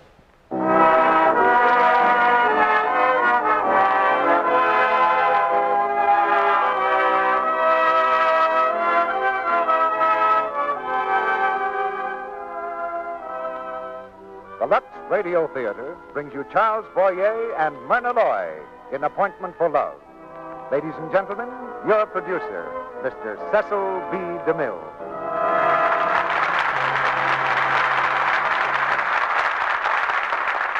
Greetings from Hollywood, ladies and gentlemen. With loyal hearts, America today celebrates the birthday of George Washington. And directly following the Lux Radio Theater this evening, we remind every one of you that the President of the United States will speak to the nation. So stay tuned to this station after our curtain goes down. The small boy's heaven is a land flowing with popcorn and ice cream. The painter yearns for the perfect picture. But to the producer, Valhalla is a place where he can always have stars like Myrna Loy and Charles Boyer for his plays. And so tonight, for this producer, there's a little bit of heaven on earth right in the Lux Radio Theater. And there's an extra bit of satisfaction in having brought these two stars together for the first time in any theater. The play that did the trick for us is Universal's rollicking comedy success, Appointment for Love, with Charles Boyer in the same part he played in the picture, a popular and successful playwright. And Metro-Goldwyn-Mayer's delightful Myrna Loy, believe it or not, as a doctor. You can see the value to a patient's morale when a doctor, like Myrna Loy, takes his pulse. But it's distinctly disturbing to the playwright's morale when the doctor becomes his wife. Somehow he doesn't understand the scientific approach to love. Our players have an appointment with love. From Carolina to California, our audience has an appointment with a gay and delightful play which we hope will brighten the winter skies for many people. Like the woman who wrote us this letter a few days ago. She says, My husband has just come home with our season ticket to the Lux Radio Theater. A whole case of Lux Flakes.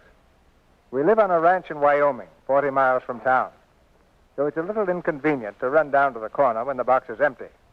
I'm sure you don't realize how much the Lux Radio Theater means to us out here. Except for 2 or 3 movies a year, it's our only contact with the theater we love so much. So out here in our front row seats, we all say good luck to Lux Flakes. We know she'll have good luck with Lux. So here's the first act of Appointment for Love, starring Myrna Loy as Jane Alexander and Charles Boyer as Andre de Castillo.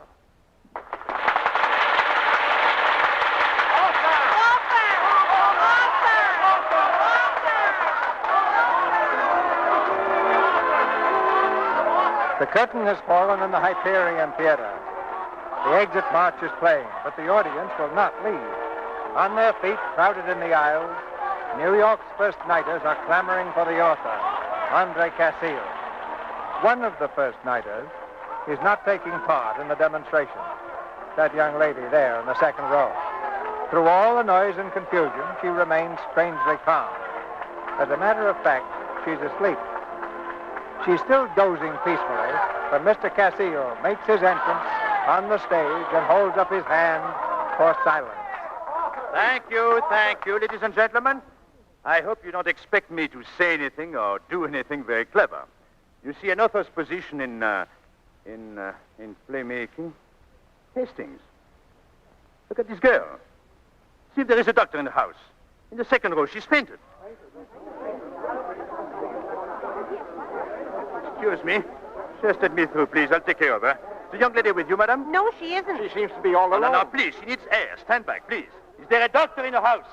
Oh, did somebody call a doctor? We'll have a doctor here in a minute. Don't worry, young lady. You're going to be all right. Oh, but you see... This is your purse. I'll take it. Now, just relax.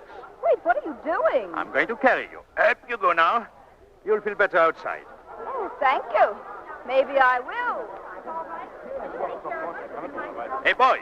Have you found a doctor yet? Yes, sir. The box office says there's a Dr. Alexander in seat 108. All right, get him. Yes, sir. Dr. Alexander. Dr. Alexander. Wait, please. I'm Dr. Alexander. You who? I'm Dr. Alexander. So you can put me down, please. Oh, don't be silly. You're ill. You fainted. Now, don't you be silly. I'm not ill, and I never fainted in my life. But I saw you faint. No, you saw me sleeping. Eh? Sleeping? I couldn't keep my eyes open, and I couldn't get out. And when you picked me up, I didn't want to make a scene. Oh, so you fell asleep at my play? I'm afraid I did. Do you mind? Well, no good, eh? Terrible. Now, will you put me down? Gladly. Good night. Good night.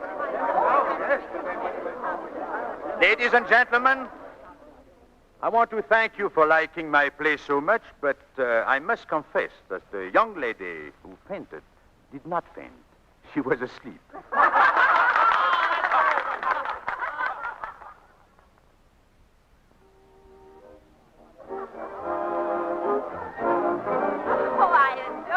Party, Andre, and I adored your play tonight. Oh, thank you, Ethel. Andre, oh, don't you remember me? My name is Edith. Oh, yes, of course. Well, thank you, Edith. Mr. Castillo wanted on the phone, sir.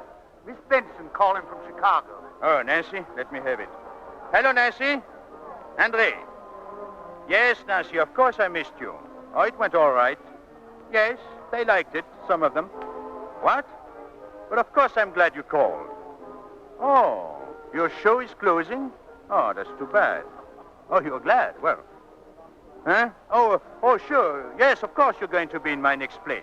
Here, darling, I'll let you talk to Hastings. George, take this. Sure. Nancy Benson. Oh. Hello, Nancy. How are you? What? The next play? Oh, wait a minute. Did you promise her a part in the next one? No. Hello, Nancy. Why, we'd love to have you. Andre's tried to sell me the idea of you doing a part a dozen times. We'll talk about it. Goodbye, love. You still stuck on that girl dream boat? No more. Fini. Fini? She wouldn't be bad. She wouldn't be good either. Anyway, I've got another idea. A pretty one? Beautiful. There's a young lady to see you, Mr. Castillo. Oh, excuse me, George.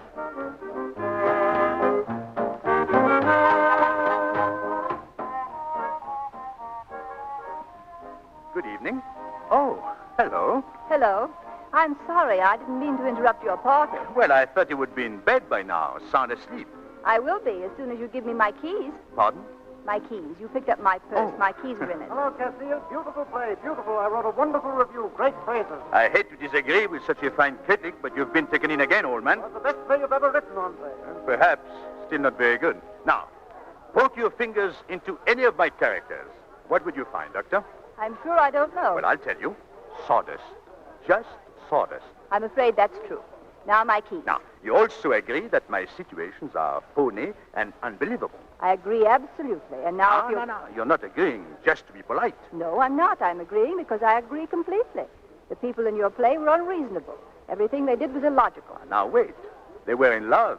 And love is unreasonable and illogical. I'm sorry, but love is very logical. So logical you can prove it in a laboratory. It's a chemical attraction based on a law governing affinity.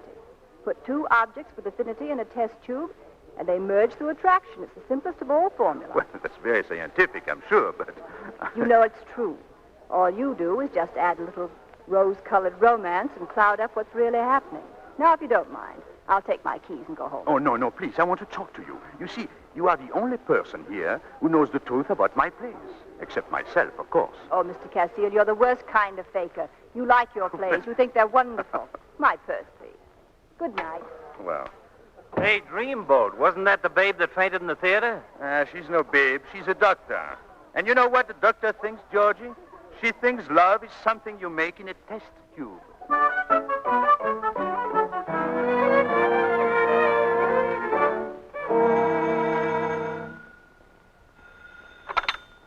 Dr. Alexander's office. No, Dr. Gunther, she isn't here just now. Well, I know she's somewhere around the hospital. Yes, sir, I'll tell her. Morning, Nora. Oh, Dr. Alexander, Dr. Gunther just called. He wants to see you about that strep case. I've already taken care of it. Nora, tell Dr. Wade I'd like to see him after his round. Yes, doctor. Oh, there's a patient in your office. Thanks. Hello, doctor. Well, Here I am. I came to see you do it. do what? Make love with a test tube. You know. You said you put in two people, Mr. Castile, I'm very busy, and we're not allowed to have social calls at the hospital. Oh, this is not a social call, Dr. Alexander. I didn't sleep a wink last night, thinking about what you told me. Dr. Alexander, Dr. Gunther's here. Oh, May I come in, Doctor? certainly, Dr. Gunther. This is Dr. Gunther, our chief of staff, Mr. Andre Cassio. How do you do? How are you, Mr. Castile? Never felt better in my life. That is, until last night. Yes, last night. Oh, I just went to pieces. Well, what seems to be the trouble, Mr. Castile? I believe it's my heart, Doctor. Yes, I find it very difficult to sleep. I see. You don't mind if I watch your examination of the patient, Dr. Alexander? Why, no, not at all. But I think probably Mr. Cassio would rather come back when he has more time. Oh, no. Might just as well get it over with while I'm here. Don't you think so, Doctor? Of course. Let me feel your pulse, please. Dr. Alexander is my assistant. I like to watch these young ones, see their methods. They sometimes can teach us old fellows a thing or two. Oh, I don't doubt that about Dr. Alexander at all. Nurse, will you take Mr. Cassile's coat? Yeah. You say you're having a little trouble with your heart, eh? Yes, Doctor. I think probably it's occupational disease. He probably overworks it. Yes, I know. I've seen many of your plays, Mr. Cassile. Very interesting. Oh, thank you, sir. Will you take off your tie, please? Tie? Yes, tie. I don't think he reports any interesting symptoms. It could be pure imagination. Yes, cardiac hysteria is rather a common thing. Will you open your shirt, please? Shirt? What for? I want to listen to your heart. Oh, well, I'm sure I'm going to feel much better, Doctor. No talking, please. Sorry. Stethoscope, nurse. Yes, doctor. Quiet now. Certainly. It's cold. Please. No talking. Very unusual. Really? What does it sound like? Well, I'd say offhand, Really? Afraid so. Did you hear anything good? Do you drink very much, Mr. Cassile? No, a little wine, sometimes a little brandy, a little whiskey, you know. Dr. Alexander may have to stop all that. Dr. Alexander certainly will. How much sleep do you average, Mr. Cassio? Oh, not very much at night, but quite a bit in the morning. Early evening hours are the best, aren't they, Dr. Gunther? They certainly are. Have you ever been on a diet, Mr. Cassio? No, I always say it's not what you eat, but with whom you eat. Isn't that so, Doctor? Well, philosophers say the best part of a good dinner is a good companion. Now, Mr. Cassio, will you jump up and down on one foot, please? Certainly. That's fine. I really think it's a matter of fatigue, Dr. Gunther. Too much work? Too much play. All right. You can stop that now. I want to listen again. Oh, good. This part I like very much. No talking, please. Sorry. Yes, Mr. Casile? I would suggest that for the time being you give up liquor. Not play so hard and get more sleep. Later on, if it seems necessary, we'll have a thorough examination. Why not do it now, Doctor? Well, of course, we believe in a complete diagnosis. If the patient is ready, Doctor, I'm sure it would be better to do it all at once. Thank you, Dr. Gunther. You don't know how helpful you've been. Will you step this way, please? Of course. And I'll look at all of your reports, Mr. Casile. Thank you. I'll drop by later, Dr. Alexander. Very well, Doctor. I guess you're stuck with him, Doctor. We'll see who gets stuck. Give him the works. Everything? Everything. We'll start off by taking some blood from his arm for the lab. Yes, Doctor. Hand me a needle, please. I'm waiting, Dr. Alexander. I'm coming. Needle, Doctor. Thanks. All right. Now, Mr. Casile, your arm, please. Just hold it still. Oh, look, before we start, what about dinner tonight? Steady, Mr. Casile. What about...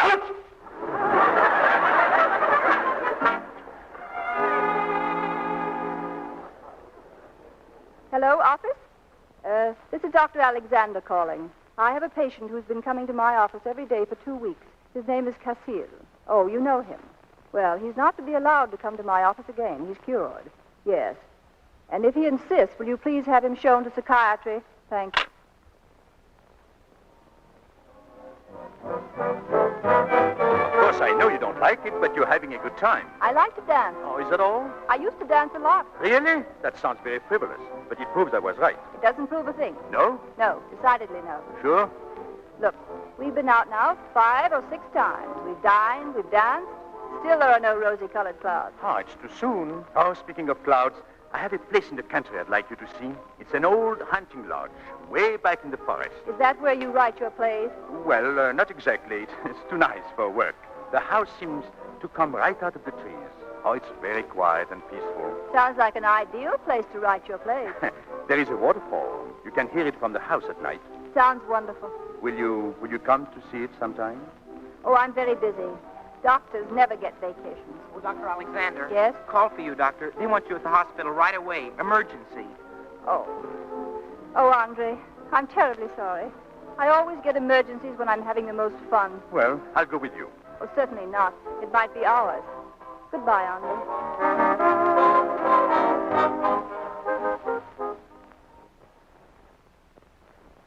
I don't know what we'd have done without you, Doctor. I think they'll be all right now. If you want me again tonight... Don't worry, we won't. And you've got to get some rest. You look all in.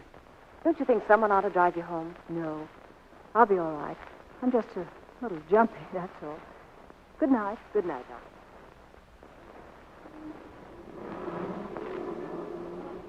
Jane. Andre. Hello. How did you know I wanted to see you waiting out here? Well, you said you would work very late. I was afraid you'd be tired. I am tired, but I'm happy. They said she couldn't live. She did. They both lived. I never saw you look this way before. I never felt like this before. Dr. Gunther was there. He sent me home. He told me not to come back for 2 weeks. I was going to call you and tell you. And you were waiting right here.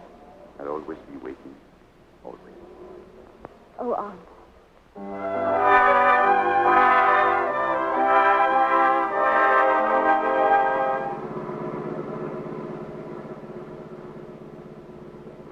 You know, I'm kind of surprised at myself. You don't mind my saying that, do you? This is something I thought I'd never do. Never. Well, I'm very happy that you changed your mind. Darling, I'm not being silly about it, am I? Oh, you're being very sweet. We'll be all alone at my hunting lodge. Nobody will even know we're there, will they? Nobody but the people who take care of the place. You don't have to worry about them. I still can't believe it. Mrs. Andre Casile. Oh, Andre, it sounds beautiful.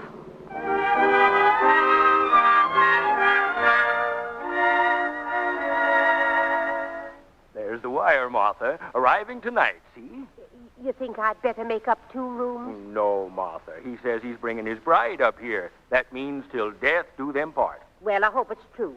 It's about time Mr. Casile settled down. Well, I don't know. We had a lot of fun. Remember the time 3 girls showed up at once? We certainly played hide and seek that weekend.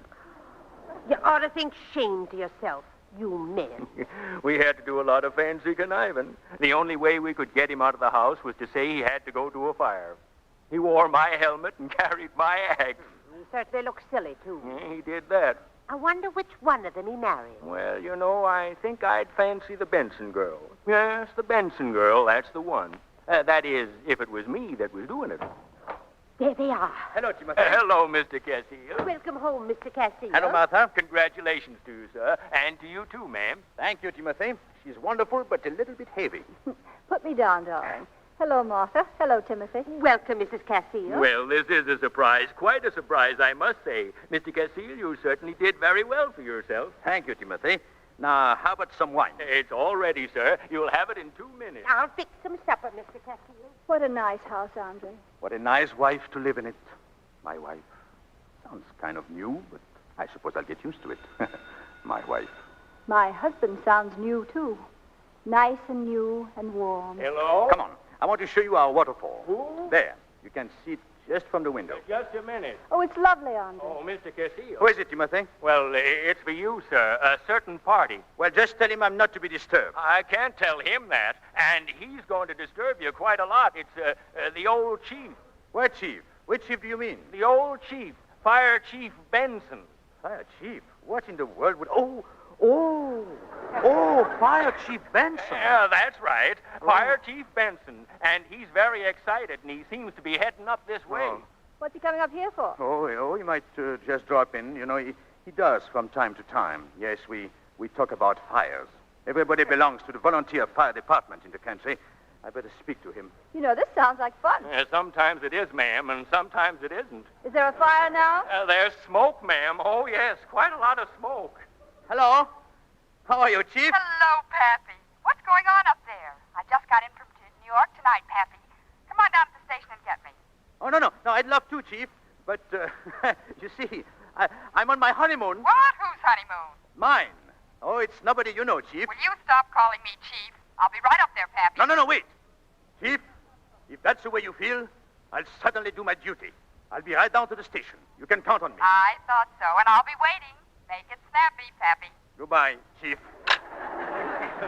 Well, I'll have to go. Is there a fire in the depot, sir? Oh, very bad one. I'm sorry, Jane. Community duty, you know. I'll be back soon. Come on, darling. I'll go with you. Oh, no. Oh, they don't let women go. They wouldn't like it, would they, Timothy? Oh, no. The chief had just raised the roof, ma'am, if you showed up. All right, but be careful. I will. Timothy, my axe and my fire hat. Coming up, sir. Now, don't take any foolish chances, Andre. Yes, and don't get burned. I won't. I promise. Bye.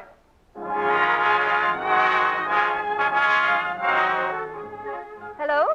Hello, operator. Will you get me the depot, please? Thank you. Hello? Depot? How's the fire going? The fire? Well, of course there's a fire. There isn't. Well, is Mr. Castile there? He is?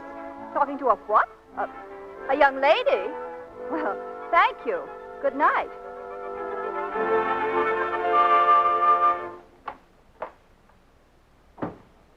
Jane? Here, dear. Hello, darling. Sorry I was so long. Tell me all about it. Was it bad? Oh, very stubborn blaze. Very hard to get under control, but it's all out now.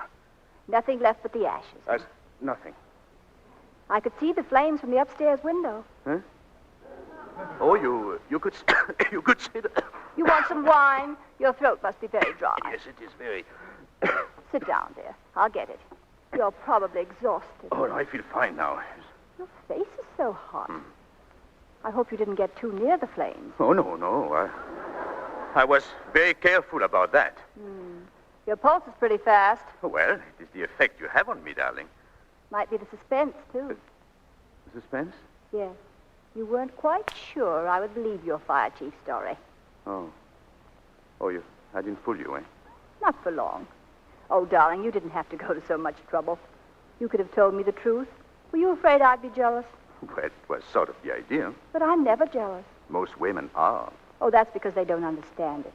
You know, jealousy is a very simple thing. Physiologically, it's merely the adrenal gland pumping adrenaline to the bloodstream. Of course, it has a physiological trigger. Bing? Like that sets the gland working. Oh, but it's a hangover from caveman days and has no place in a civilized mind. You really believe all that? I certainly believe it. Listen, if you ever catch me being jealous, I give you leave to put on your tiger skin, pick up your club, and beat me back to my senses. Well, that might be fun. Yes, but I'll never give you the chance to find out. No, I might be a bad wife to you in a lot of ways, but I promise I'll never go primitive on you. I like bad wives. Darling, aren't you tired? Not a bit. Want to go for a walk? I certainly do not want to go for a walk. No, neither do I. Now, who can that be? Another fire, darling? Hello? No, I don't think so. Who? No, we ain't got any Dr. Alexander here. Timothy. That's for me. Excuse me, dear. Just a minute. Thank you, Timothy. Hello? Yes, Dr. Gunther? Oh, really? Oh, yes, of course I can. Wait just 1 minute. Andre, is there a train back to town tonight? No, what's wrong? I have to get back to the hospital. What? Hello, Dr. Gunther. We'll have to drive in. I'll make it as soon as I can. Oh, no, certainly not. It's perfectly all right. Good night. Dr. Edward has been hurt, and I have to go back and take over his cases. Tonight? Yes. And I have to get dressed. But, darling, this is our honeymoon. I know. I'm terribly sorry, Andre. Oh, I won't let you go. Andre, don't be silly. There are 20 patients waiting for me there. Well, I'm waiting here. But you're not sick, darling. Well, I am, so. Look at my tongue. See? Now, feel my head. I've got a fever. I'm coming down with something. Andre, you do look sort of funny. There. You see? Timothy, put Mr. Cecile to bed. Yes, ma'am. No, wait, no. Put him to bed right away, Timothy. And put an ice bag at his feet. If he gets a chill, good. Good night, dear. Jane?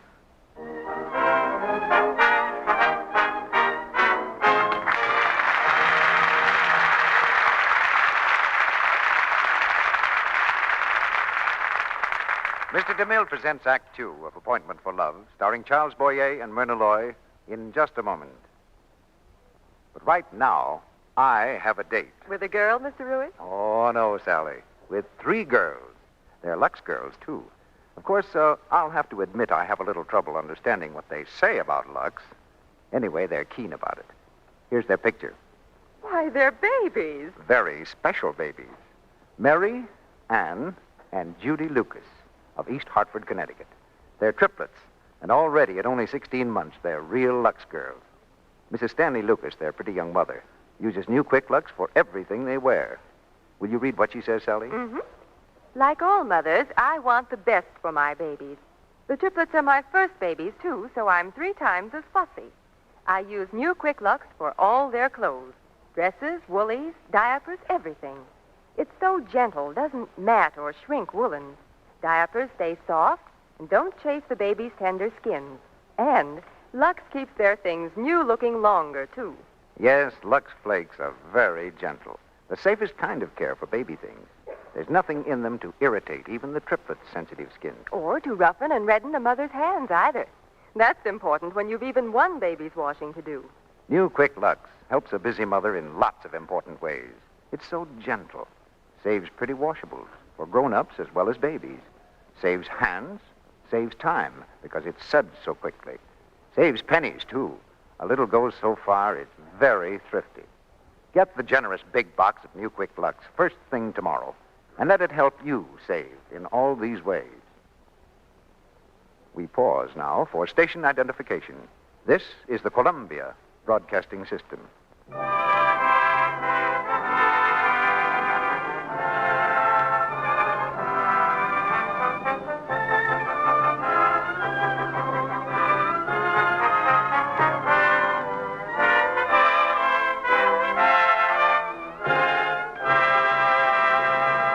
Act Two of Appointment for Love, starring Myrna Loy as Jane and Charles Boyer as Andre.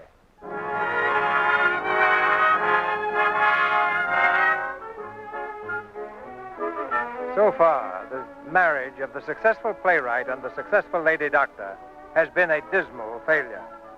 The first 2 days of Jane's honeymoon have been spent at the hospital, working day and night.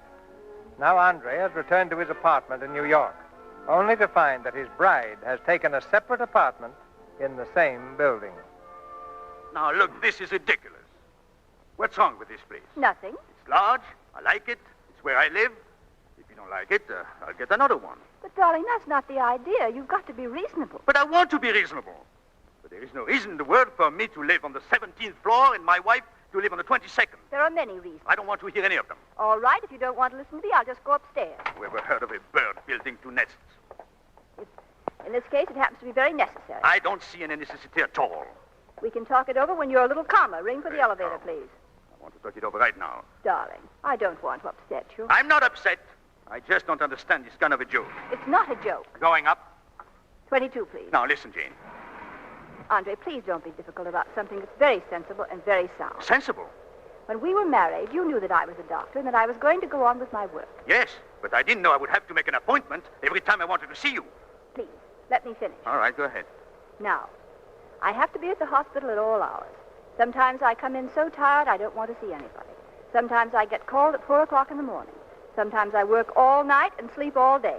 Now, really, you couldn't possibly fit your life into that crazy kind of routine. I only know one thing. 22, madam. Thank you. I only know that when a man marries a woman, it is because he wants to be married to her. But you will be married to me, and I'll be married to you. The only difference is that I'll be free to do my work, and you'll be free to do your work. Now, really, that's a very sensible plan. No. Why? Why isn't it sensible? Because it's like that test tube idea of yours. It figures out everything but human relationships. Andre, look, the most important thing is for our marriage to last. You think so? Yes. Well, I think the most important thing is for our marriage to begin. And it will not begin until you come home. And home is where the husband lives. That's the law. The law. Really, that's very funny. Oh, I don't think so. I refuse to argue about it in the hall. You want to come inside? No, I don't. Very well. Good night, Andre. All right, good night. Going down? Yes, 17. 17. You want to wait for the lady? No, 17.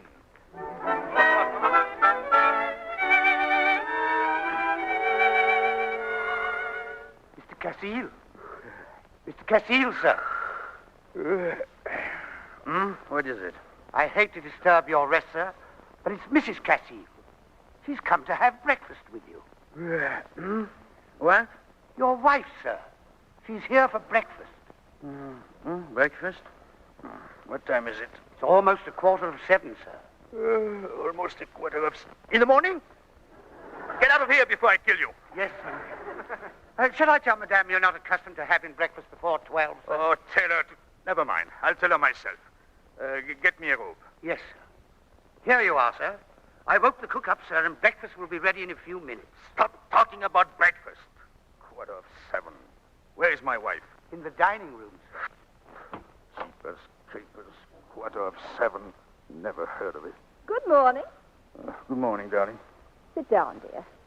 I hope I'm not too early. Oh, no. I always get up in the middle of the night to have breakfast. Oh, it's going to be fun. We can have breakfast together every morning. Every morning? I promise. The same time? Mm-hmm. You see, this gives me plenty of time to get down to the hospital at 7:30. Mornings you're dressed, you can walk down with me. Oh, it isn't far. It's only a mile. Oh, that would be interesting, too. Yes. We could walk around all by ourselves at 7:30 in the morning. Gosh, I shall look forward to that. Andre, have you thought about last night? A little. I'm sorry we quarreled. So am I. Oh, here's the key to my apartment. I already have the one to yours. Marvelous. You have everything figured out. I'll tell you all about it at dinner tonight. Dinner. Dinner seems so far away. Will Madame have oatmeal? Yes, and lots of cream. Will you have oatmeal, sir? What? No, I thought not, sir. You see, this is the only meal I can really be sure of. Usually I don't have time for lunch. By the time I get home for dinner, I'm too tired for it. Yes. What are your plans for the day? The day? Oh, you mean today, now. Sausage and eggs, sir. Coffee. Strong coffee. Yes, sir. I thought maybe if I could get time off for lunch, I could meet you at that little restaurant where we had our first date. Oh, darling, that's a very romantic idea. I feel romantic today. This is our first breakfast together. All right. Then I'll pick you up at the theater and we'll have lunch. After that, I'll have an ulcer operation at 3.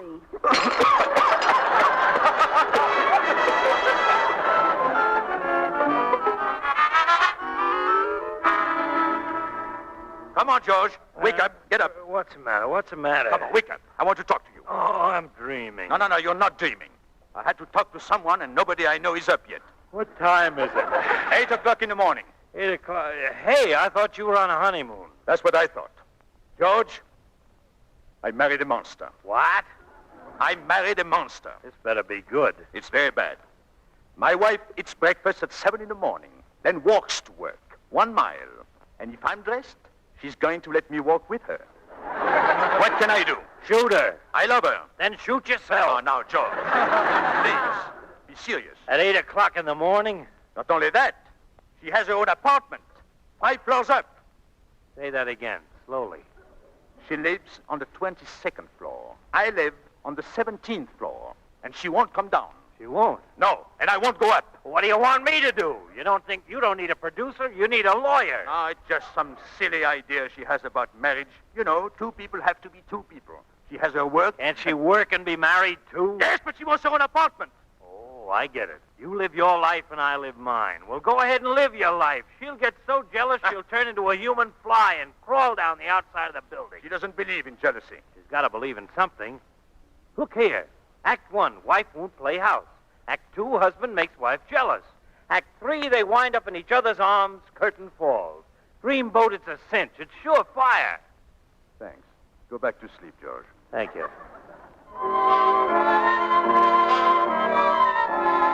Do you know, darling, that we are celebrating our 40th wedding anniversary? Our what? 48 hours. Oh, and we've done nothing but quarrel. Nothing. Coffee, sir. Please. Jane, darling, I've been thinking a lot about us since breakfast. So have I. Tonight we'll have dinner together in my apartment. We'll have dinner there every night. That was part of the plan. We'll have breakfast there, too. Of course we will. I want to be with you as much as I possibly can. Darling. Is it really you? Why, Michael! Michael Daly, how nice! Well, this is a rare piece of good fortune. I don't believe it. I just got off the plane about half an hour ago. No. I called the hospital 3 times, wandered in here to try to drown my despair. Here you are at my very feet. Oh, really, Michael? Oh, I was going to write you 1,000,000 times, but you know I never write letters. Anyway, you never answer them. No. Jane, pardon me, old fellow. You don't mind if I sit down? No, sure. Thanks. Alex, I thought of a dozen ways to lure you to Brazil, but I knew you wouldn't come. Michael, listen. What have you been doing? You look peaked. Mike, will you please stop? I'm trying to introduce Mr. Castillo. How do you do? Now, you mustn't be busy tonight, Alex. You have to run me all over New York. Michael. Yes, I want to do all the old places we used to do. Michael, Mr. Castillo is my husband. Oh, that's very nice, yes. What? Did you say husband? Yes, he did say husband. Yes, Michael, we're married. Oh, well, I don't like that. I don't like it at all. I walk around the corner, go to Brazil. The moment my back's turned, you marry the first beggar who comes along. Pardon me, old fellow. Sure, I know what you mean. Michael, Mr. Castillo is the Mr. Castillo, the very famous one who writes the plays. Oh, well, don't tell me you married him for that reason. I'm famous, too. She never married me. Said she was never going to get married, and I was gentleman enough to believe her. But if she was going to get married, I certainly think she should have married me. I saw you first, you know. You don't mind, old fellow. No, certainly not. I think you made a great mistake in getting married at all, Jane. Brilliant career in medicine, your own life. You might have turned out to be a great doctor. But I'm still practicing. Oh, he can't even support you. No, wait, Michael. But look, I don't see what you want to live in New York for anyway. You'd be much better off as a doctor on one of my expeditions. Much more excitement than this. Really have a chance to try new things. Catch new microbes. Go into jungles. Sail the 7 seas.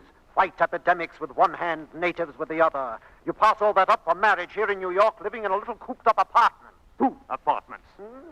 All right, 2 apartments, 6 apartments. What difference does it make? Why 2 apartments? It's a long story, and we don't want to go into it now.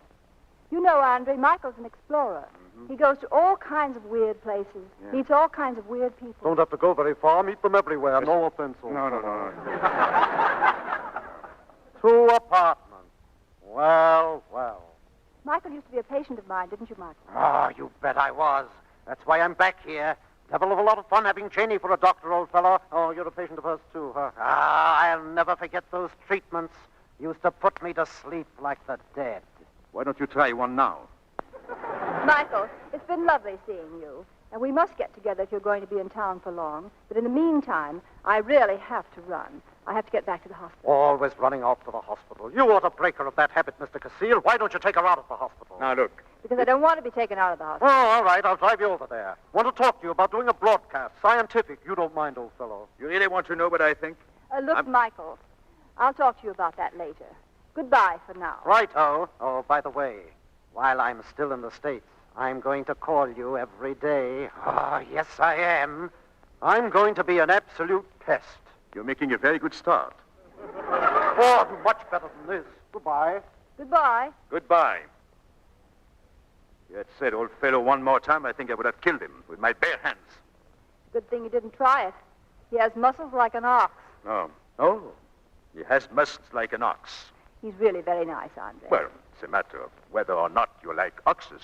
Oxen. Oxen, all right. Oxen. Terrible word. Seems to do very well here, though. He's quite fascinating. You know, he's been all over. Why doesn't he go back to all over? Oh, you'll change your mind when you get to know him better. I don't want to know him better. Andre, don't shout. Shouting.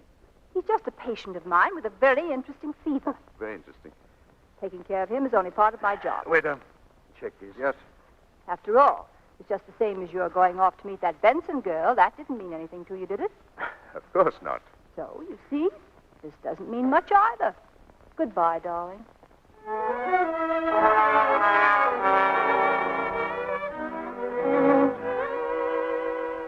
What time is it, Leary? It's just 9:20, sir. What time did Mrs. Cassil say she'd be here? Around about 9:30, sir, if she can get away from the hospital. 9:30. Good. Some of the 1926 vintage tonight, sir? No, not wine. Cognac. Yes, sir. You'll pardon my noting it, sir, but don't you think wine would be safer in case Madame hasn't dined tonight? Yes, possibly, but this is not for Mrs. Cassil. It is for a lady who has dined. Are you expecting someone else, sir? Yes, Miss Meredith. Tonight, sir? Uh-huh. In a few minutes. But aren't there possibilities of complications, sir? Do you think so? Well, very likely, sir. Oh, do you suppose Mrs. Cassil might be jealous, Leary? I don't know, sir. Well, let's hope so. We can try. I'll answer that, Leary. You get the cognac. Yes, sir.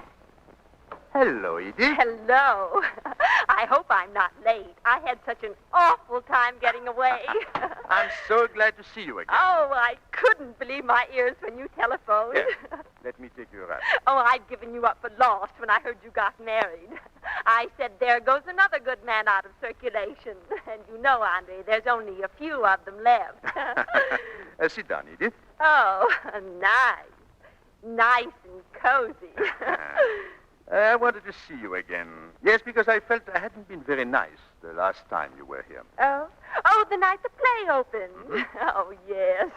You know, Andre, I've seen your play dozens of times, and I just love it.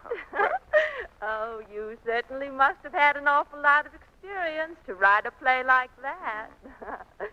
Sit down, Andre. Over here. Oh, thank you. Cognac, sir.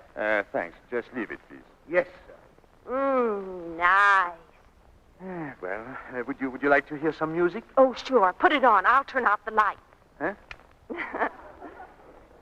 There, I can hear better in the dark. I see. Oh, you have a wonderful view from here. I have a wonderful view from my place, too. It's on 66th Street. Yes? Mm-hmm. You can see the Hudson River. If you ever get tired of looking at the East River, you can come over to my place and look out my window and see the Hudson River. Well, that might be a very nice change. It would be. Say, you're not expecting anybody, are you? Huh? No? Why? Well, you keep looking at the door as if you're afraid somebody might come in. Am I? Oh, well, I'm sorry. You know, when I look at a fire, it just makes me feel nice and drowsy. I just like to cuddle up. Would you like a cigarette? A cigarette? Oh, no. No, I don't smoke much. I don't drink much either. Just once in a while with someone I like very, very much. And then, of course, I only take one. What was that? Oh, nothing. It sounded like the door. No, don't get up. Sit close to me. You know, darling, it's very sweet of you to come here. And you know you shouldn't. Well, why not? You said you wanted me to come over, so I said to myself, well, I'll come over. Oh. Oh, I'm so sorry. I didn't mean to frighten you. Oh, this fire looks cozy. It's cold outside. Edith, this is my wife. How do you do?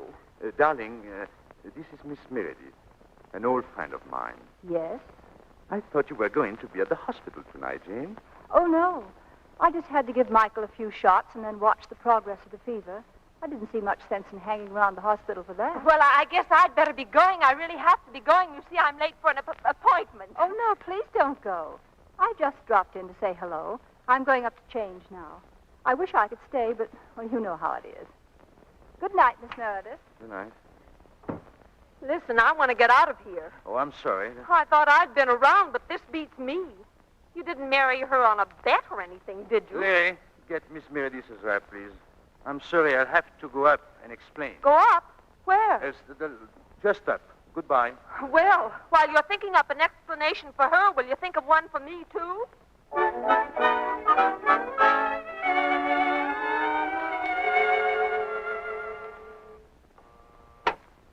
Andre, come in, dear. Oh, Jane, I want to tell you something. Don't bother, darling. I understand. You were just rehearsing a scene in your new play. Oh, no, we were not.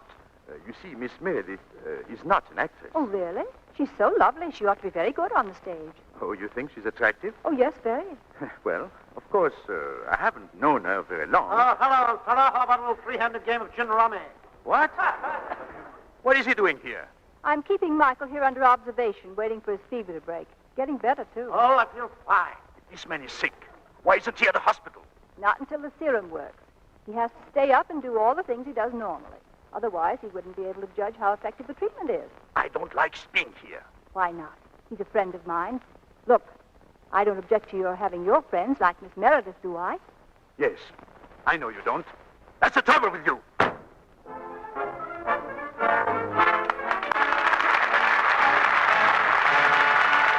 After a brief intermission, Mr. DeMille will bring Myrna Loy and Charles Boyer back to the microphone for Act 3 of Appointment for Love.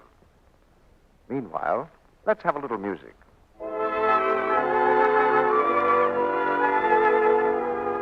Time was, runs in my stockings were just a bore. But oh my, that's not true anymore. All that was yesterday. Time was, I was extravagant, I can see. I'm wiser now than I used to be. That foolish yesterday. Nowadays, wise girls are saving their stockings, cutting down costly runs with nightly, new Quick Lux care. When you give stockings their nightly luxing, whether they're silk or nylon, rayon or cotton, you're guarding them, saving them two ways. First, you're taking away the soil and perspiration that can injure the fibers. And at the same time, you're guarding their vital elasticity, the quality that lets them stretch and spring back when they're strained without breaking easily into runs. Harsh soaps, cake soap rubbing, rob stockings of elasticity. Then they don't last as they should. Gentle new Quick Lux keeps stockings new looking longer, helps you get better wear from every pair. Nylon or cotton, whatever you've got on, Lux every night. Lux flakes are thrifty, keep stockings nifty. It's easy to care for them right. You'll find Lux in your stockings will really pay. Stick to those gentle flakes every day. Stockings are precious now. Now, our producer, Mr. DeMille. The curtain rises on the third act of Appointment for Love, starring Charles Boyer and Myrna Loy.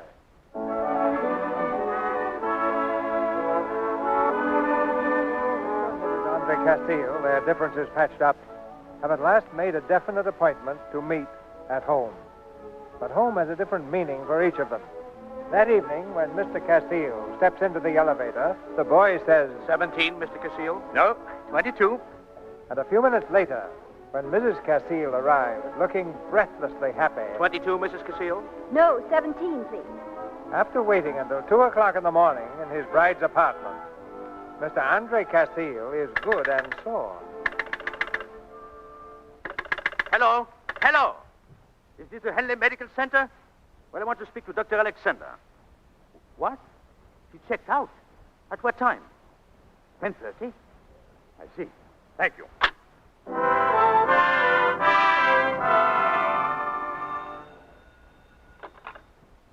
Hello? Yes, this is Mr. Cassill's apartment. Oh, don't hang up, Miss Meredith. Tell me, were you expecting a call from Mr. Cassill? Oh, you didn't know, but you hoped. Is that it?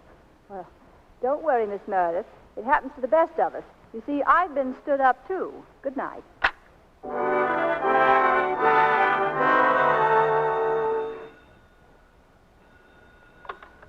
Dr. Alexander's office. Oh, good morning, Mr. Cassill. No, she's not here, Mr. Cassill. She just left with Mr. Michael Daly.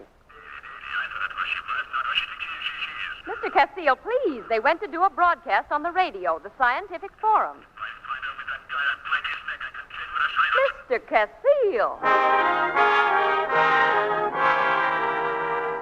I'm sorry, sir, but Studio B is on the air. You can't go in now, sir. Listen, is that the Scientific Forum in there?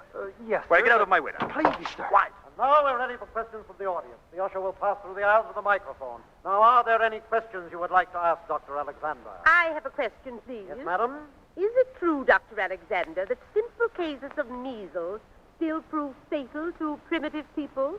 Yes, it is. The primitive man lacks resistance because his system has not had to exercise the functional guards against the disease, which create a certain immunity. Thank you. Anybody else? Let me have that microphone, please. Thank you very much. If you will be so kind, I have a question I would like to ask Dr. Alexander. The question is this. Where did you spend last night? Andre! Shut that mic off! You were not at home. You were not at the hospital. Where were you? Throw that man out of here! Ladies and gentlemen, I am a husband. Outside, sir. Please.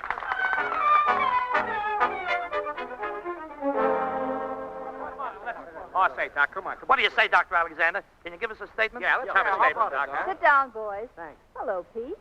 I haven't seen you since I was at Bellevue. That's right, Doc. You've sure been getting famous since then. Why don't we get a few pictures, Doc? No, not at all. Help yourself. Come on, fellas. I suppose you know why we're here, Doc. I can't imagine. Well, like the rest of the nation, we want to know the answer to that burning question. That's right. What question is that, Pete? Well, your husband and about 100 million others would like to know where you spent last night. Oh, well, all right, boys, I'll tell you. I spent last night in the apartment of one of the most charming and romantic men in all New York. Oh. You wouldn't want to give us his name, would you, Doc? Gentlemen, do you think I'm a cat? Paper, pretty doctor tells all. Hey, right, there's domestic fight on radio. Where were you last night? Where were you last night? Where were you last night? Cassill. Yes, what is it? Miss Nancy Benson to see you, sir. Oh, Nancy? Don't get up, Pappy. Just the old fire chief calling. Hello, Nancy. How are you, Pappy? Well, what's the matter? You look awful. Got a cold? Yes, I have a cold. Uh-huh, it's in your feet. Oh, come on, Pappy. Where's your sense of humor? This isn't serious, it's funny. Why be worried about publicity? I wish that were my face all over the front pages. Oh, I'm not worried about publicity. Now, don't tell me you're worried about her. Well, she's the kind that tells her husband about the other man. And I thought doctors were supposed to be ethical. Well, if I hadn't started it with that radio business. Oh, yes, I'll admit that wasn't very smart. But you can't sit around here moping about it the rest of your life. Leary, get Mr. Cassill's hat. No, Nancy, really. Now, look, Pappy. You write plays. You get your people into all sorts of jams and get them out very convincingly. But the first little thing that happens to you personally, you act like a schoolboy caught throwing kisses to his teacher.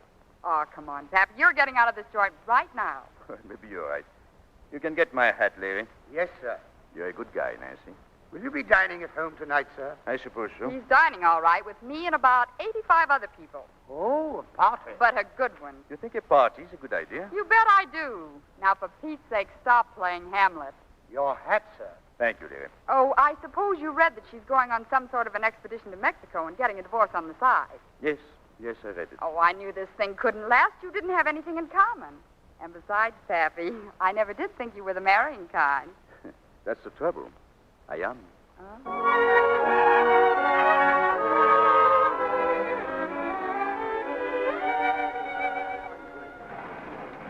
Going up?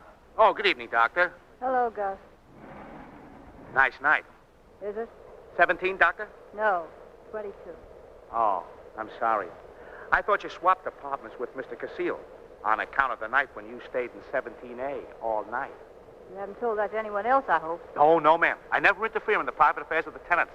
That's a rule. It's a good rule to keep. Yes, ma'am. But you see, You stayed down there all night, and he stayed up here. Who stayed up here? Mr. Casil. He came in with a box of flowers. I said 17, and he said no, 22. You know, the next day, the janitor told me he found all those flowers out on the sidewalk. Are you sure of what you're saying? Oh, yes, ma'am. But I better shut up before I interfere in the private affairs of the tenant. Just let me off at 17.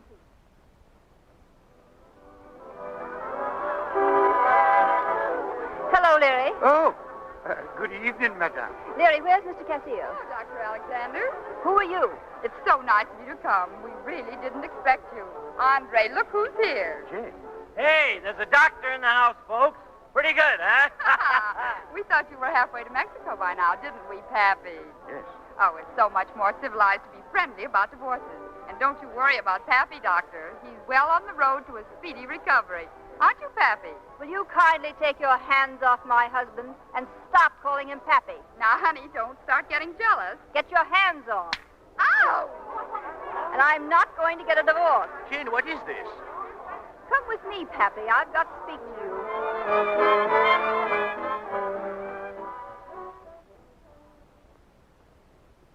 What's it all about? Just ring for the elevator, please. I did. Now, what is all this nonsense? Going up? Get in, Andre. 22, please. Where are we going? Please. I will not. Well, at least don't shout. Come downstairs in front of my friends. Why did you come downstairs? To tell you where I spent that night? I don't care where you spent that night. Oh, don't you? No. You were where you wanted to be. And I was where I wanted to be. 22. Where? Well, waiting for the only woman I ever loved. Or ever will love. The only woman you ever loved. Oh, darling. Why, darling? Well, you see, while you were upstairs in my apartment, I was downstairs in your apartment. I don't care where you... What do you say? In my apartment? You mean you were it... Jane. All night, darling. But I was right here. I was waiting. And you were... Waiting, too. For the only man I ever loved or ever will love. Oh, darling.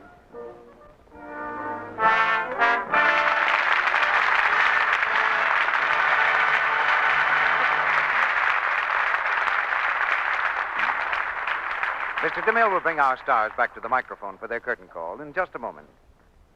When you're driving along the road and the traffic light flashes red... You stop. You certainly do. Yes, red is a stop signal. And red, rough dishpan hands are a stop signal, too. A signal to stop using soap that leaves hands this way. A signal to change to gentle, new, quick Lux. Yes, in actual tests, 5 well-known dishwashing soaps made hands rough and red. Simply changing to Lux got rid of that unattractive dishpan redness. In from 2 to 7 days, hands began to grow lovelier after stopping those other soaps and starting Lux. It's such an inexpensive way to take care of your hands. Yes, it costs less than 1 cent a day to change to Lux Flakes for dishes. That generous big box does dishes for about 45 meals. New Quick Lux is fast, thrifty, and so much kinder to hands. Use it for your dishes every day. Stop that unattractive red, rough look. Start getting back soft, smooth hands you'll be proud of. Now, here's Mr. DeMille with our stars. Having solved the problem of the lady doctor and the gentleman playwright, Myrna Loy and Charles Boyer return to the center of our stage. And congratulations are certainly in order. Thank you, C.B.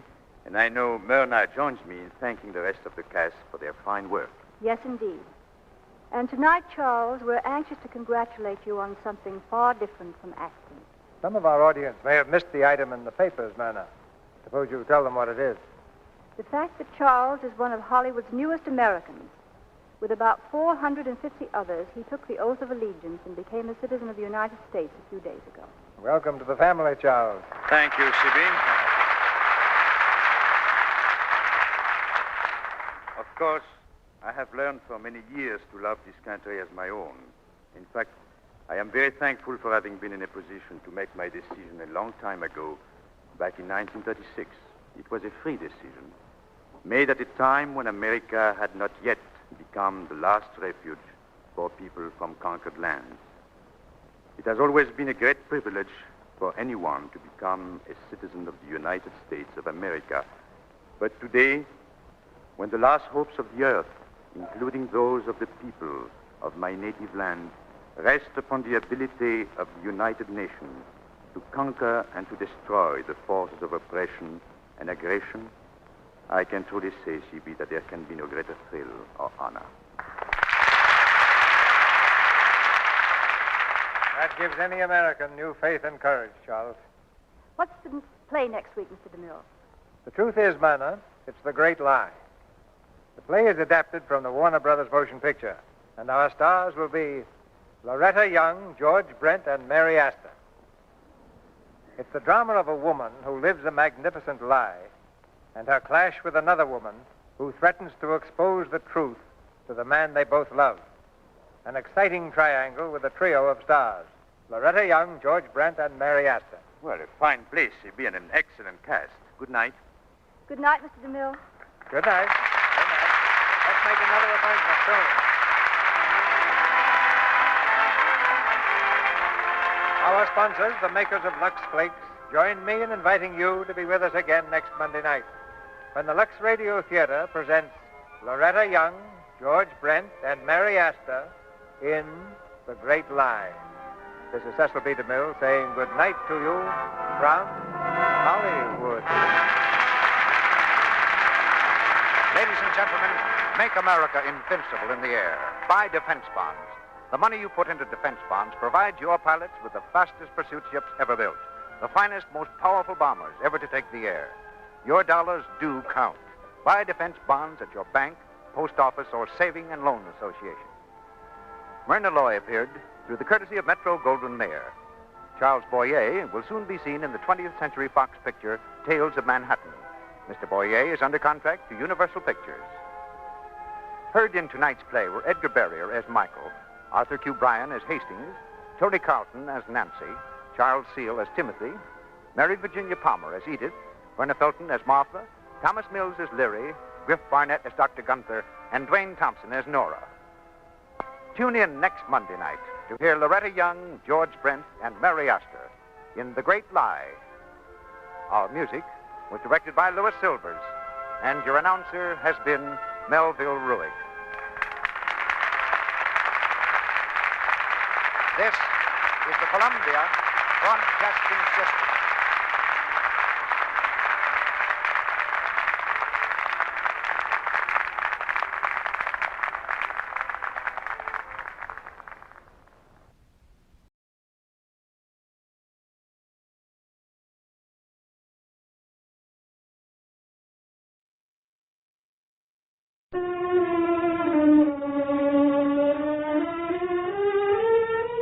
From the records of Scotland Yard, London, 1885. Name, Alice Alquist. Address, 9 Thornton Square. Cause of death, strangulation by person or persons unknown. After exhaustive investigation, the commissioner reluctantly orders the case closed, pending the possible disclosure of new evidence.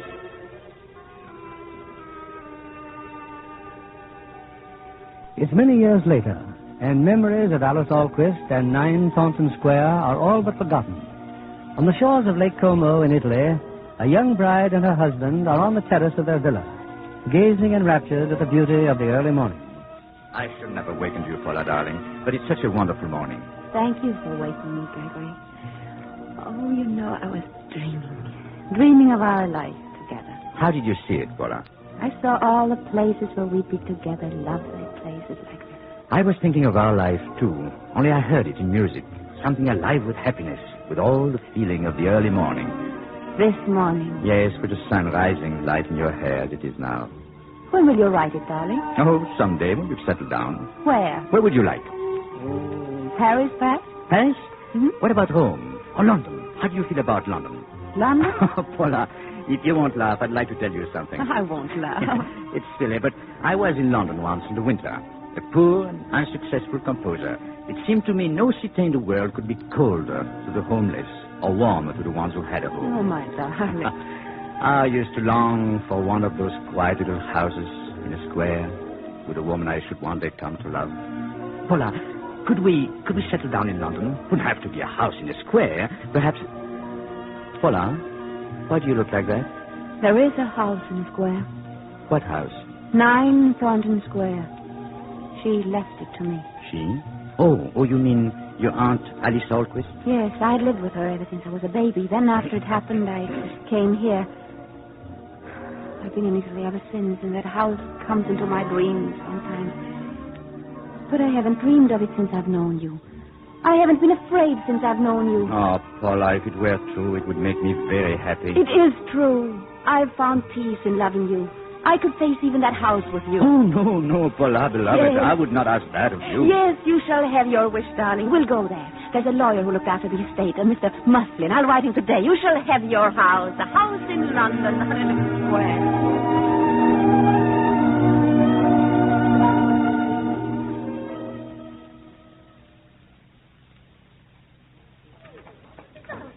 Yes, you must remember me. I'm Miss Twist. I live just across the square, number 16. Oh, yes. Yeah, how do you do? Paula, dear, we mustn't keep Mr. Muslin waiting at the door. You're coming, darling. I'm sorry. Don't tell me you're coming to live here again. Yes, my husband Please, and I... dear. I'll call on you directly you're settled. Yes. Goodbye for the present. Bye. Goodbye. Goodbye. I'm so glad we are to be neighbors. I'm sure you'll find everything in the house in order, Mrs. Denton. Well, here are the keys. Now, if there's anything further I can do... You've been most kind. Oh, about your income, Mrs. Denton. Shall we send a monthly draft here or to a bank? Well, Gregory... Well, I would think here, darling, at least temporarily. Send to here, if you please. Certainly. Just one more matter, and then I'll be going. You inquired about servants. Oh, yes. I'll send in a housekeeper tomorrow. She's very capable, but a little hard of hearing. Hard of hearing? Of course, if you'd rather... No, send her in. We can interview her, at least. Her name is Elizabeth Morgan. I'm afraid I haven't yet found a housemaid. Oh, please, don't think about it. We're deeply grateful for all you've done. Thank you. And need I say that I hope you'll both be very happy. Good day. Good day. Well, this is our house, Gregory. Shall we go in? How well you remember everything. Paula, what room is this? The drawing room. Well, come, dear. Aren't you going to show it to me? Will you light the gas, please? Oh, the gas. There. That's better. Paula, what a handsome room. But to see it like this, all the furniture covered up and so quiet. There was always parties in this room and flowers. There are always flowers. Those must have been wonderful days. It's so dead in here now. The whole place seems to smell of death. I'll open the window. There. All be fresh again in a moment. Oh, what is it, dear? His glass case. Oh, that's where she kept all her little treasures, all the things she collected on her concert tours. She was so proud of them. The glass is broken. It was broken that night. All the things were disarranged, but there was nothing missing. Oh, I know all these by heart. This glove... Oh, be careful, darling. The glass. She wore this glove in Romeo and Juliet, the command performance in Covent Garden. One little glove. I used to ask her what happened to the other, but she'd only laugh and say she'd given it to a very great admirer. She would never tell me who. I wish I could have seen her. You can see her. On the wall. Her portrait. Paula, it's unbelievable. How much you look like her. Only you are still more beautiful. She's painted there as Empress Theodora. That was her greatest role. When she sang it in St. Petersburg, the Tsar came to every performance. It was here that I found her. That night, here in front of the fire. And her own portrait. Darling. I was in bed when something woke me. I came running down the stairs, frightened as if I already knew what had happened. She had been strangled. Her lovely face was all... Oh, I can't stay here. Paula, that's all past. It's long ago. You must forget about it. Gregory, your arms so strong and safe. All those things that remind you so of her, we will put them away. Yes. We'll make it a new house with beautiful new things for a beautiful new life. Yes, darling, yes. And then later we'll have people here and parties again. Wouldn't you like that? Oh, of course, dear. But later. First, let us have another honeymoon here by ourselves, just for a little while. Yes, I understand. Now, where do you suppose all this could be stored away? Oh, there is an attic under the roof. Her trunks are there and all her costumes. Well, then that's where it shall go. And then we'll board it up. Board it up? So you'll never have to see them again. Oh, a piano. This too must be. Fine instrument. The action needs regulating, but the tone is still quite good. That song. Why are you playing that song? Why not? That was her song. It was always her last encore at every concert. She said it... Oh, look, Gregory, here's an old letter. Letter? I beg of you to see me just once more. I followed you to London. Oh, the date. It was written just 2 days before she was murdered 10 years ago. Where did you find that? It was here among this music, now. See, it's from someone called Sergius Bauer. Give it to me. Gregory. I'm sorry. I didn't mean to snatch it. Just that. But why should a letter upset you so? It isn't that. I'm upset for you, darling. All these things reminding you of her. Oh, my dearest.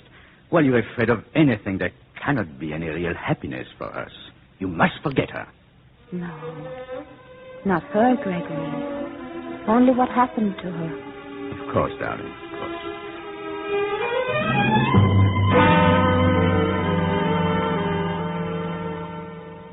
Elizabeth, I'd like to see you, please. Elizabeth. Yes, sir? Elizabeth, you've been with Mrs. Anton and me now for 2 months. Are you happy here? Oh, indeed, sir. Good. You've been to market? Yes, Mr. Anton. While you were gone, I've been interviewing a housemaid. Is she hired, sir? I'm not through talking to her. She's in the kitchen. You may tell her to come in now. Yes, sir. Now, wait a moment. Outside just now, didn't I see you talking to our neighbor, Miss Thwaites? Oh, yes, sir. She seemed so anxious to call here, sir. What did you tell her? You told me that seeing people is not good for Mrs. Anton. I asked you a question. Of course, sir. I told Miss Thwaites that the mistress hadn't been feeling too well lately and perhaps she should wait. Thank you, Elizabeth. You may send the girl in now. And might I ask about wages, sir? £16 a year. Is that satisfactory? Yes, sir. What about her? Her? Elizabeth, the housekeeper. She looks strict-like. Did you see the way she looked at me? Well, perhaps it's the dress you're wearing. It is a little, shall we say, loud. I hope you're not a flighty girl, Nancy. I don't think so, sir. Do I have to share a room with her? No, if you prefer, you may have a room downstairs. Now, remember, your mistress is very particular about everything being correct. Is she, sir? Oh, Paula, dear, this is Nancy, our new housemaid. Yes, how do you do? You may go now, Nancy. Very good, sir. Well, she seems a nice girl, Paula. Yes, I'm sure she'll do. Are you ready, dear? All ready. All ready to have my wife show me a wonderful city of London. Let me to get you. You're like a summer's day. Oh, it's because I'm so happy. You know what this is? Oh, yes. 3 months ago today, we became man and wife. Oh, I have a little present for you, Paula. Here. Oh, Gregory. Where did you ever find anything so beautiful? Oh, it's just a cameo brooch that belonged to my mother. And now it belongs to you. Oh, I shall wear it always, always. How sweet of you to give me this. No. Oh. What's the matter? The clasp. Oh, darling, I've broken the clasp. No, I'll have it mended. It just seemed to break off. Your bag? Yes. Here, let me put it in your bag. You might lose it. You know, you are inclined to lose things, Paula. I am. I didn't realize that. Oh, just little things. There now. The brooch is in your bag for safekeeping. Now, you'll remember where it is. Of course, I'll remember. I was only teasing, darling. Now, where shall we go first? Well, I have it all planned. St. Paul's Cathedral, then Buckingham Palace, and then the Tower of London. Are you sure you feel equal to such a schedule? Oh, I feel perfectly well, really, I do. Oh, you say that because you know how it worries me. Well, just promise you won't overtax your strength. Promise me? Of course I shall. Come, then. We'll take it easy. We must not rush.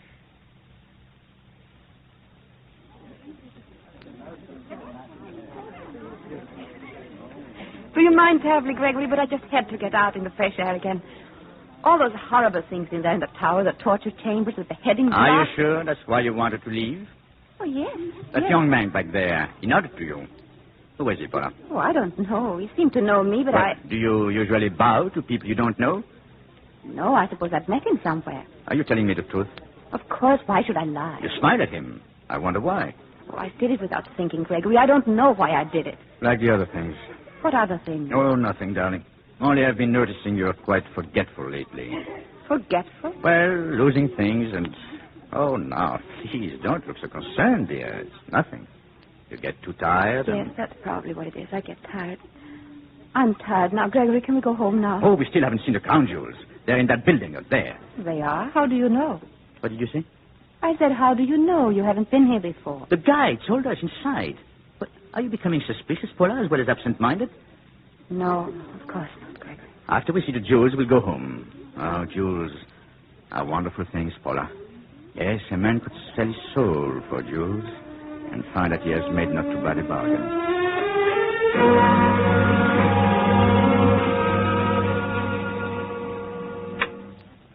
Well, you were right, Paula. There's nothing more beautiful than London sunshine. And I had to spoil the day by bringing you home so early. Won't you lie down now and rest for a while? Yes. Would you like me to stay with you? Not go out this evening? No, you go to your studio as usual. Gregory, can you really compose in that little room you've rented? Of course. I have a piano. That's all I really need. I wish you'd let me see it sometime. Oh, Paula, you might let me have your brooch so I can have it repaired. Yes, of course. I'll get it for you. But I don't understand. What's the matter? Gregory, I can't find it. What? Well, it must be here in my bag. I'll turn everything out just right. I know it was here. I couldn't have lost it. It must be him. Sure it is. No, it's gone. Gregory, it's gone. Oh, Paula, didn't I tell you? But how did you come to lose it? I must have pulled it out with something. Oh, I'm terribly sorry, Gregory. Please forgive me. Oh, my dear, it's not as serious as that. It was not valuable. But your present to me, your mother's brooch, I don't remember opening my bag. You did put it there, didn't you? Well, don't you even remember that? Yes, of course I do. But suddenly I'm beginning not to trust my memory at all. No, I tell you, you're just tired, that's all. Don't worry so, Paula. Don't worry.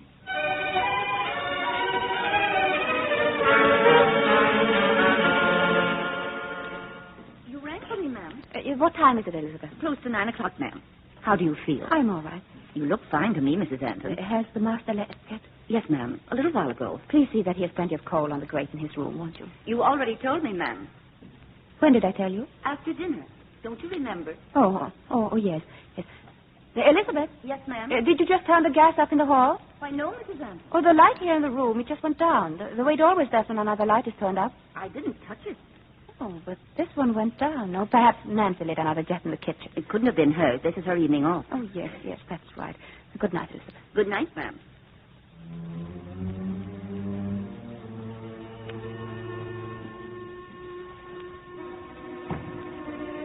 Elizabeth? Yes, ma'am? What's that? That noise. Listen. Noise, ma'am? Yes, can't you hear? It's coming from up there, from the attic. It's like footsteps and things being moved around. But, ma'am, the attic's all boarded up. But I tell you, I hear something. Elizabeth! My hearing, ma'am, it's not too good, you know. Won't you hear very well when I speak to you? Yes, ma'am. I've got them so I can tell from a person's lips what they're saying. It's stopped now. Yes, it's gone.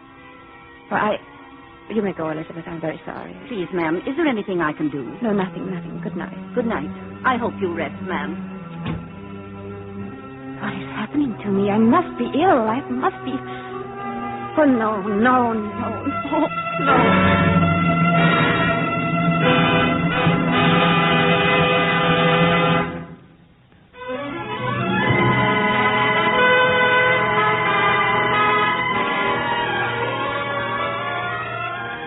In the few days that have passed, the sedate little community called Thornton Square has seen a new visitor, a discreet young man with innocent questions, but who, for some reason, has avoided the residence of Mr. and Mrs. Gregory Anton.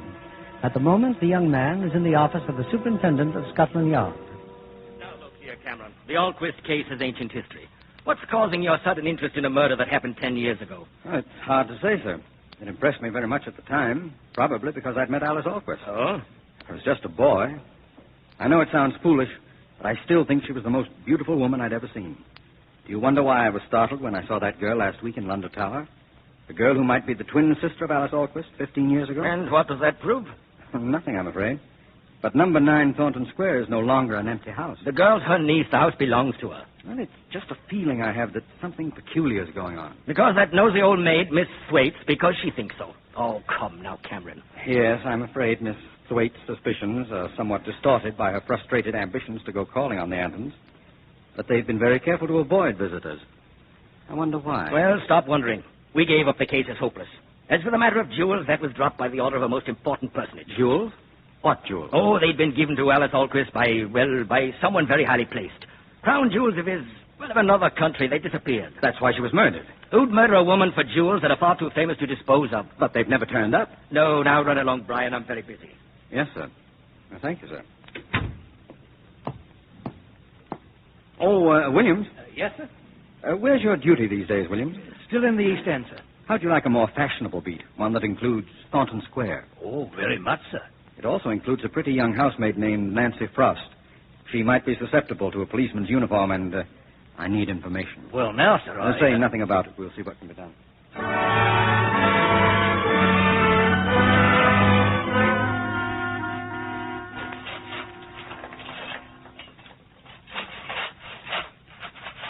If you want coal on the fire, Paula, why don't you ring for the maid? Oh, I'm sorry, Gregory. I didn't mean to wake you. Oh, well, now that you have interrupted my nap, we may as well be comfortable.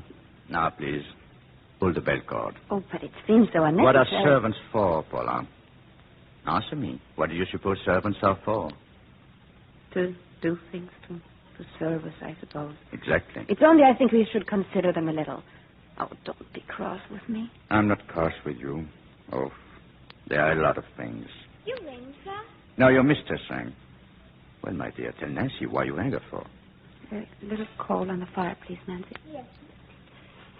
Well, Nancy, tonight is your night out, isn't it? That's right, sir. Whom are you seeing tonight, Nancy? They have changed the policeman on the beat. Is his heart going to be added to the list of those you've broken? I don't know I've broken anything. Now, I'm sure that's not true.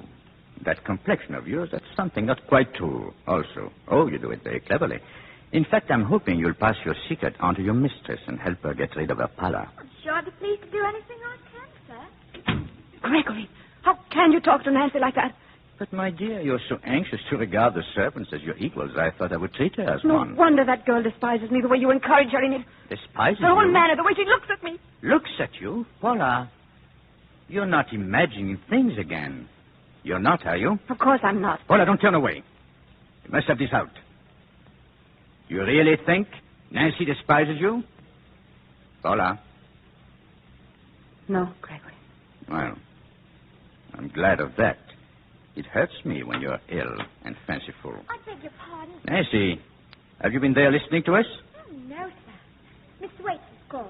She wants to know if the mistress is at home. Oh, that old busybody again? She has a nephew with her, a Mr. Cameron. Tell them Mrs. Anton is not at home. Gregory, really, she's been Oh, so if you bad. let her in once, you'll always have to have her. And I do not want people all over this house. Well, don't stand there, Nancy. Yes, sir? I would have liked to have seen her. But, my dear, I thought you were only trying to be polite. Why didn't you say you really wanted to see her? How could I? In front of that girl, Paula, you must get over this ridiculous fear of the servants. All you had to say was, show her in, Nancy. Well, am I right? Yes, Gregory. You wouldn't have had time to see her anyway. Why not? You'll want to dress. We're going out tonight. We are? Oh, you didn't tell me, or have I forgotten? Paula, you silly child. Of course you haven't forgotten. Look, theater tickets. A surprise for you. We're going to the theater tonight. Oh, Gregory. Oh, wonderful. Oh, my darling. And you thought I was being cruel to you. No, you're not cruel. Keeping people away from you. Making you a prisoner. I'm sorry. It's been days since I've heard you laugh like this. It's been days since I've been so happy. I want to laugh. I want to dance. What is it, Gregory? The wall. Something is missing from the wall. Missing? Oh, Paula, I don't want to upset you. If you will put things right when I'm not looking, we'll assume it didn't happen. But what? You mean you don't know? No, I... The little picture's been taken down again. Who took it down? Why? Why, indeed. Why was it taken down before? Paula? But I haven't taken it. Why should I, Gregory? I swear... Oh, no, don't ring for the servants. I must. No, please. Oh, Gregory, don't shame me before the servants again. Will you stop being hysterical? You must get to the bottom of this once and for all. Things like this cannot... Oh, Elizabeth, come in. Yes, sir? Elizabeth, did you notice anything missing from this room? Missing? No, I don't think so, sir.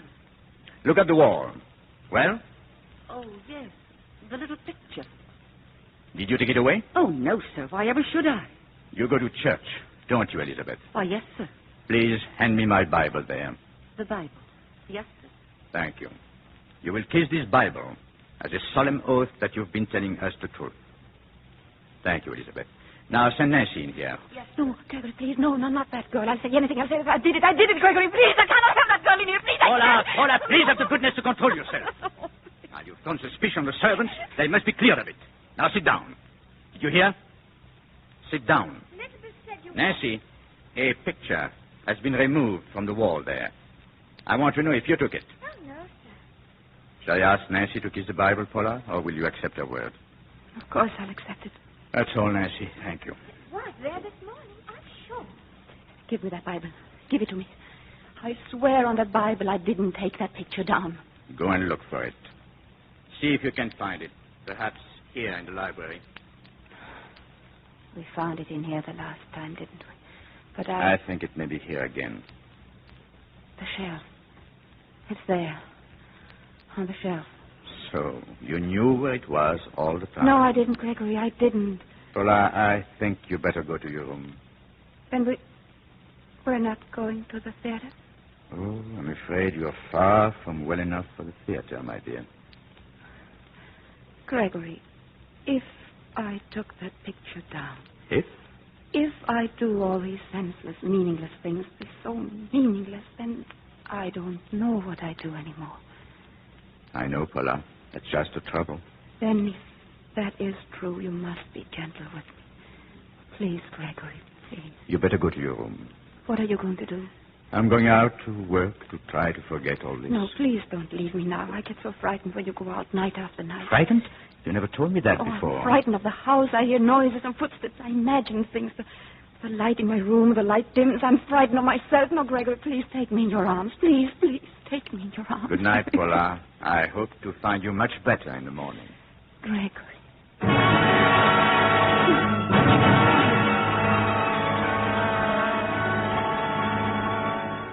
Well, Williams, come in. I just wanted to report, sir. Miss Nancy Frost and I, we're going out this evening. Oh, fine. Any luck this afternoon, sir? Not very much, I'm afraid. I persuaded Miss Thwaites to adopt me temporarily as her nephew and go visiting. But the Antons wouldn't see us. Too bad, sir. But meet her I shall. I've just called a friend of mine, Lady Dalroy. She's giving a music out at her home Friday night. She knew Mrs. Anton slightly years ago.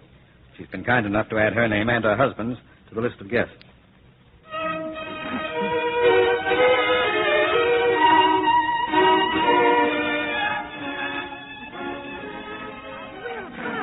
I hope you're properly ashamed, arriving so late. Covered with remorse, Lady Dalroy. Business at Scotland Yard, I suppose. Oh, my lady, not so loud. Tonight I'm just another guest.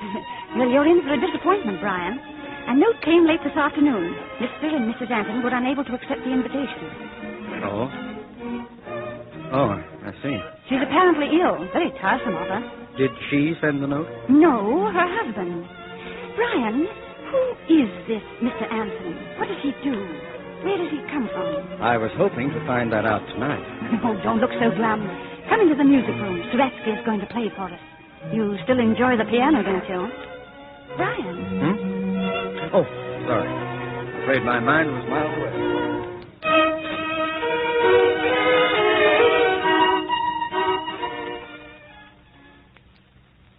Please answer me, Paula. Why are you all dressed up like this? Because I'm going to Lady Dalroy's reception. But I sent a note. Yes, you told me. But I'm quite well enough to go, and I must get out of this house, Gregory. Very well. But I'm afraid you'll have to go alone. If you prefer. Paula, no, Paula, wait. I didn't realize this party meant so much to you. I'll change immediately. You didn't really think I'd let you go alone, did you? I don't know. Please hurry then, Gregory. Of course, my dear. I won't be a moment.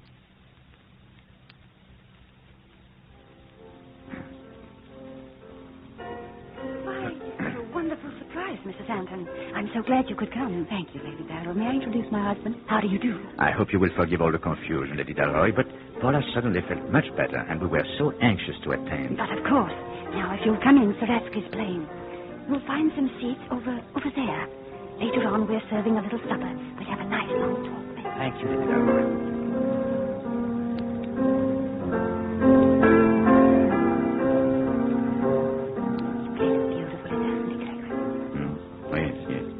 Something wrong? Wrong? You keep turning. No, it's nothing. I thought I saw a man I knew, that's all. Imagine being able to play like that. Yes, I heard Suretsky once in... Paula. Yes? My watch is gone. No. Gregory, no, I didn't. What are you doing? Your handbag. Please. I can feel it in your handbag. My watch is in your handbag. Open it up. I didn't put it there. Have you seen? I was right. You took it. I didn't put it there. I swear I didn't put it there. Quiet, please. Paula, you must control yourself. Paula, making a scene like this in public. Come. We must get out of here immediately. Come along, Paula, come.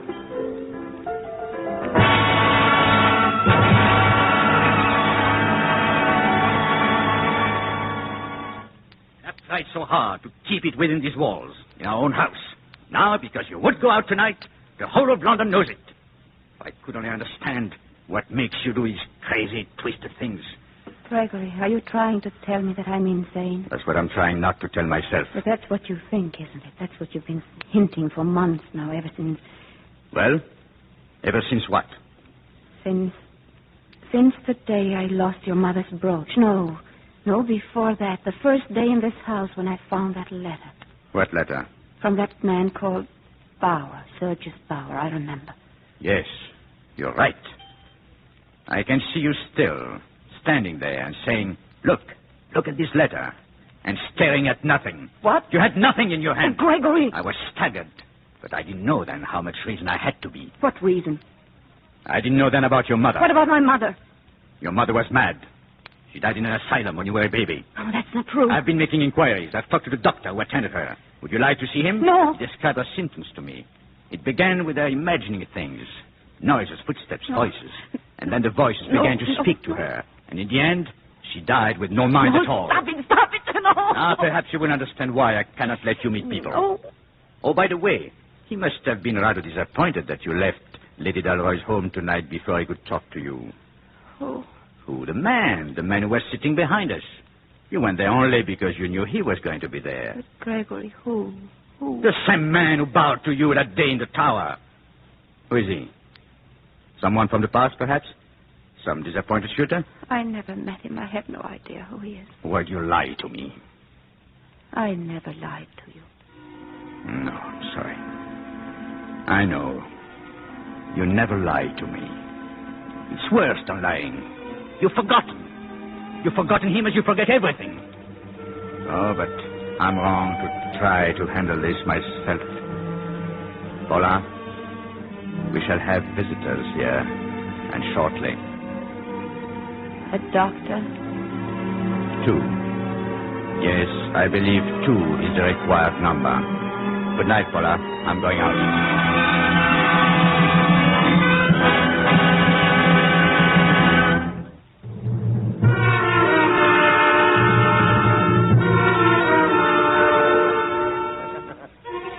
It's a little later the same night. Gregory has just left, and alone in her room, Paula crouches in terror, staring up at the petals of flame that burn evenly in the chandelier. Then, from the attic above, she hears footsteps and the muffled thud of unknown objects moved by an unknown hand. And the light in her room grows dimmer.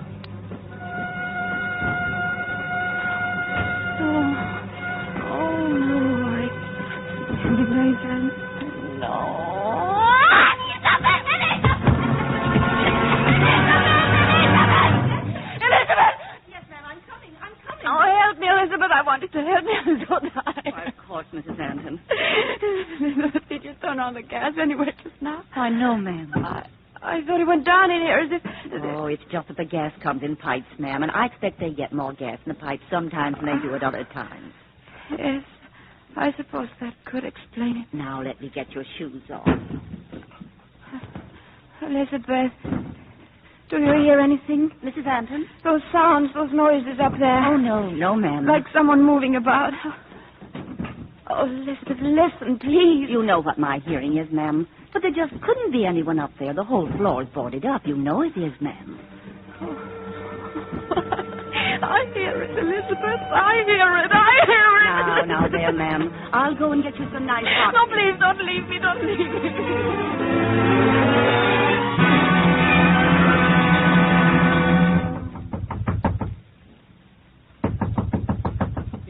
Cameron? Williams?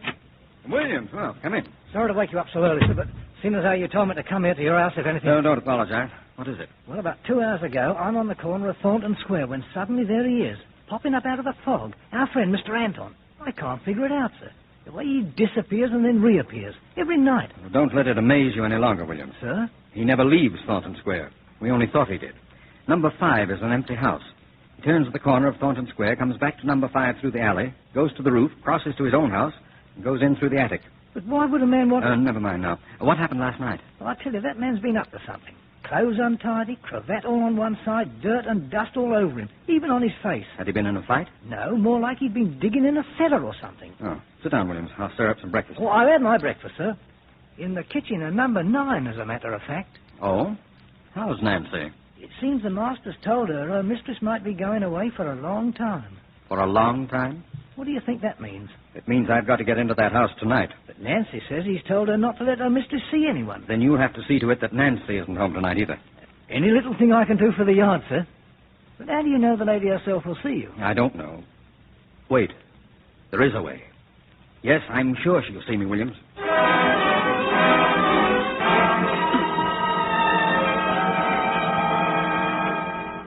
Go away. I can't see anyone. I'm ill. Elizabeth, stop him. I must see you, Mrs. Anton. I couldn't stop him, ma'am. He pushed his way right in. Mrs. Anton, my name is Brian Cameron. You mustn't be here. Go away. Not until I've given you this. A glove? It's a glove. Years ago, Alice Alquist gave me this glove. I was a little boy overcome with admiration. Will you trust me now? She gave it to you. The great admirer she used to make such a mystery of. That little boy. Mrs. Anton, are you planning to leave here? Leave? Oh, I have nowhere to go. Unless my husband sends me away. Is that why you were here to take me away? Are you as frightened as all that? I'm sorry, but I can't talk to you. I'm afraid You're afraid you're going out of your mind? Well, I'm here to prove that you're not. Now, please. Where's your husband now? Where has he gone? He's taken a studio where he can work. I guess composing. He says he can't work in this house. Is there anyone else here now except us and Elizabeth? No. Why? Because the gaslight just dimmed a little. You saw that? Of course. Oh, then it really happens. I thought I imagined. It means that someone has turned a light on somewhere in this house. No. I thought that too. But every night I've been all over the house and there's never been another light turned on. Oh, at last I can tell this to someone. Every night when my husband goes out. The gaslight goes down? Yes. And then what? Then I think I hear things.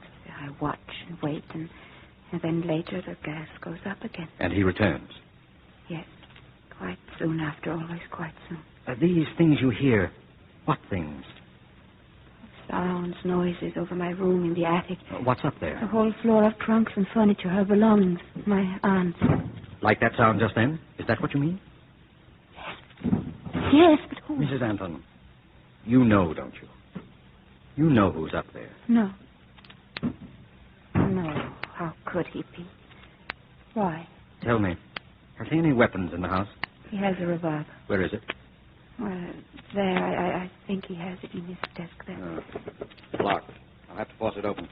This letter opener will do it. No, you mustn't. Whoever you are, you have no right to. He'll think that I... No, what shall I say to you? You won't have to say anything. Well, a gun case without a gun. Perhaps it's a good thing Oh. What's the matter? There, in the drawer, the brooch he gave me and the letter. I was right. Letter? Here, it was from someone called Sergius Bauer. Bauer? I found it, but my husband said I dreamed it, and now it's here. Bauer? There was a Sergius Bauer connected with Alice Alquist, a young pianist who played for her in Prague. Let me see that letter. Handwriting. Yes, now something else, anything else he may have written. Oh, this note. It's addressed to Lady Dalroy. He said he had to send Lady Dalroy an apology. Look, the handwriting, it's identical, Mrs. Anton. Your husband and Sergius Bauer are one and the same. He said there was no letter. He said I was going out of my mind. You're not going out of your mind. You're slowly and systematically being driven out of your mind. But why? Why? Perhaps because you found this letter and knew too much. Or because then he would have control of your property, of this house, and could search in the open instead of in the dark like this. Search for what? For the things for which Alice Alquist was murdered. Her jewels. Well, I have her jewels. There are jewels you didn't know she had. Famous jewels. Jewels for which he was searching that night 10 years ago. No, you're wrong. I know him. He's my husband. I've lived in the same house with him. If that were true, then from the beginning there would have been nothing. Nothing real from the beginning. I'm sorry, Mrs. Anton, but you must believe me. Your whole life depends upon what you're going to do now. Don't you see the way everything is... The gas. Gas is brighter again. How long has it been up? I don't know. You'd better go to your room, Mrs. Anton. Why? Where are you going? I'll wait for him outside the house. He'll cross the roof to the empty house next door. When he comes out the servant's entrance in the back, I'll be waiting for him. What will you do? You have nothing to worry about, Mrs. Anton. Elizabeth? Yes, sir? Whatever happens tonight, Elizabeth, have her welfare in mind. Oh, you can count on me, sir. Well, what am I going to say to the master when he comes back? He won't come back anymore, Liz.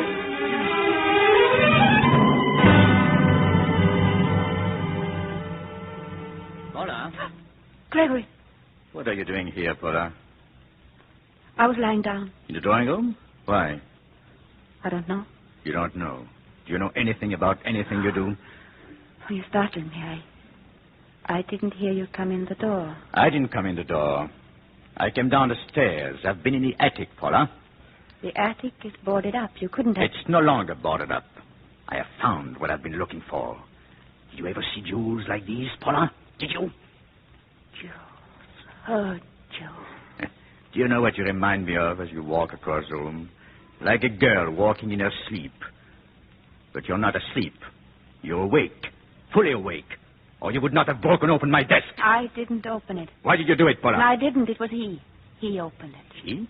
What are you talking about? A man who came to see me. Who let him in? Elizabeth. Elizabeth, come here. Elizabeth, Did some... Mr. Ant? come in here, Elizabeth. Who was the man who came here while I was out? A man?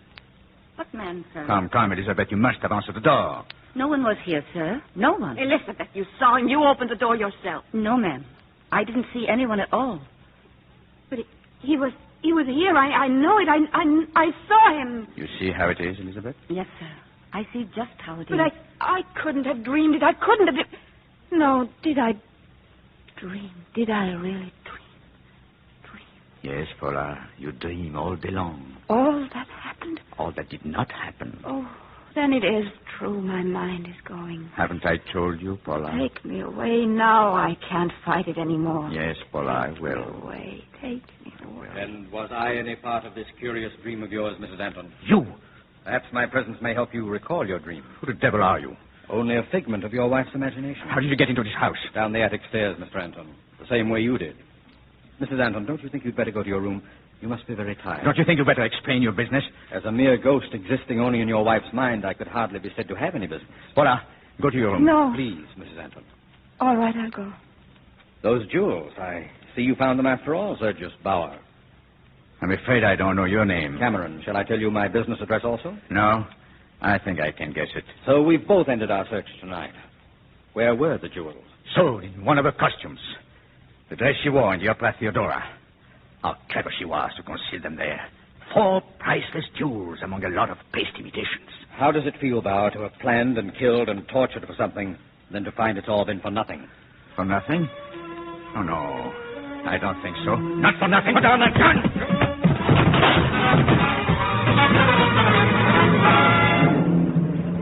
Elizabeth, there was a shot, ma'am. I heard a shot. And then you ran up the stairs, the master. You ran to the attic, ma'am, and the gentleman after him. They're up there now. They're fighting. Oh, I got to get help, ma'am. But who? Oh, Mr. Williams. The constable, Mr. Williams. I'll fetch you, ma'am. Don't worry. I'll fetch you right away.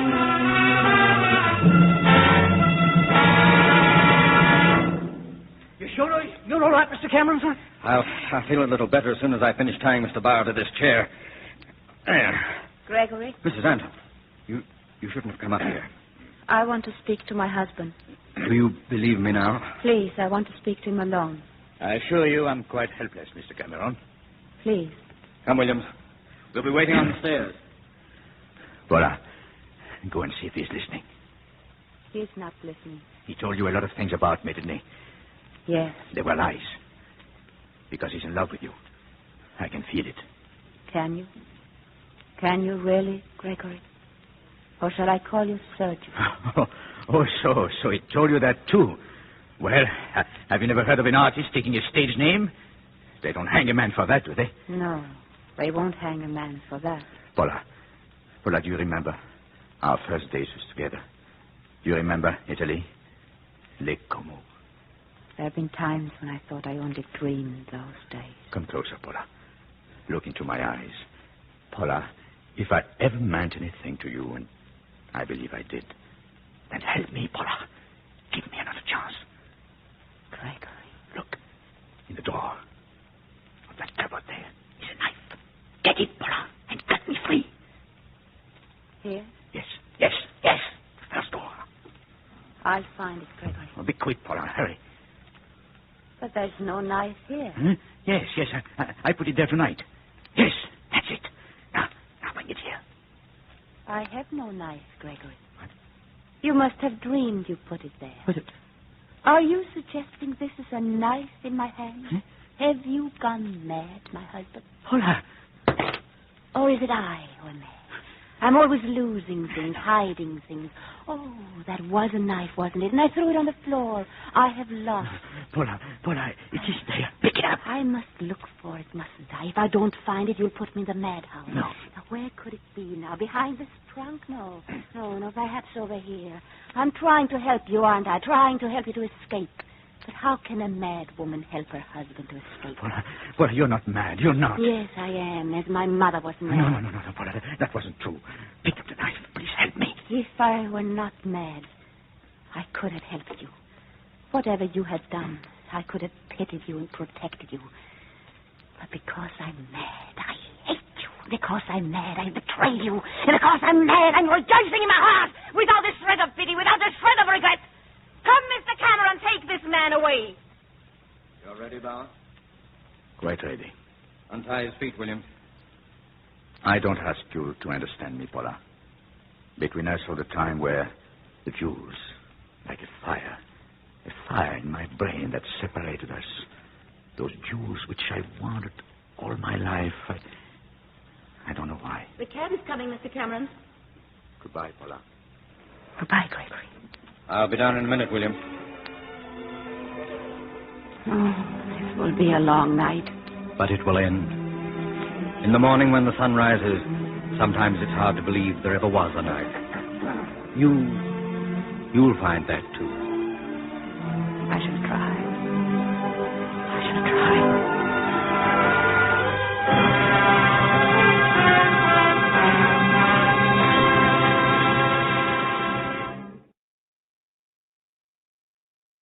Lux presents Hollywood.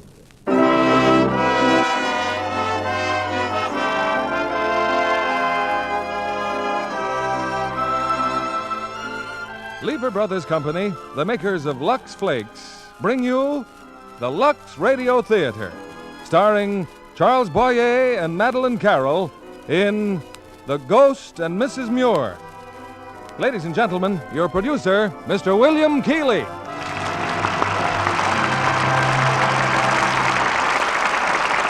Greetings from Hollywood, ladies and gentlemen. In the December Reader's Digest, you may have been interested to read, as I was, of the current revival of ghosts in England. Unlike most Americans, the English tend not only to believe in ghosts, but to cherish them as an indispensable part of British life. Tonight, we ourselves present a very fascinating spirit in 20th Century Fox's screen success, The Ghost and Mrs. Muir. Our stars in this unusual romantic drama are Charles Boyer and lovely Madeleine Carroll. Madeleine making her first Hollywood appearance since her distinguished record overseas. While people say that seeing is believing, I'm not quite sure that applies to ghosts. Truly, you generally can't see them, but you can often trace the results they have on people's lives, as in our play tonight. In the same way, you can't see the qualities in Lux Flakes, but you can certainly see the results, both in the way Lux keeps those precious fabrics looking lovely longer, and also the way it brightens the lives of busy housewives everywhere. On to the first act of The Ghost and Mrs. Muir, starring Charles Boyer as Captain Gregg and Madeleine Carroll as Lucy Muir.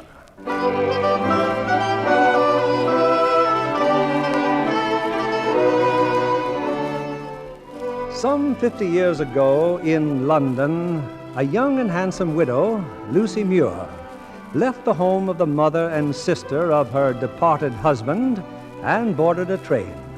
With her went her small daughter, Anna, and a servant named Martha.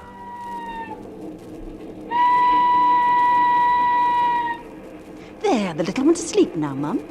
Maybe now you can tell me where we're going. You've been very patient with me, Martha. I suppose we're running away. I can't say I blame you, Mum. Nagging at you morning till night, telling you what you could do and what you couldn't do. Sinful it was, Mum. That will be enough, Martha. Yes, Mum. We're going to a village called Whitecliff, Whitecliff by the sea. You've taken a house there, Mum? I've been in touch with a leasing agent, a Mr. Coombs. He has several houses for rent. There must be one we can afford. At least we'll be by ourselves. Well, good for you, Mum. Good for you. We should be there soon. We'll stay at the inn till Mr. Coombs finds the house we want. Yes, Mum. Oh, Martha, I know I'm doing right. I know.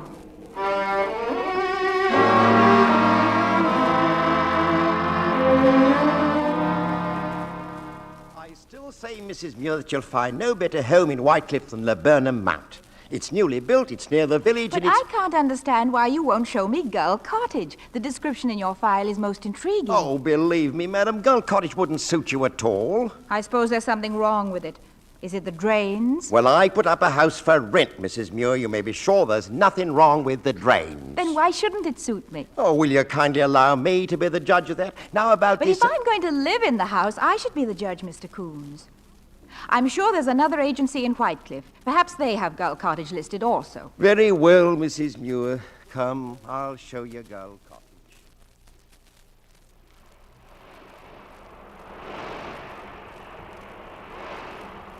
Well, you wanted to see Gull Cottage, and I've shown you Gull Cottage. Now we can leave But it's lovely, and so close to the ocean. and so far from a neighbor. I can't understand it. Why should a house like this remain empty? Well, it's been without a tenant for 4 years. Of course, it's terribly dusty, but... Mrs. Muir? Who's that in there? There in... Oh, it's a portrait. A portrait on the wall. Oh, that. Yes, the former owner, Captain Gregg. The room's so dark, for a moment I thought it was someone real. Well, a sea captain. That explains the scheme of decoration, doesn't it? Which is all in frightful taste. Oh, it's a delightful room. Mrs. Muir, I assure you this house will not suit you at all. Nevertheless, I shall go upstairs. But there are only 3 rooms upstairs. They're all bedrooms. The main bedroom, it's quite ugly. It's draughty. It's full of... Oh, well, see for yourself, then. Why, it's charming. And a balcony overlooking the sea. But what's this? A telescope. Captain Gregg, madam. He liked to watch the passing ships. As I shall too, Mr. Coombs. I suppose you have a reason for disliking this place so intensely, but I could become very fond of it. So... Mr. Coombs. Maybe now you know my reason.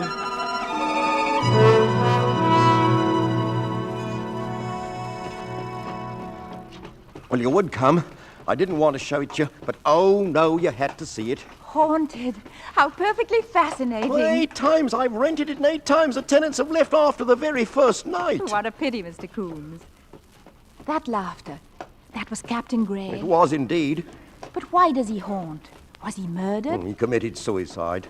I wonder why. Mr. Coombs, I've decided to take Gull Cottage. You what?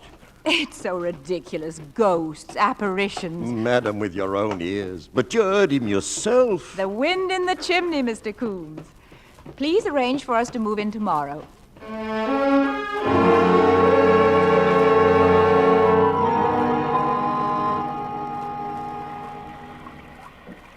What time is it, Mama? Way past sleepy time, Anna, darling. No more stories tonight. Now off to sleep with you. I love it here, Mama. Our own house and our own ocean. Even the rain sounds different than the rain in London. That's because we're so close to the sea, darling. You're not afraid of the storm, are you? Why should I be afraid? Of course. We're snug and warm in our own little harbor. Good night, darling. All tucked in, is she, Mum? She'll be asleep in 2 minutes. Me too, Mum. Oh, your hot water bottle's downstairs, Mum, on the kitchen table. And the kettle's on the stove. Thank you, Martha. My, it's storming out there for fair, ain't it? I don't mind saying it's a bit scary, like. Martha. A strange house and all, and not a soul in a mile of us. Ooh. Oh, go to sleep, silly. I'll be up in a minute.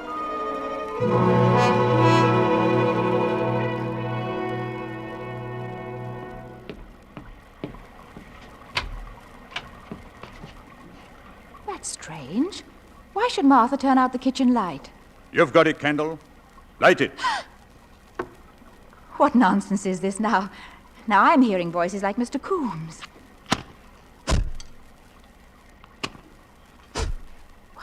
matter with these matches? It's not the matches, it's...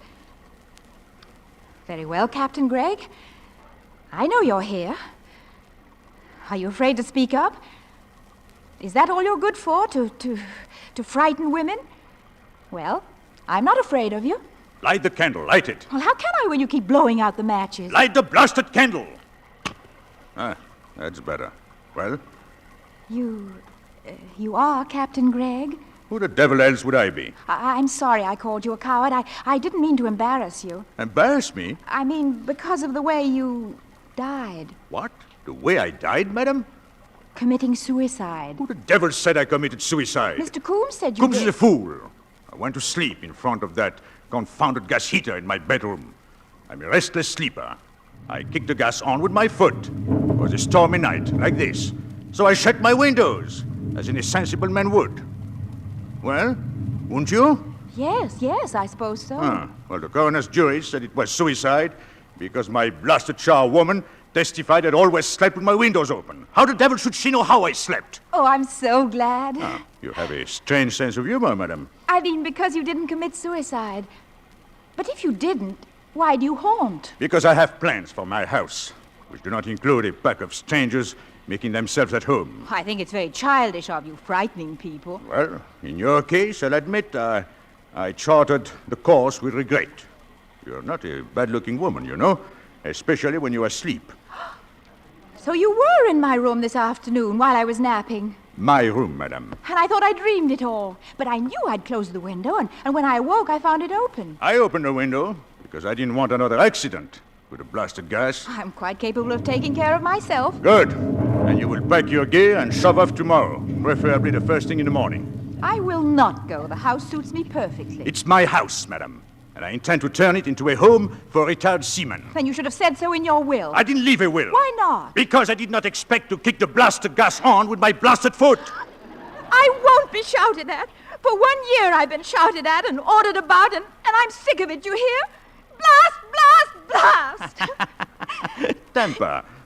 Or laughed at, either. I won't leave this house, I won't. No, I believe that. Stop that blasted blubbering, madam, or... I love this house. I can't explain it. It was as if the house itself were welcoming me, asking me to rescue it from being so empty. You can't understand that, can you? All right, then I'm a silly woman, but that's the way I feel. So, you love the house. Well, I'll admit that's a point. And you did not frighten like the others. That's a point, too. All right, you may stay here, madam, but on trial. Oh, thank you, Captain Gregg. No. Keep your distance, woman. I'm sorry. You made me so happy. No intention of making you happy. I merely want to do what's best for the house. Then you'll go away and leave us alone? I will not go away. Why should I? Oh, because of my child. I don't want her frightened into fits. But I never frighten children into fits. But think of the bad language she'd learn. Oh, confound it, madam. My language is most controlled. Well, Anna is much too young to see ghosts. Oh, very well. I'll make a bargain with you. Leave my bedroom as it is, and I'll promise not to go in any other room in the house. Then your brat and your servant need never know anything about me. But if you keep the best bedroom, where should I sleep? In the best bedroom. But... Oh, in heaven's name, madam. I am a spirit. I have no body. I haven't had one in 4 years. Is that clear? But I can see you. No. All you see is an illusion, like a blasted lantern slide. Well, it's not very convincing, but I suppose it's all right. I always was a fool for a helpless woman. I am not helpless. Oh, well, if you're so confoundedly competent, you'll notice that your kettle is about to boil over. Oh, so it is. Thank you. One thing more. There is a portrait of me in the living room. I want it removed to the bedroom. Must I? It's a very poor painting. It's my painting. I did not invite your criticism. Well, I only meant it doesn't do you justice. It's... All right. Tend to your hot water bottles. What a sorry substitute for... Good night, Captain. Good night, Mrs. Muir.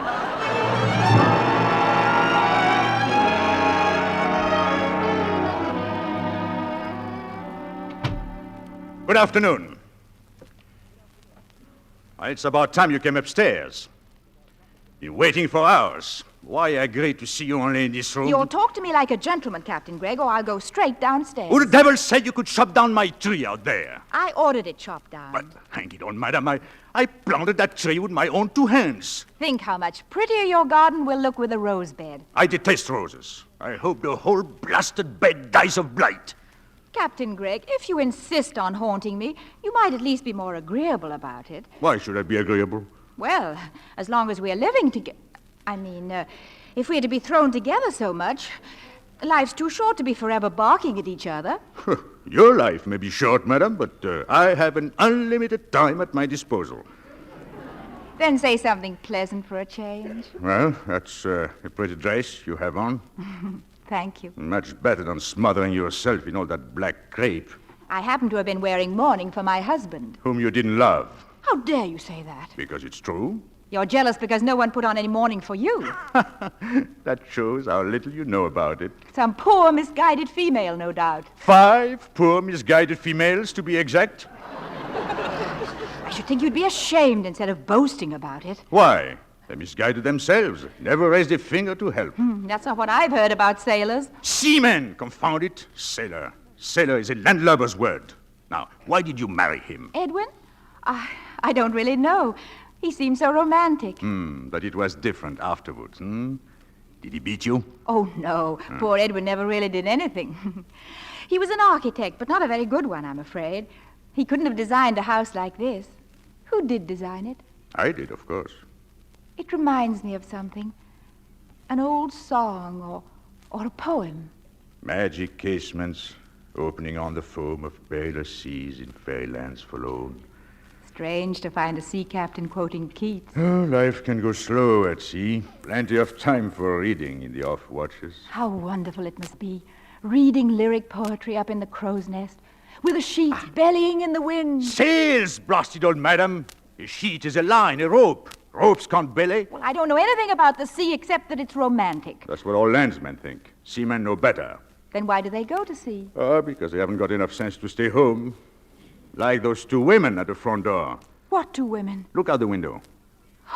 No. Huh? Who are they? My blasted in-laws. And Martha's sure to send them up here. Well, what do you want of me? Well, do something. Hide. Go away and decompose. Dematerialize, madam. Well, whatever it is, do it quickly. They're on the stairs. Oh, no fear. They can't hear or see me unless I choose that they should. Oh, then please don't choose. I'll get rid of them. Why don't you let me? You know, I've had considerable experience. No, you're not to do anything. Well, Lucy, talking to yourself? Oh, my poor Lucy. So pale, so fragile. Mother Muir, Eva, how nice of you to call. Martha said you were up here resting. Oh, how can you rest in such an ugly room? Lucy, poor child. And what a hideous portrait on the wall. With a face like yours, madam, you'd be wise to shut up. Oh, no. Why on earth don't you take it down? Because I like it, Eva. Liar. Well, of course, if you want a portrait of a strange man in your room, well, that's up to you. Oh, Lucy, we have such bad news. The gold shares, your entire income. What about the gold shares? They're worthless.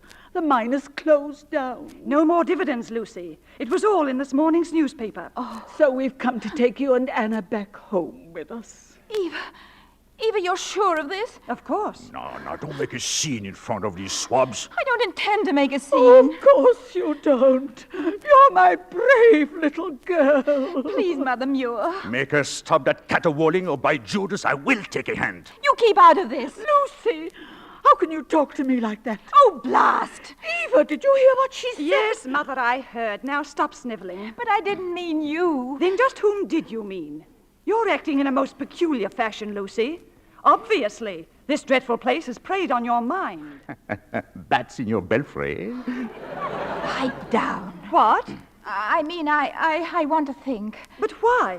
With your income gone, you'll have to come home with us. Don't do it, Lucy. Do you want me to stay? Yes. Lucy, are you out of your mind? You really mean it? Of course I mean it. Lucy. I'm sorry, Mother. It's very kind of you, but I'm going to stay. I'll manage somehow. So please be good enough to shove off. Shove off? She's insane. I want nothing more to do with her. Well, you don't have to push me, Mother. I'm going. Eva, I'm not pushing you. Stop it, Mother, please. But I'm not touching you, Eva. Let me go. Oh, stop it.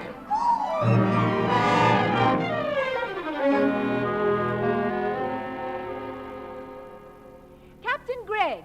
Captain Gregg. I'm out on the balcony. Are you? Well, I've had just about all of this I'm going to stand. Stop talking in riddles. 2 days ago, you shoved those poor women out of this house. Squealing like a couple of pigs. That wasn't enough, was it? What do you mean by pushing Mr. Coombs down the stairs just now? I only hope that when I reach the afterlife, I'll have a little more dignity. Dignity? You call it dignified, throwing yourself at a herring-gutted swab like Coombs? I asked Mr. Coombs here because he's the logical man to help me find lodgers for the summer. So, lodgers? Oh, I made a mistake. Oh, forgive me, my dear. I thought you wanted to sign Coombs on for a husband. Mr. Coombs, that walrus? Well, it's my experience that women will do anything for money. And now you and your blasted experience have ruined everything. Why? I could not allow lodgers in any case. They're worse than passengers at sea. It's them or starve. Not at all. I've solved your problem. Madam, you're going to write a book. Book? Don't be ridiculous. It's all I can do to write a postcard. But I can write a book, and you can put it down on paper for me. What sort of a book? The story of my life. Blood and Swash. Yes, Blood and Swash by Captain X. I don't think that's at all a nice title. It's not meant to be. It's meant to be sensational, like the subject. But it takes months to write a book. What are we to live on in the meantime? Well, you have a little jewelry. Pawn it. Oh, but I couldn't. Oh, blast your eyes, madam. Will you understand you're trying to claw off a leash oar? You can't afford to be squeamish. I do understand, and don't swear at me. All right, then be sensible. Now, since we're going to be collaborators, you may call me Daniel. That's very good of you. And I shall call you Lucia. My name is Lucy. No, doesn't do you justice, my dear. Women named Lucy are always being imposed upon. But Lucia, now, there is a name for an Amazon, for a queen. I don't feel much like a queen. I feel frightened and confused. Martha and I could always get along, but it's my baby. It's Anna. Well, don't you trust me? Oh, I do, Daniel, when I'm talking to you. But when you're not here, well, it's asking a great deal to expect anyone to entrust our whole future to someone who isn't real. But I am real, Lucia. I'm here because you believe I'm here. Keep on believing, and I'll always be real to you. Yes, Daniel. Now, get into town and pawn your blasted jewelry, and don't come back without a typewriter. Yes, Blood and Swash by Captain X.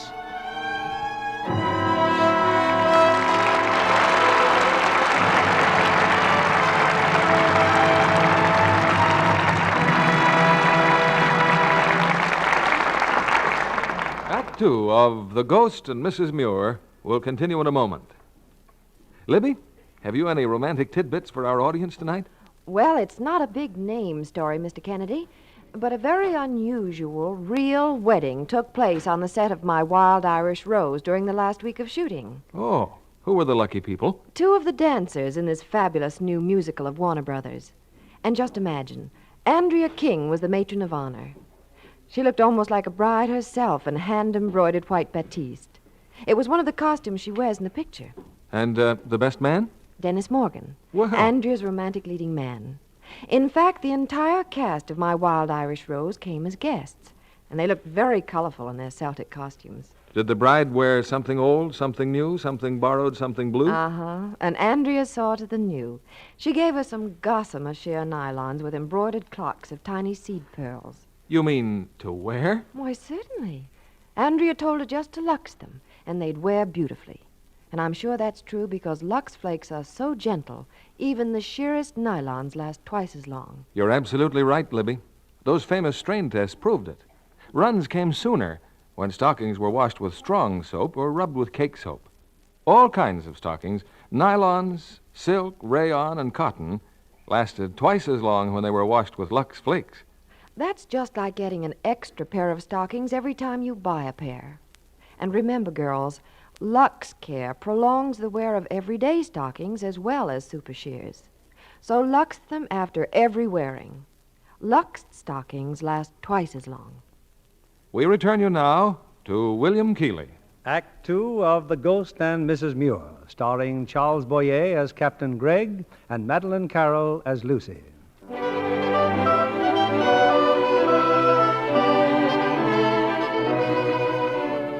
Summer has come to Whitecliff by the sea, but there's no clamor of lodgers in Gull Cottage. Instead, week after week, the constant clatter of a typewriter as the ghost of Captain Daniel Gregg dictates the vivid story of his life to Lucy Muir. Well? Why have you stopped typing? You didn't finish the sentence. It's that awful word, Daniel. But it's a perfectly good word. I think it's a horrible word. It means what it says, doesn't it? All too clearly. Oh, hang it all, Lucia. If you're going to be prudish, we'll never get the book finished. Now, where was I? Upstairs. Oh, yes.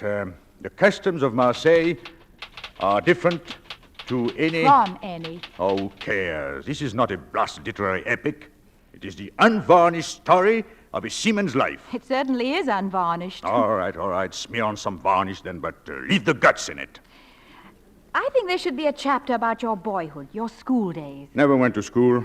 I was educated by the vicar. Poor man, he must have had a dreadful time. Oh, I suppose you were a model of all the virtues at 12. Certainly I was, and Anna shall be the same. Anna is not fat, as you probably were. I wasn't fat, I was skinny. Still worse. Hair ribbons and 1,000 freckles, probably. I notice you still have freckles. Very few, and I've been told they're quite becoming. Huh? Let me see. Yes, they are that. Oh, good heavens, the time. All right, get some sleep. We'll put in a full day tomorrow. Oh, Lucia, you're sure you've said nothing about my being here? I mean, Martha knows nothing. Your little girl? Of course not. They know I'm busy writing a book, but that's all. You've been very thoughtful about keeping your promise not to disturb them. Madam, I'm a man of my word. And what words? Daniel, what did your aunt do when you ran away to sea? Oh, thank heaven, probably, that there was no one around to fill her house with mongrel dogs and track mud on her carpets. Did she write to you? Every Sunday for 7 years. I was at sea when she died. What are you thinking? How lonely she must have been, with her silent, empty house and her clean carpets. Good night, Lucia.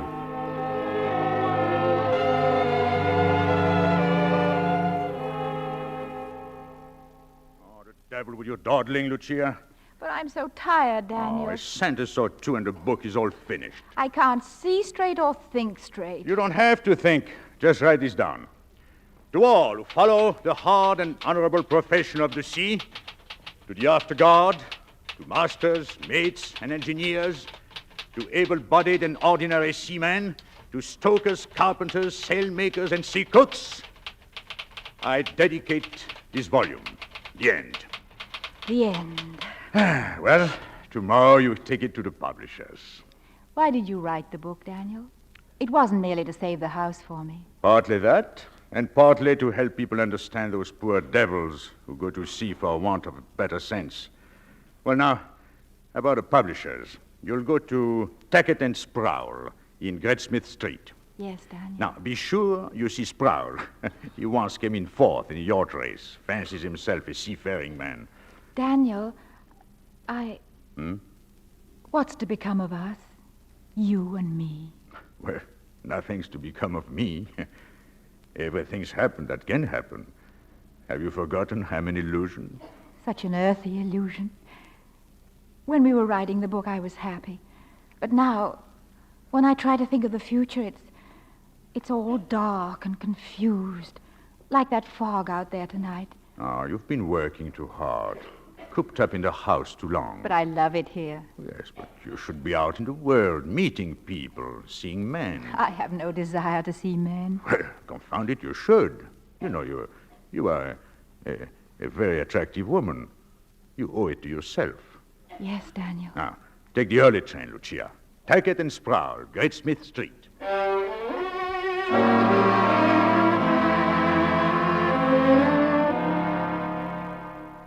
It's impossible, madam. You can't see Mr. Sproul without an appointment. But I have a manuscript here, and I'm sure a cookbook, perhaps. gardening, another life of Byron. Oh, really, Mrs. Muir? Oh, well, I'll mail you a notice when Mr. Sproul can see you, probably next month. Thank you. Surely you're not leaving, Mrs. Muir? I have no appointment. Then you shall have mine. But Mr. Fairley... Oh, it's all right, Albert. Just tell old Sproul I wouldn't wait. Well, aren't you going to thank me? It's very good of you, but I'm afraid I can't accept. You're a very beautiful creature. I can do no less than insist that you take my appointment. Mr. Sproul will see Mr. Fairley, Albert. Well, Mrs. Muir, are you going in, or shall I carry you in? Really? I don't know how you got in here, young woman, but this much I do know. I will not allow you to take up my time, and I will not review your manuscript. Shut up and sit down, you blasted grampus. Oh, dear. Madam, are you a would-be author or a would-be ventriloquist? I don't know what you're talking about, Mr. Sproul. I distinctly heard... And such a nice-looking woman, too. Mr. Sproul, please. This book, it isn't what you think it is at all. It's the unvarnished record of a seaman's life. Seaman? What could you know about seamen? Oh, a great deal, believe me. Unvarnished, you say? Shamefully so. Oh, dear me. Well, perhaps I'll glance at it after all. Sit down, young woman. Sit down.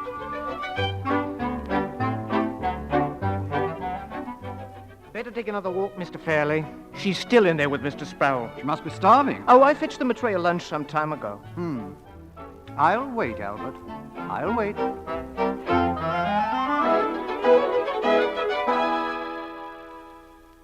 Well, Mrs. Muir, this is quite a book. Thank you. You're not going to pretend that you wrote it. No. No, it's a man's book. And what a man. Captain X. I'd like very much to meet him. Oh, I'm afraid that's impossible. He's away. Oh, a voyage, of course. Yes, a very long voyage. Oh, bless my soul, what a story. We shall publish it, of course, Mrs. Muir. You just leave everything to me, and be happy that you know such a man. There aren't many like him these days. You appreciate that? I think I do, Mr. Sproul, and thank you very much.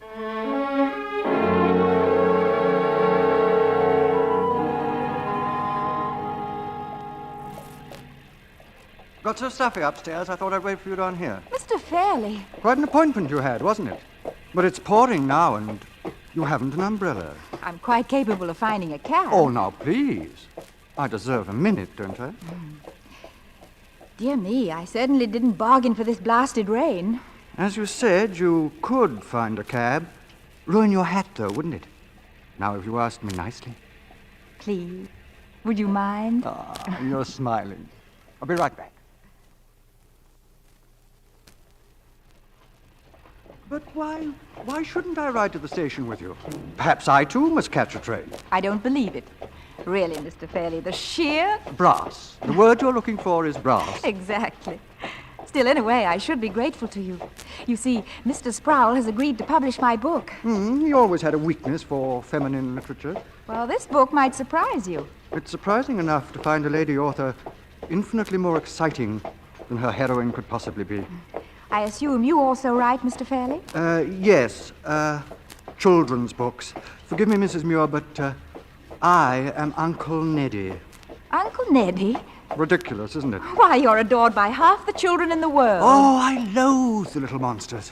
My little girl is not a monster. I shall make an exception, then. I look forward to meeting her, Mrs. Muir. Your husband also. My husband is dead. Oh, I'm so sorry. Oh, what a liar I am. I'm not sorry at all. As a matter of fact, I'm... your book. Tell me about your book.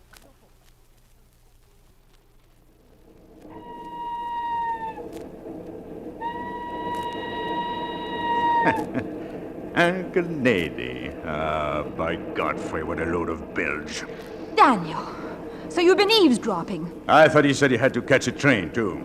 I rather think he only wanted to ride to the station with me. The way he was smirking at you, like a cat at a fishmonger's. I found him rather charming. Rather charming. Now you're starting to talk like him. Well, how in blue blazes do you want me to talk? Has better. I think you're being extremely childish. You should have pushed him out of the cab. In another minute, I would have. Daniel, why, I believe you're jealous. Well, of course I'm not jealous. Jealousy is a disease of the flesh. I haven't had any flesh for years.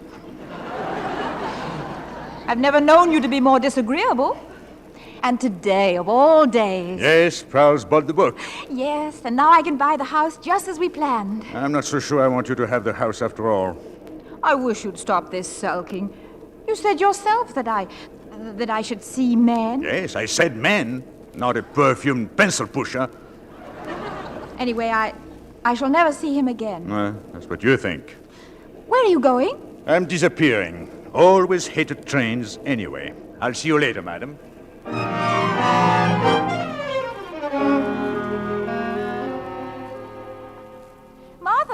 Martha, where's Anna? She's in the orchard with Uncle Neddy. But I didn't expect him till tea time. Every day this week he's called. I can't be rude to him, Martha. I can.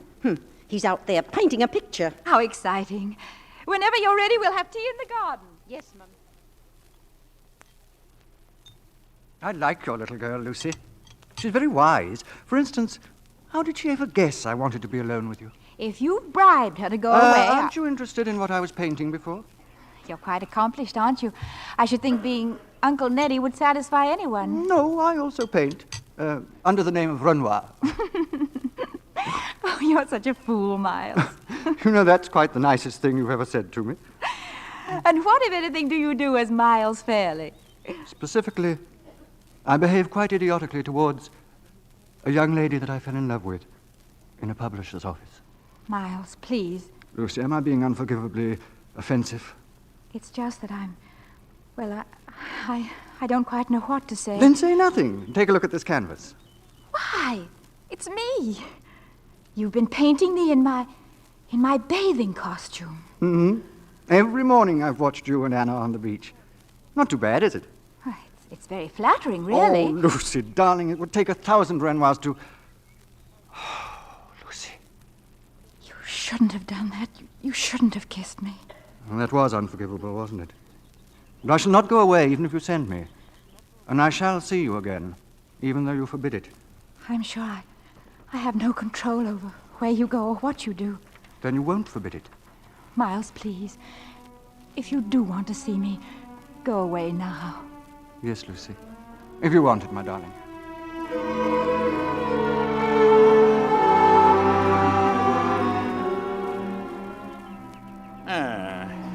No wonder you wanted to plant a rose garden here. Daniel. Perfect setting to be kissed in. You've been spying on me again. No, merely happened to be haunting the vicinity. Why did you let him? I didn't. He took me unawares. Now, when a woman is kissed, it's because she wishes to be kissed. That's nothing but masculine conceit. Well, now what happens? Miles Fairley is staying at the inn in the village, as well you know. He'll either remain there or go away. It doesn't matter to me one way or the other. I think it matters more than you'll admit. Well, then why bother to ask me? You seem to know my mind better than I do. He puts brilliantine on his hair. Most men do. You can find an excuse for everything. Only because you're attacking him. I know. It's a natural human reaction. Oh, I wish you wouldn't be so superior just because you're not alive. And he is. Yes, very much so. It's no crime to be alive. No, my dear. No. Only sometimes it's a great inconvenience. The living can be hurt. I don't intend to be hurt. But if I'm to go about in the world as you said, it will mean taking risks. And real happiness is worth almost any risk. Well, watch your soundings, Lucia. I will, Daniel. I only wish you... you'd... alone in the garden, Mum? Oh, have some tea, Martha. Well, that's odd now. I swear I heard you talking. Is Uncle Neddy still about? No, he's gone. Mum, it's none of my business. But what's he up to? I rather think he's going to ask me to marry him. And you'd be willing to? I might.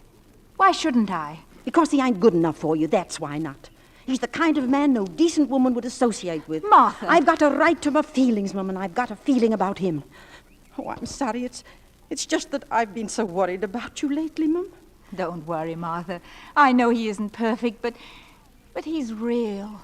Real? I thought I was impervious to emotion, but I'm not. I need companionship and laughter and all the things a woman needs. Well, I hope he can give them to you. I'll go fetch Anna, Mum. Excuse me. Well, Daniel, haven't you anything to say? The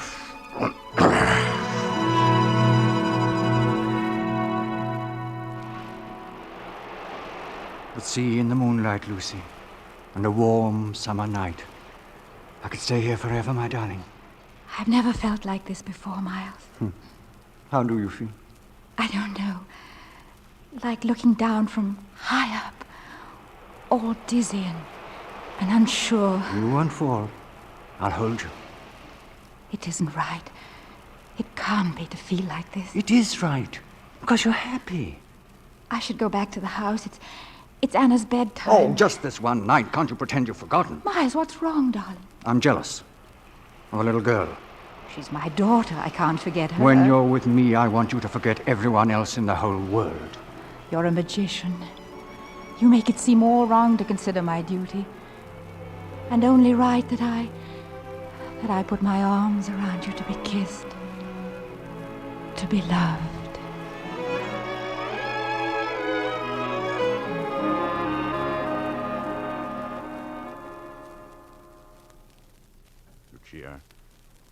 Lucia, can you hear me? Asleep, huh? I thought you were one woman with sense. But you're like all the rest of them. Lucia, wake up. I'm talking to you. Blast it all, I said it. But... no, sleep on, Lucia. Sleep. I should have known. You've made your choice, the only choice you could make. You've chosen life, and that is as it should be. Whatever the reckoning. That's why I must go away. I can't help you now. Lucia, listen to me. Listen, my dear. You've been dreaming. Even now, you are dreaming. Dreaming of a sea captain that haunted this house, of talks you've had with him, even a book you both wrote together. But you wrote the book, Lucia. You and no one else. A book you imagined from this house and from that portrait on the wall. Now, it's been a dream. And in the years to come, you'll remember it only as a dream. And it will die as all dreams die, at waking. But how you would have loved the North Cape and the fjords in the midnight sun, where the blue water rushes into green, the Falklands, where a southerly gale whips the whole sea white as snow. What we both have missed, Lucia. What we both have missed. Goodbye, Lucia. Goodbye, my darling.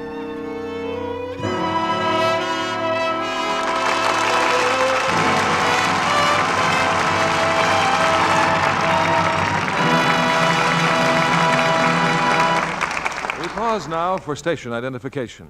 This is CBS, the Columbia Broadcasting System.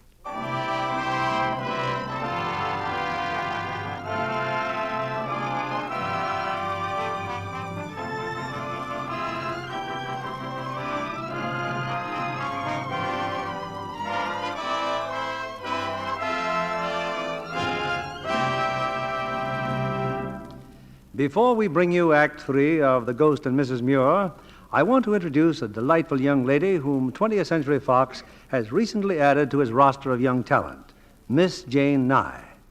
In fact, Jane is so photogenic that a portrait of her won her a screen test. Have you met any of the top-ranking stars yet, Jane? Yes, Joan Crawford. I met her the first day she started work on Daisy Kenyon. Oh, that's a picture Joan was keen to play in from the moment she read the book. And she was wonderful in the love scenes with Dana Andrews. Yeah, Joan knows how to get dramatic value out of a scene, too. Like the later scenes in Daisy Kenyon, when she's married to Henry Fonda. And she always looks so lovely. I was on the set one day when her stand-in was posing in some lovely lingerie similar to Joan's costumes. Less delicate versions, I'm sure. Yes, but even these were lovely.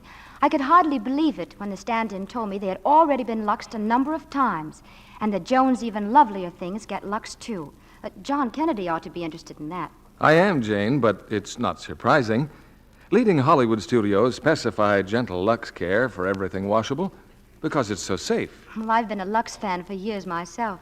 As a matter of fact, Jane, Luxed underthings stay lovely 3 times as long. A scientific laboratory took a number of identical slips and nighties and washed them 2 ways. One set with a strong soap, the others the Lux way. It wasn't long before those washed with strong soap looked faded and drab, but the Luxed ones stayed lovely 3 times as long. Well, that's a big help to any girl's budget. Right. And that means you can have 3 times as many pretty undies without spending any more. Because instead of just replacing worn-out, faded ones, you can buy extra undies and have 3 times as many. Thank you, Jane Nye, for being here tonight. Back now to our producer, William Keeley. Act 3 of The Ghost and Mrs. Muir, with Charles Boyer as Captain Gregg and Madeleine Carroll as Lucy.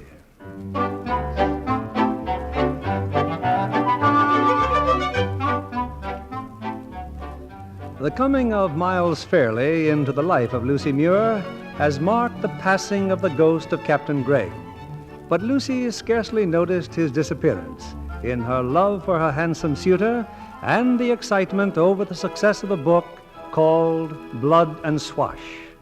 Imagine it, Martha. A cheque for £200 from Mr. Sproul. Another £200 for that awful book? La, Mum, such language. And Mr. Sproul wants me to go to London immediately. Some more papers to sign. Then off to town you go, Mum. Don't you worry about Anne and me. But I can't possibly go to London. Mr. Fairley's coming. We're having a picnic. You mean he is? I heard you, Martha. Please remember that I'm going to marry him. Yes, Mum. By the way, I've been thinking...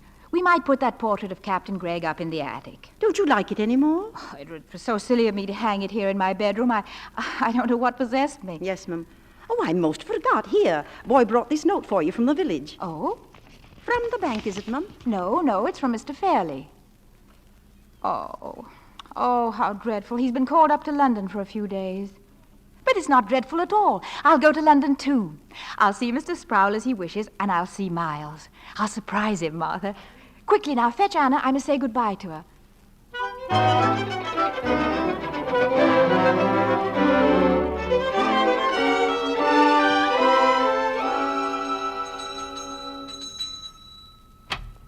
Yes, ma'am?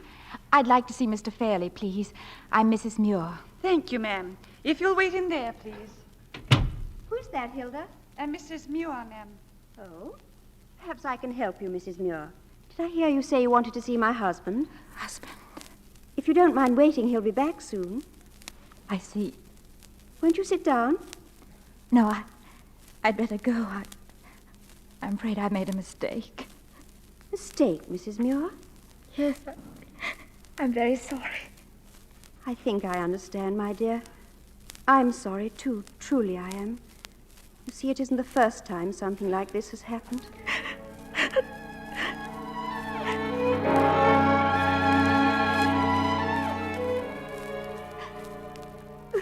Come now, Mum, you've all but cried your eyes out. You're home now, where you belong. Oh, Martha, what a fool. What a fool. There. He ain't worth it. Blast his eyes, he ain't worth it.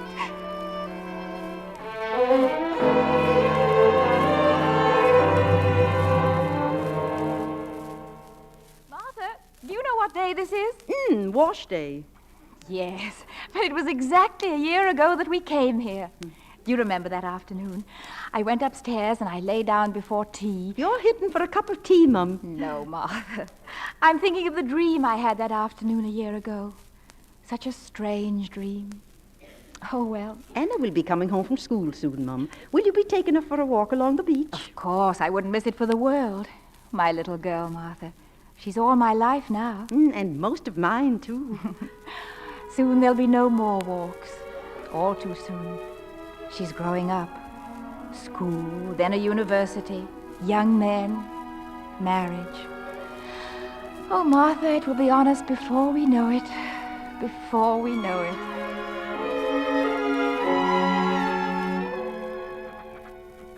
Dear Mother, it's so strange here at the university, so utterly different than Whitecliff.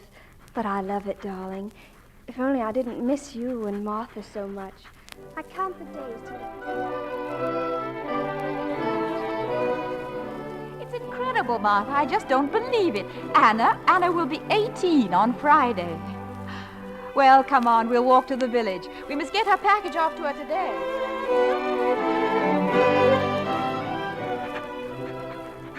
And I'll be home on Saturday, Mother.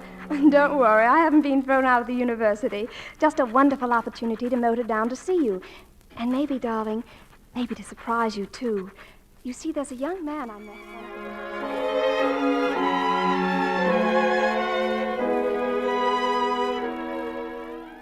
Anna, darling. Oh, I'm so glad to see you. Did you get my letter, Mother? Yes, dear, but I don't understand. I wish you'd be more specific in your letters. Come on in, Bill.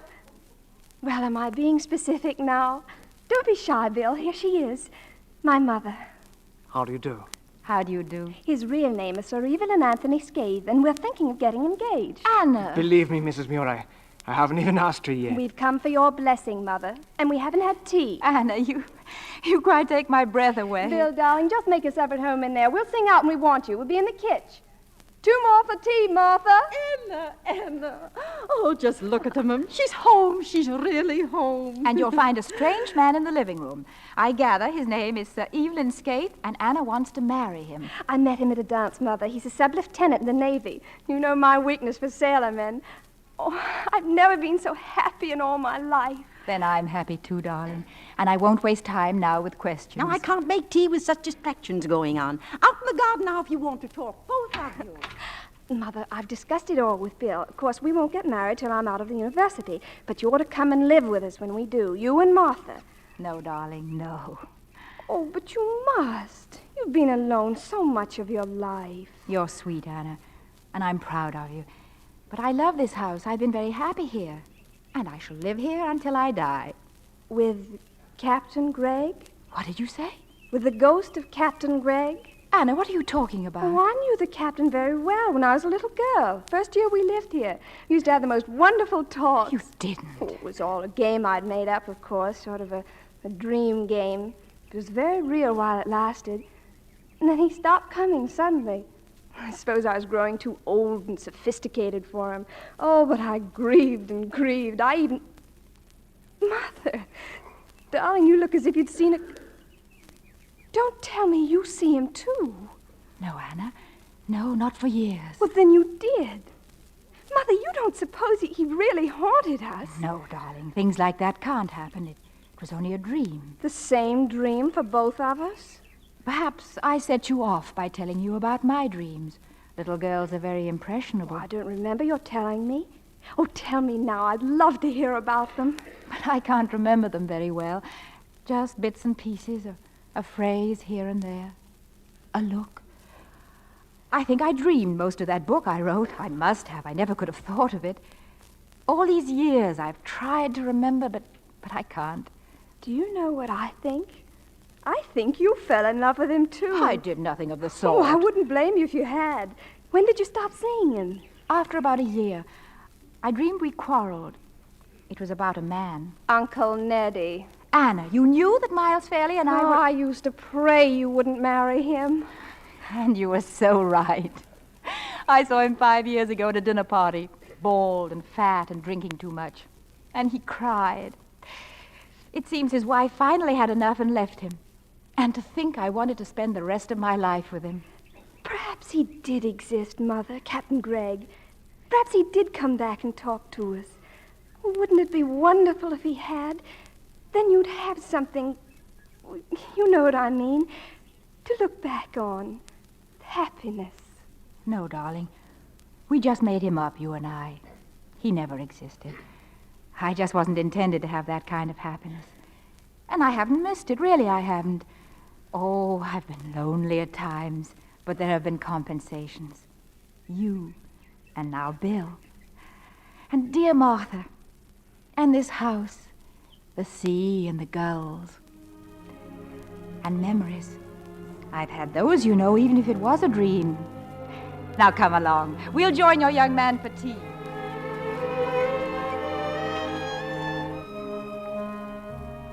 If she thinks it was a dream, I cannot blame her. It was all my own doing. I told her it was a dream. How long ago this occurred. Even Anna is older now than Lucia was when she first stepped into this house. Anna, long since married, children of her own, grown children. And Lucia, white and withered and full of years. Blast it all. When I decided to be noble, I never thought she'd live to be 80. Lucia! Lucia!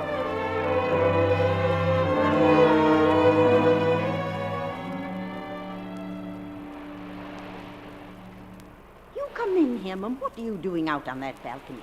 Don't you know what the night air does to you? I'm coming, Martha. I'm coming. What were you doing out there? I don't know. What difference does it make? I hope you remember what the doctor told you. That I'm an old woman. Well, so is he. There was a letter this afternoon from Anna. Little Lucy's engaged. Little Lucy? To the captain of a transatlantic airplane. Anna's very happy about it. Says it must run in the family. Airplanes? I suppose she means captains. Here, you drink your hot milk. I'm too tired. And I have a funny pain in my arm. No wonder standing out there in that fog. Sit down now and drink it while it's hot. I don't want any hot milk. Now, don't get into a state. I am not in a state. I just want to be left alone. Bossing me around all the time. Well, I'll leave it on the table. Take it or not, I don't care. Bossing me. I'm tired. Milk. All right, I'll drink it. Martha. Martha. I feel so... Oh.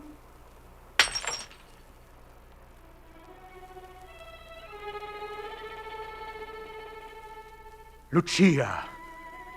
At last. You'll never be tired again, Lucia, or old again.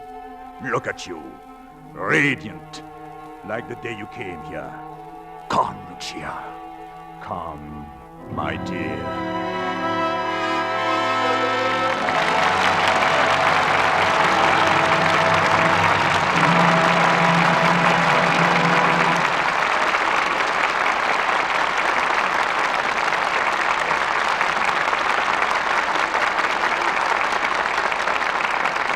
Our stars will return for their curtain calls in a moment. Say, Libby, I have a riddle for you. I'm listening. When are a cook's hands like a rose garden? I can see you're dying to tell me. When they're in flower. But when a housewife's hands are the color of a red, red rose, she doesn't like it a bit. It means she has a bad case of dishpan hands. But she can do something about that. Just change from strong soaps to Lux Flakes for dishwashing. Changing to Lux takes away that red look, makes hands soft and smooth again. Smooth as white rose petals, the way her hands used to be. And the way husbands still prefer them. Lux Flakes almost make dishwashing a pleasure. The suds feel so soothing and rich. And they certainly get the dishes clean fast. Lux is a real time saver. It rinses so perfectly you don't need to dry the dishes.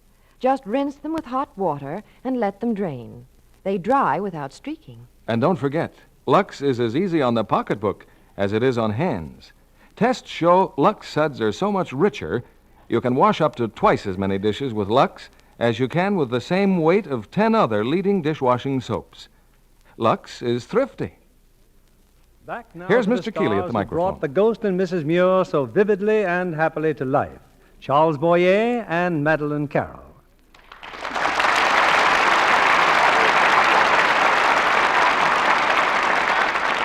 Madeleine, you don't know how happy we are to welcome you on this stage again, and how proud we are of your war record overseas. Well, Bill, you can't imagine how happy I am to be back and to be teamed for the first time on Lux with Charles Boyer. The feeling is mutual, believe me, Madeleine. But I understand that in addition to all your other work overseas, you had your own radio show in Paris. That's right, Charles, for about a year after VE Day.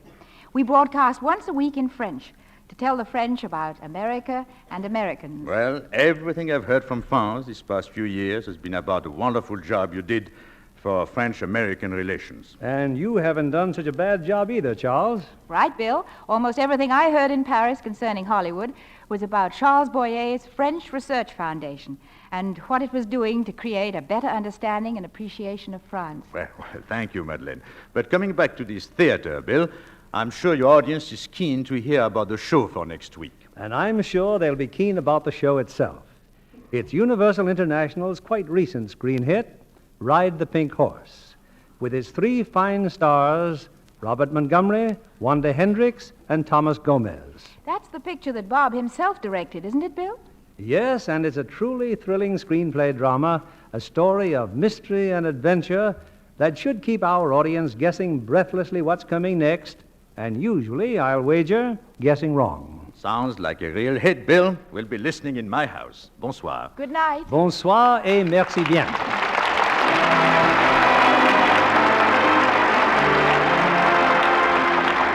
Lever Brothers Company, the makers of Lux Flakes, join me in inviting you to be with us again next Monday evening when the Lux Radio Theater presents Robert Montgomery, Wanda Hendricks, and Thomas Gomez in Ride the Pink Horse. This is William Keeley saying good night to you from Hollywood.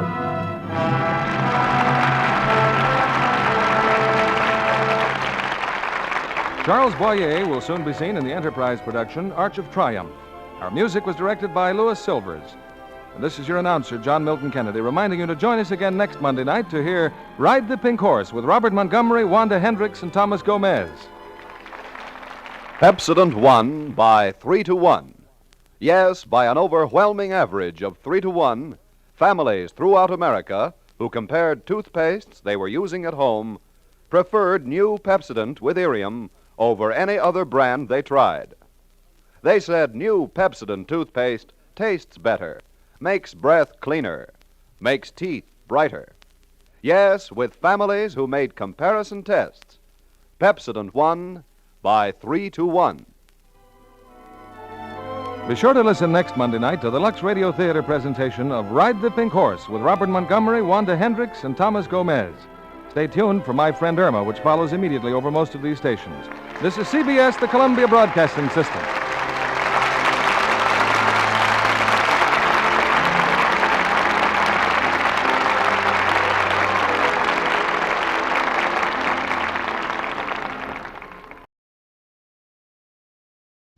Lux presents Hollywood.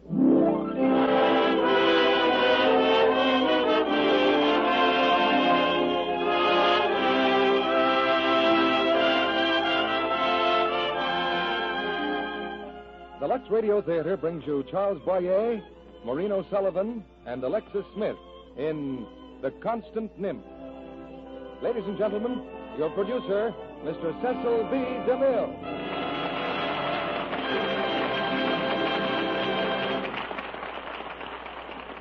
Greetings from Hollywood, ladies and gentlemen. Emotion is the dynamo that makes life go on. Transferred to the footlights, it's the soul of good theater. And good theater does not depend upon war or peace. It has a timeless quality that lives beyond the moment. A quality that I believe you'll find tonight in The Constant Nymph. This moving love story was first a fine novel by Margaret Kennedy. Then the play captivated Broadway audiences in the roaring 20s.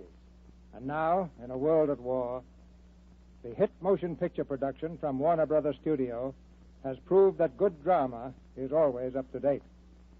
In casting tonight's play, we naturally followed the lead of the picture and went hunting for Charles Boyer, who gave one of his best performances in The Constant Nymph.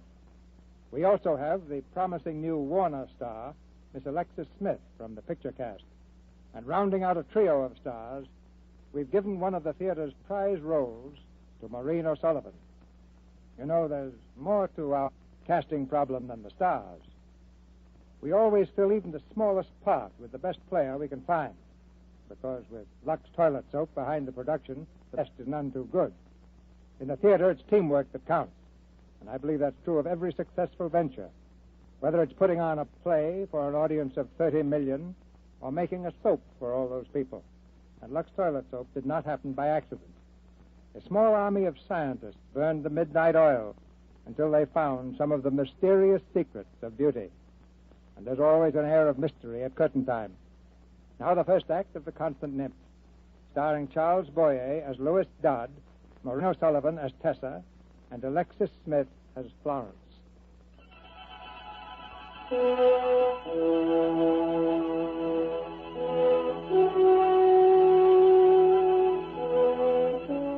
The natural wonders of the Alp Mountains in Switzerland are world-renowned. Less famous, but certainly no less wondrous, is the Sanger family, whose sprawling old chalet rests among the towering meadows high above the city of Zurich. Albert Sanger was a great composer before he started to dilute his genius in brandy. And like his music are his 4 daughters. Beautiful, simple, unrestrained, and at times a little hard to understand. The Sanger girls are often wildly excited, but this time the cause is obvious. Roberto, the handyman, has just come back from town with a telegram. He's coming! He's coming! Louis is coming. Hey, there's a telegram from Louis. Who's coming? Louis Dodd. Louis is coming. When? Wednesday. It says Wednesday. But Wednesday's today, silly. He's coming today. Of course, today. Oh, Tessa, your hair's all wet. Oh, I know. I've been in swimming. Oh, dear. Oh, get a ribbon. I can't. I've lost mine. Tony, give me yours. Oh, no. Fritzy gave this to me. It's very expensive. Tony. Oh, no, don't you dare. Oh, you.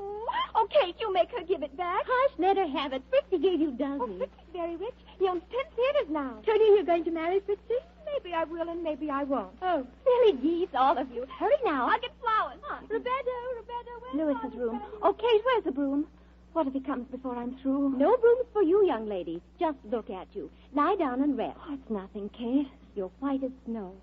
Does it hurt you much, darling? It's just my heart does such funny things. Oh, every time there's a little excitement. But it never hurts. Really, it doesn't. It just seems to jump around and makes me breathe a little faster. See? It's all gone already. The first time we go to the village, we're seeing a doctor. No. I'll tell Louis. Oh, no, don't. I'll go. Honestly, I will. And Roberto will fix the room for Louis, not you. You're awful. I know. Now get in the house and see if Father's awake. Tell him who's coming. He can have a little brandy, but mind you, with water.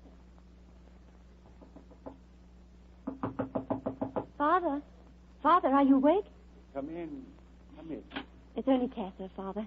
Roberto brought back the brandy. Yes, but I'm afraid you'll have to have a little water in it. Anyway, Louis is coming. He's coming today. He sent us a telegram. Oh, yes, Louis. I want to see Louis. Father, would you tell me something? Mm-hmm.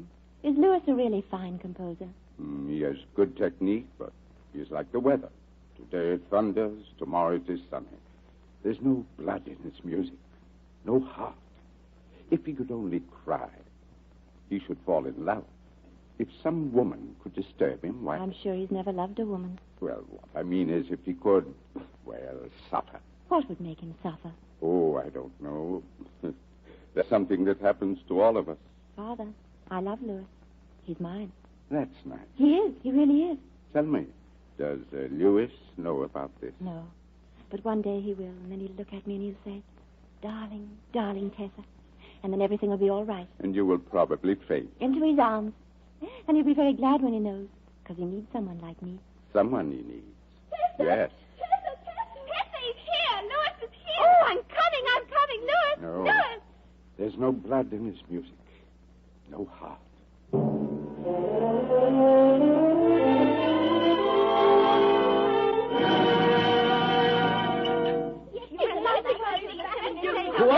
Quiet, monkeys, all of you. Quiet, I'm very tired. I've traveled all day and I've eaten too much. Now, one at a time. You know, earlier tonight I said you were all going up like stinkweeds. Oh, that's not very Well, I was nice, wrong. Louis. You haven't gone up at all. Oh. And since you are still children, please. Now, one at a time. Kate, the eldest. Well, you asked where Father's wife is. Oh, yes. What has happened to Madame Sanger? And I was about to tell you that she departed last week with a ballet teacher. Who staged the ballet from one of Father's operas. Father's very happy she's gone. So are we. Good. Miss Tony? Miss Tony's been in Zurich a whole week, meeting all the Berkovics. Oh, Fritz's family? Maybe she'll marry Fritz, maybe not. Oh, he's so rich and nice. If only he were not such a little man. Well, better, though, than being very big and only a little rich. Tessa? You're tired, Louis. Maybe you want to go to bed. It is had a thoughtful one. Maybe I do. Yes. Oh, but first, what about Sanger? How has he been? Last week he said he was going to die soon. Maybe that's why he wanted you to come. Oh, nonsense. What has he written lately? Only the letter that brought you here. He's sick, Louis. Really. And what have you written lately? I'll surprise you. This, a little song. Oh, Louis, you've been working. Oh, for the singers only. When I write for others, the critics cut me into little pieces. A song. Oh, let me see it. It's very simple, so you'll have no difficulty playing it. The words. Oh, they're so sad. So unlike you. No comments. Learn it. Oh, Louis, I almost forgot. Father said he would see you after dinner. And you wait until now to tell me. Well, practice the music now while I see your father.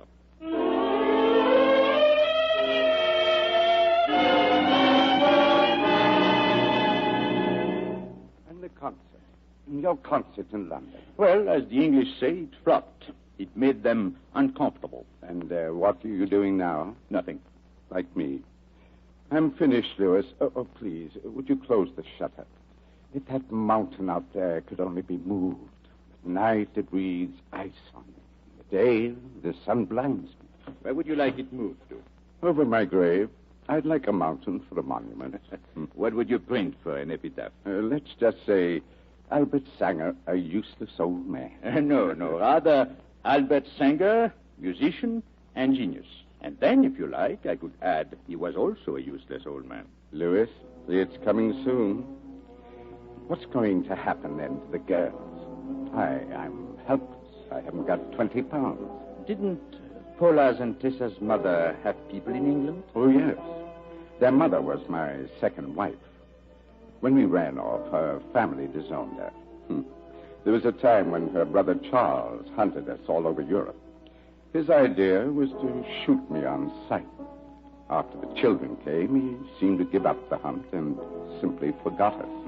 And his brother is still alive? He's the sort that would be. When it happens to me, Lewis, you might look him up. Charles Crichton. Very wealthy. Get him to do something for the girl. He should go to school or somewhere. I know. Wait. What is that music? Oh, mine, I'm afraid. Something I bought for the girls. Nothing at all. Sugar candy. You're ashamed of melody, aren't you? No, I simply have no gift for it. If you'd done that in London, you wouldn't have failed. Oh, if I could only make you understand. What would I make of such a theme? Love scene in an opera, a symphonic poem, anything. Oh, go away, Lewis. Go away. Tell Roberto to bring me some brandy and let me alone. All right. Good night, Sanger. Hey, your playing is terrible. Sanger said it was a very nice little piece. Oh, it's wonderful. Roberto. Si, signore. Brandy for the master. Si, signore. Sanger also said it would make a symphonic poem. Father's instincts are usually right. Well, let's try it again, shall we? You sing it, Tessa. All right.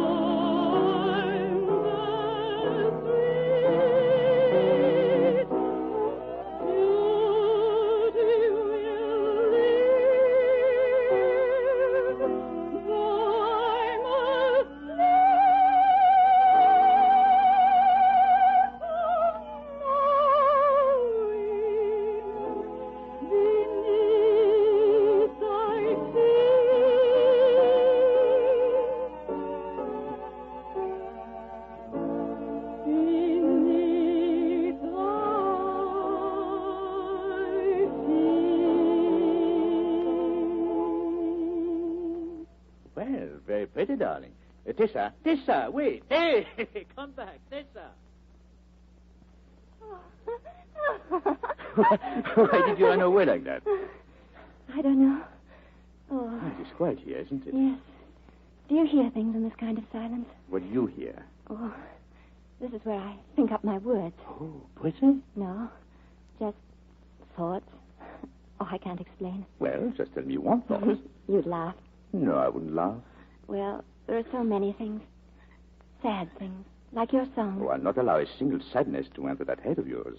When I see dark things and sad things, I run away from them. Then you better run away from me. I could never run away from you. Really, Louis? You're such a strange little baggage. Strangely innocent. I've got to talk to you. If you were mine, I would put you in a school. I'm thinking for your good. Oh, I'm much too old, and besides, you don't shut people up in schools for their good. Supposing I wanted to gaze up at the moon one night and found myself shut up in a dormitory full of pudding faces. Well, you shouldn't go moon gazing. Oh, well, I may go to school. I'm beginning to see points in it. But I shall always be thinking of you. No, you must learn very quickly to disapprove of me.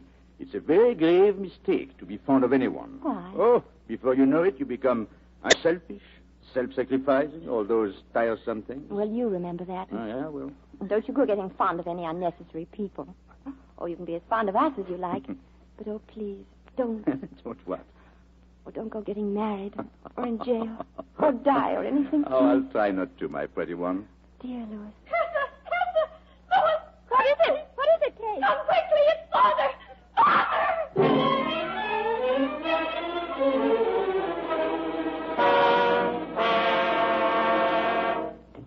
Oh, Signore Frizzi. Oh, Roberto, so the master's gone. How terrible.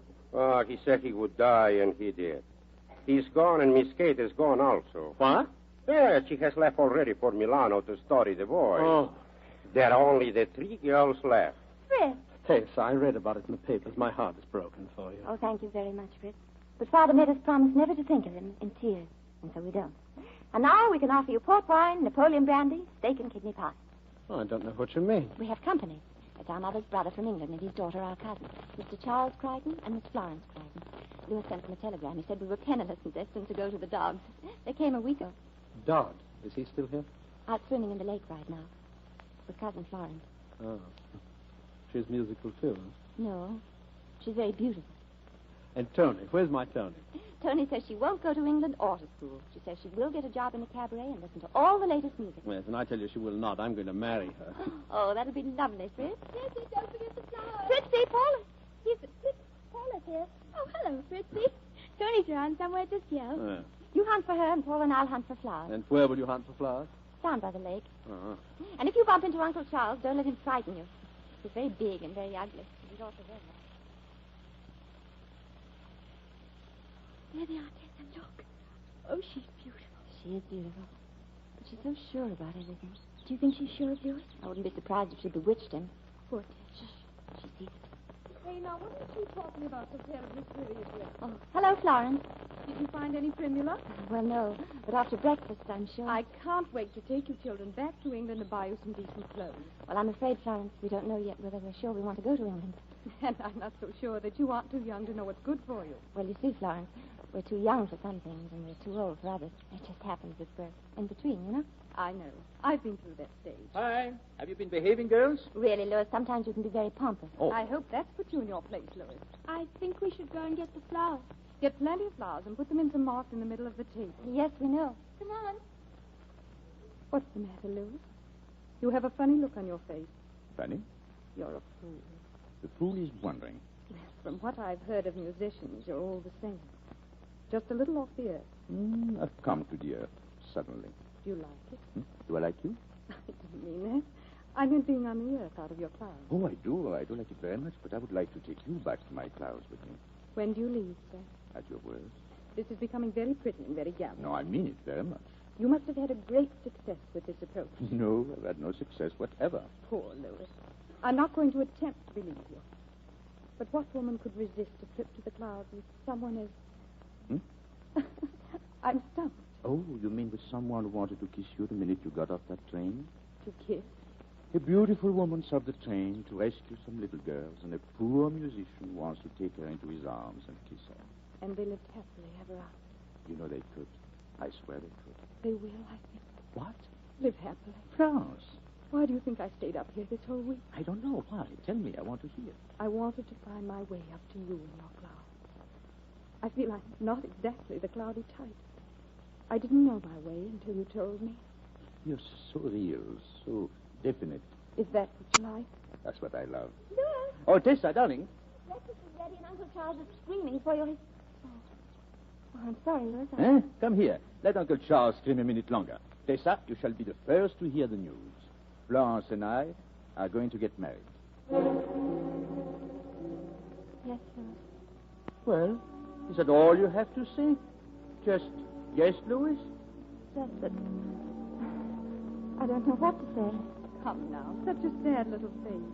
Louis, we had better get to the house. And on the way, I'm sure Tessa will think of something very nice and very proper to say to us. Yes, like I hope you two will be very happy. And we shall, Louis? Yes. I hope you two will be very happy. Oh, Tessa! Please go. I'll be back later.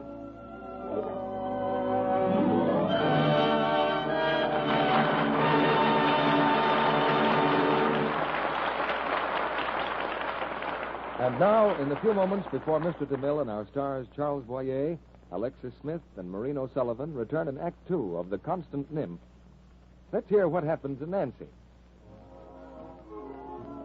Say, isn't that Nancy over there?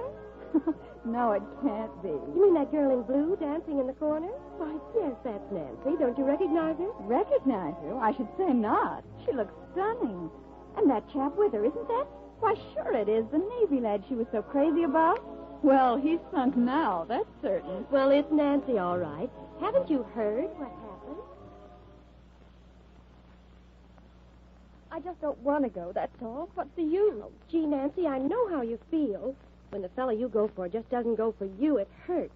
But there's still hope, Nancy. Honest, there is. Now that you really want to be pretty, you can be. You just wait and see. That a girl, Nancy. Your hair looks so much better all fluffed out like that. That blue dress is perfect with your eyes. There. Didn't I tell you? Those Lux Soap facials are doing the trick. Well, your complexion's improved already. It's softer and smoother. You look loads prettier.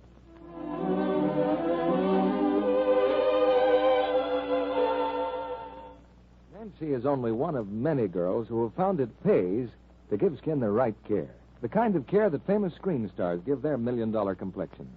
Regular active lather facials with Lux Soap. We'll let Nancy tell you about it. It's really fun to take Lux Soap facials. Cover your face generously with the rich lather, and then work it in gently but thoroughly. Then rinse with warm water, a splash of cold, and pat dry with a soft towel. Simple, isn't it? But let me tell you, it works. Yes, active lather does a thorough job. Recent tests show 3 out of 4 complexions improved with this daily care. Famous screen stars use Lux toilet soap. It's mild and pure, as fine a soap as money can buy. It belongs on your shopping list for tomorrow. And if your dealer is out of stock, he's sure to have more soon. Remember, Lux toilet soap is worth waiting for. And now, Mr. DeMille returns to the microphone. Act 2 of The Constant Nymph, starring Charles Boyer as Louis Dodd, Maureen O'Sullivan as Tessa, and Alexis Smith as Florence.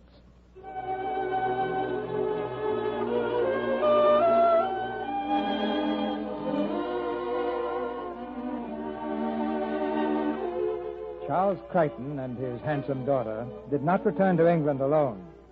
With them came Louis Dodd, now Florence's husband, and Roberto the servant, and Tessa, and Paula Sanger. The descent from the mountains of Switzerland into English society has been painful to them all. For 6 months, the girls have done their best to resist manners and an education in a fashionable school. While in the magnificent Crichton home in London, Florence bravely tries to understand the stranger she has married. Florence, I would like to know how you got it into your head that I am a pianist. Now, darling, of course you're a pianist. I've heard you play your composition with Carroll, so I have Carroll coming tonight to play the piece with you. Well, let him play alone. Why stick me out there on exhibition? I've promised my friends that you play. I will not be told what I must or must not do. I'm not a child. Aren't you behaving like one? If there is one thing in the world I hate, it is your class of upper class.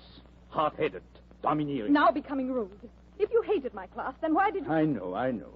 Why did I marry you? Well, you've said that before, and each time you ask, I find it more difficult to answer. Darling, you'll not dare say such a thing to me. I do dare. I have dared, and it is the blunt truth. Whatever you feel, it's most cruel of you to say such a thing to my face.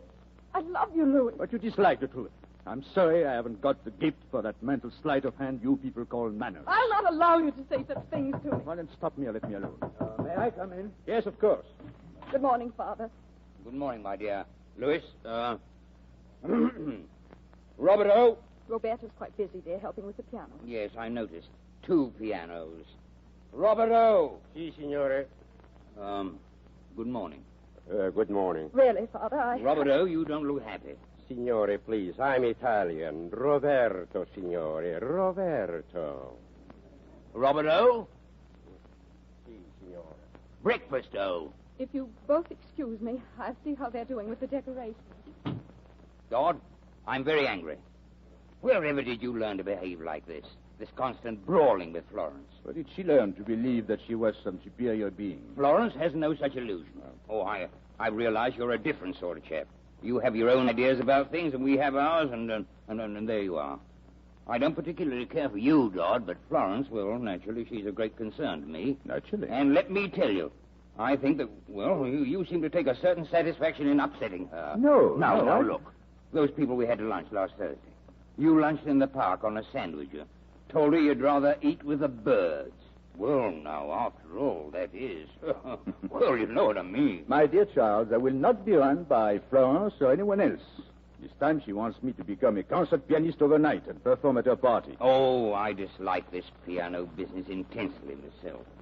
But, well, she's devoted to you, my boy. I know that. You're the first and only one, and she's a woman. And a very charming one. Well, it easily might be that I'm the one that's wrong. We must do something about it right away. Good boy. Now, don't lean over the other way too much either, or she'll take the bit in her teeth. I see. Well, thank you very much, Charles. No, not at all, my boy, not at all.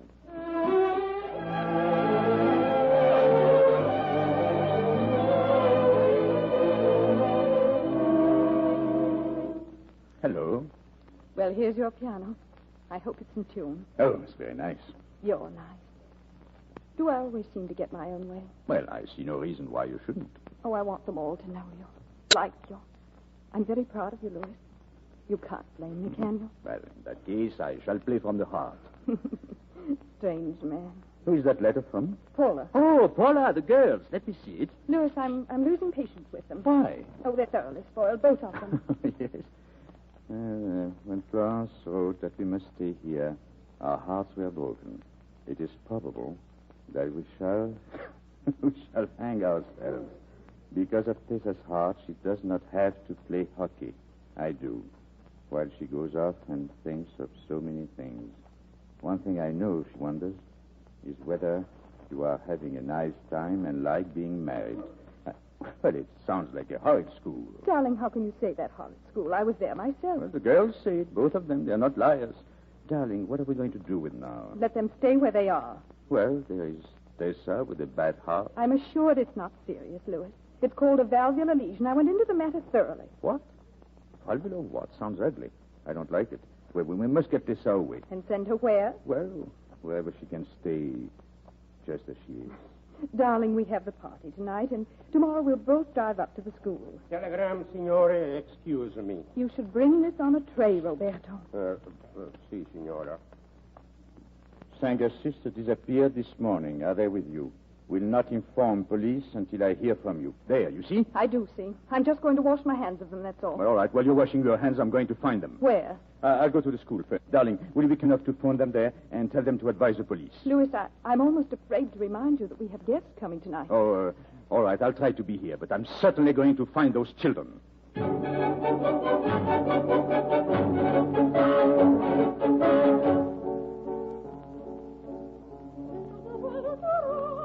Now, take that look off your face, Florence. It's an excellent party, in spite of that dreadful woman in there gurgling her head off. Louis has been gone for hours, Father. And it would be just like him to follow those wretched children back to Switzerland if that's where they've gone. Good heavens. What? Look, there's one of the sisters and that Fritzy chap. It's Tony. Louis wanted them here, but I didn't think they'd come all the way from Paris. Oh, hello there. I didn't see you come in. Well, you seem very preoccupied, Madame, at the door. Oh, I'm so glad you're here. Oh, I love parties, and Fritzy loves moving in society, and so we came. We're in a panic. Glad to see you. Your sisters have run away from school or something. And Louis is out searching for them. Fritzy and I thought they would from their letters. I'm going to have a baby. How nice. Oh, Florence, the panic's over. There's your Louis. Louis. I'm sorry, darling. Did you hear anything since I telephoned? Not a word. Hello, Louis. Oh, Fritz. Oh, Louis, darling. Hello, Tony. I'm worried to death. What were you able to do? Nothing. I've got Scotland Yard after them now. Darling, will you hurry and change, please? Huh? Oh, yes. Fritzy, Tony, I'll be down in a minute. We can talk.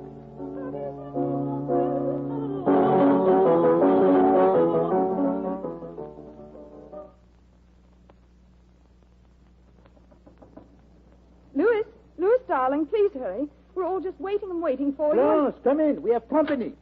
They're back, darling. They're here. They signed Paula. Here. Oh, hello, Florence. We do hope we're not in the way. Of course not. Hello, Tessa. Good evening, Florence. I've come to lay my bones among you. Yes, we have it all planned. Tony's written me she's going to have a baby, so I'll go back with her to Paris, and Tessa will stay with you. Won't someone tell me where you girls have been? Right in this room for 2 hours. Roberto let us in the back door. Anyone would think I was an old ogress. Now, Louis, you must come along. Oh, we've been off our heads all day, haven't we, Florence? I imagine you dead under trains, hanging from trees. I could not bear it. We'll go down now. I'll send you up something to eat. Oh, thank you, Florence. We're starved. And I shall play for you, sweet Florence, as I've never played before. What are you going to play? It's called Tomorrow, a symphonic poem. It was a song, remember? Even you will like it. And pretty soon, a concert in Regent's Hall. Shall we listen now? But I shall be most hurt if you don't. From up here, though. And please don't be angry. We just couldn't stand that stool another moment. Ladies and gentlemen, Mr. Lewis Dodd, in performance of an original composition assisted by Mr. Enrico Carroll.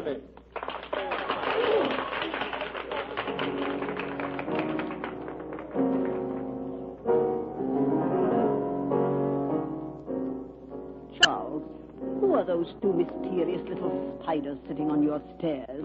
Oh, my nieces from Switzerland. Hardly spiders, though. Butterflies. Prettier? Much. Roberto. Shh. Si, signore. Get me a drink. Si, signore. It's a wonder to me that the piano stands up under that pounding. Perhaps, signore, that is why they have two pianos.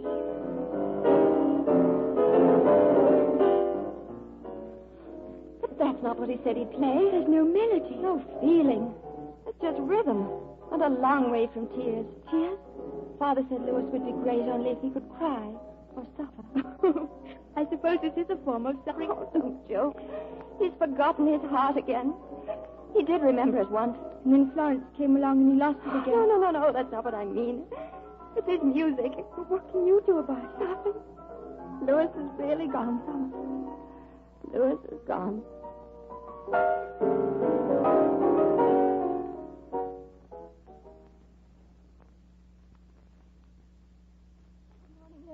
Do you mind if I come in? I won't bother you for long. Florence said you were working, and I'm so glad. Now, Tessa, if you have a bad heart, why do you insist upon always dashing upstairs like this? I just saw Paul over at the station with Tony. Fritz is going to stay till after your concert. Louis, is it really on the 28th? Mm-hmm. Are you excited? Not a bit. I don't blame you. But what? It's only my opinion. Your opinion of what? You know what I mean. Oh, you mean this?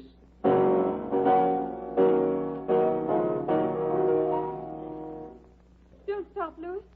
Oh, you really took them by storm last night. Ah, they were amateurs. Ask Tessa here what she thinks of it. She's a musician. Oh? And what is your opinion, Tessa? Well, it was very loud and very defiant. I suppose some people would pretend to like it even if they didn't understand. You didn't understand it, Tessa? I don't think Louis did either. Once it was very beautiful, Florence. And then he must have become ashamed of it and hid it under a lot of noise. Bankety, bankety, bang. He's in such deathly terse sentiment. But the melody is here. Oboes, listen. Few measly bars. Really, Louis, I wonder you have the patience. Oh, let's change the subject. Tessa, I've decided upon a new school for you. No, school for Tessa is out of the question. What are we going to do with then, Louis? Well, find out what her instinct is about this music of mine. Louis, you wouldn't think of changing it. If it's wrong, certainly. But your concert's in 2 weeks. But, Florence, you don't think I would have it performed knowing it wasn't right? But it is right. You worked so steadily and so seriously. Perhaps too steadily and too seriously. That may be right. Why, of course, Louis. Tessa, will you speak when you're spoken to? Then will you please not lose your temper? Oh, I started this. I'm sorry. All right. Florence, if you don't mind, I'd like to think a little. Of course, darling.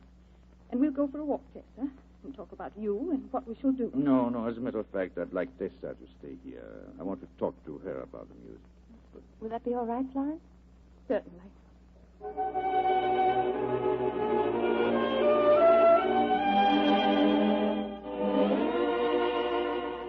I think this gardenia would be very appropriate, Miss. It's for Mr. Dodd, the composer, you know. His concert is tonight at Regent's Hall. May I wrap it for you? Please.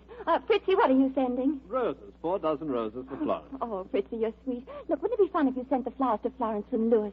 She'd be so pleased. Oh, fine. I'll send orchids from Tony and... Oh, no. That would take all the gloss off the gingerbread. Let's just send these, Fritzy, from Louis. All right. What shall I write on the card? Oh, write it in kind of untidy handwriting like his. To dear, kind Florence. No, to dear, dear, patient Florence. With all my love, Louis. To dear... No, just say love. Dear, dear, patient Florence. Love, Louis. Another card? No, he wouldn't say that. Just say, dear, patient Florence. Louis. Oh, thank you, Fritz. And Fritz, be sure to tell Louis so he knows. What a family I've married into, you sanger.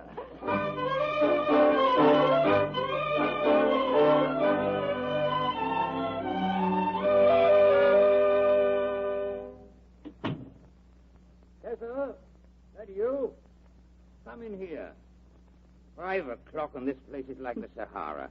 Here, now, you come and pour me a cup of tea. I'd love to. What? Oh, what's the matter? The ditch. Oh, it's all right. Nothing. It's tonight. Our Lewis's name. Advertised on all the sandwich boards. All over town. Oh, well. Now, what's that? My dress. Fritzy bought it from Tony. I won't look such a child in this, will I? Don't you call yourself a child, young woman? Oh, my darling uncle. Can't I marry you? And you'd have me whacking away at that silly piano all day, just as you do that extraordinary son-in-law of mine. Oh, he is extraordinary and very, very tired. Oh, hello, Florence. Who's tired? Louis. He was working until 2 this morning, then rehearsed again at 11. Oh, you have your tea, Father? Yes. All arranged for tonight? Yes, we're going to the Savoy. And Florence, speaking of Savoy, I was wondering how you like this dress? Fritz carried it all the way from Paris. Fritz? Mm-hmm. Oh, I thought I heard his voice in the studio. Well, if they want their tea, they'd better come now. It's getting late. I've sent for Louis twice. I'll get him. Too sweet. She'll get him, if she hasn't already. Florence, let me tell you, if you care anything about this husband of yours, you'd better stop mooning about like a woman in a novel. You have little Tessa on the defensive for him. I heard it just now. I dislike her intensely. Yes, and you make that quite obvious to all and sundry. There's some sort of strange language between them that only they themselves can understand. I feel like a stranger in my own house. He said quite casually to me today that he might go away alone after the concert. What? Go away. I hardly see him anymore. Louis is the only man I ever truly cared for or ever will care for. It's some sort of a strange, slow process of defeat. She's either very innocent or very clever. If you don't stop hammering away at it, you'll force Louis to make a bolt for it. You'll see. Now, you don't want him to bolt, do you? That's my nightmare. I'm so afraid of that. I couldn't stand it. Poor Florence. You've always had your own way. Won everything you wanted all along the line. Now, if you have to be a loser... Don't worry, Father. I won't lose. I won't lose.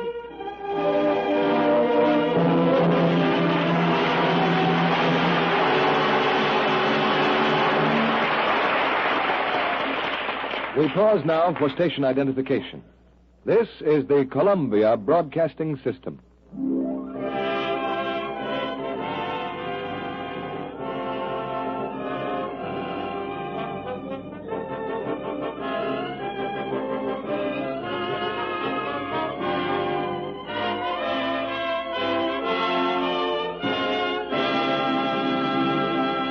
In just a few moments, Mr. DeMille and our stars Charles Boyer, Alexis Smith, and Maureen O'Sullivan will return in Act 3 of The Constant Nymph.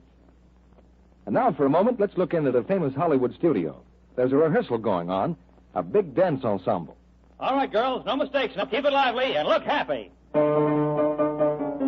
2, 3, 4. Head right, head left. 1, 2, 3, 4.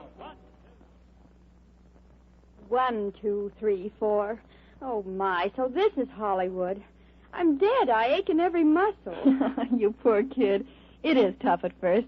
Tell you what, let's go over to my place. It's right near. I'll fix up a bite to eat. Here we are. Now, I'll start the food going. But first, I'll let you in on a Hollywood beauty secret. There's plenty of warm water, and here's a fresh cake of Lux soap. Take yourself a nice, relaxing beauty bath, and by the time supper's ready, you'll feel like a brand new girl. Well, Sue found her hostess knew what she was talking about. Say, I feel simply swell now. You're right. There's something so refreshing about that Lux soap lather. It leaves nice, delicate fragrance on your skin, too. Now, there's a tip for women everywhere. You'll find that Hollywood's complexion soap, Lux toilet soap, Makes a delightful bath soap, too. The active lather is wonderfully rich and creamy. It carries away dust and dirt, leaves skin feeling soft, velvety smooth. And most important of all, lovely screen stars say Lux Toilet Soap protects daintiness. Makes you sure of skin that's fresh and sweet. Try Lux Toilet Soap tomorrow. It's hard milled to last. That's important these days when it's patriotic not to waste soap. Lux Toilet Soap lasts even longer, too, if you'll always put it in a soap dish that's dry. Now, our producer, Mr. DeMille. We'll take you behind the scenes with our stars after the play. But now here's the curtain for the third act of The Constant Nymph, starring Charles Boyer, Alexis Smith, and Maureen O'Sullivan.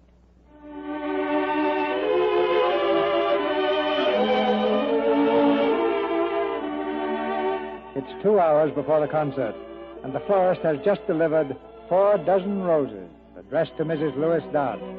Florence is genuinely moved. So is Fritz Berkowitz, but in not quite the same way. Tessa, I forgot to tell you. Fritz. Oh, how beautiful. Ah, you know I'm very jealous, darling. Who's been sending you flowers? You. Come, no secrets. Louis, I forgot. Madame, I have to explain. Oh, it was really my fault. You see, Florence, Fritzy brought some flowers for Louis to give to you, and then he forgot to tell Louis. Oh, yes, of course. Of course, I did ask Fritz if he would be kind enough to... Oh, darling. You're not cross, are you? Of course not.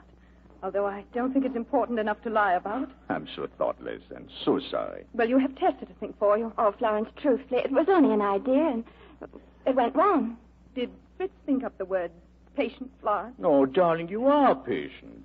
And you are altogether too nice to be upset. Tonight of all nights. You won't recognize the music tonight, Fritzy. Has it been changed? Well, it's a little quieter, perhaps, and I have developed the melody. Oh, Tessa was really quite a help. No, but it does have more heart in it now. And you're all familiar with Louis's heart? Oh, Florence, please. Oh, I appreciate it, if that's what you mean. But I suppose I always have. You'll have to excuse me. It's time we all got dressed, isn't it? Goodbye. I'll see you all at the concert. I am a fool. Such a fool. These constant irritations. Little things suddenly assuming such importance until I find myself becoming little too.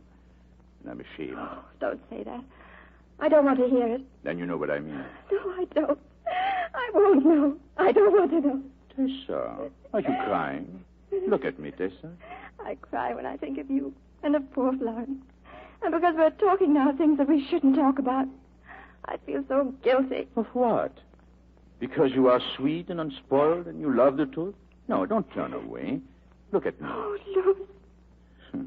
Is it me? Are you disturbed about me? Of course I am. Little Tessa. Such a little Tessa. Such an insignificant nuisance, little Tessa. I think I've known it always.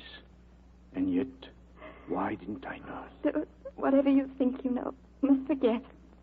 You must forget it now. I love you, Tessa. I know I always have. Once long ago, I said something to Father. I said, one day Louis will look at me, and then everything will be all right. And I didn't look. There were other things to see, that was all. Please don't talk about it. It's too late now. No. Please. No, it isn't. Why did you marry Florence? I don't know now. You were so mad together that you forgot all about me. Oh, if you'd only waited a little while. No, it was something I didn't realize. Can you understand that? How can I not understand you? You've been in my mind all the time. You've never really been away from me. Tessa. I promised myself to you such a long time ago. My darling. Oh, no. Florence is my cousin, and I've been living in her home. She's been kind, and you belong to her. But if it weren't for that, I'd... Oh, no, I can't. I won't. I'd be a traitor. I can't, Louis. I can't.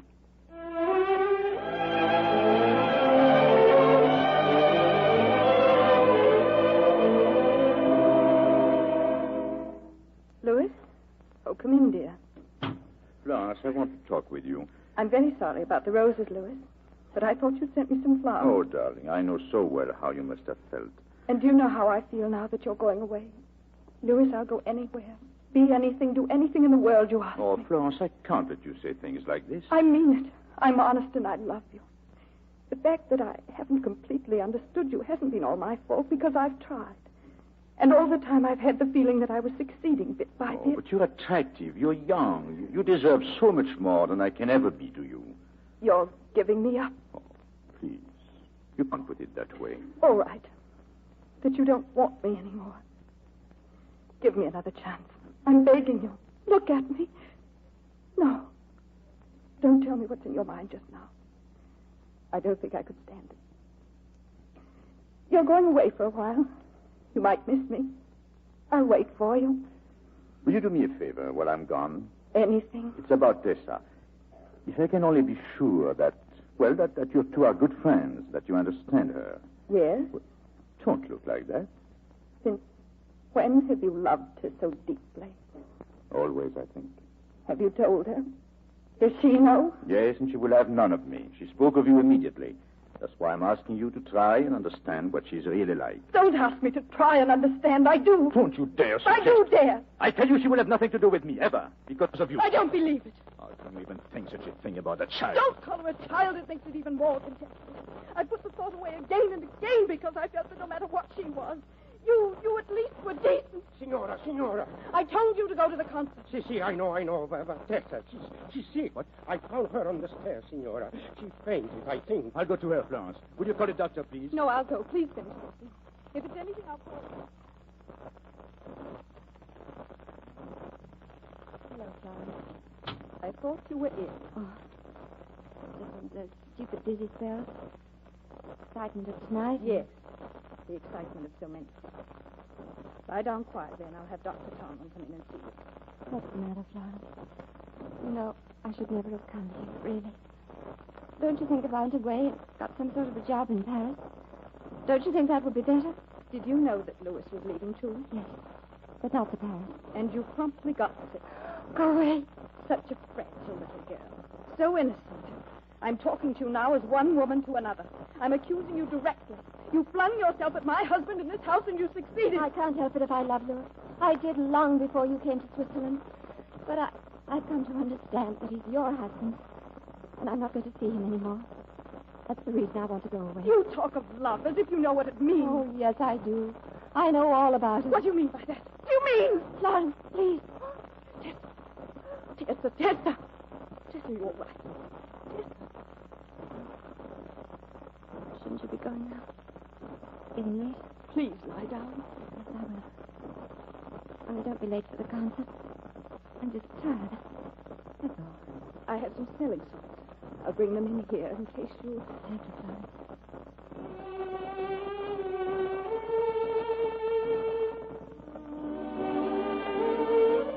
Florence asked me to bring this in. What's the matter, darling? What happened? Just a few flutterings inside. Nothing to worry about. I know all about my valvular nippon. You're sure you're all right? I will be, if you'll only go. You're not coming? The spells of mine behave in the most embarrassing way sometimes. I could so easily have one in the middle of a performance. Anyway, Roberto and I can listen to it on the radio. Well, then give me a moment. Our music is last on the program. Our music. Oh, sweet, generous Louis. There's no one like you in all the world. I miss you so. Why would you miss me? Because I may possibly be going away, too. Where? Anywhere. Away from our situation. An impossible situation. Wonder if you know how many things have made it impossible. It isn't just that I am married to Florence. It isn't that you are so young and I'm not. No, it is something that has been with me ever since I was a little boy, hearing strange music in almost anything, you know. Yes. Everything, anything that came into my mind was never quite of this earth. Until tonight. Oh. Yes, downstairs when I looked at you, everything that I ever longed for seemed to be there for me. No. You must go now. I'll be thinking of you. Please go, Louis. Please. I want you to. I'll come straight back. Aren't you going away? You said you were. I'm coming back. Hurry. Bless you, beloved. Bless you.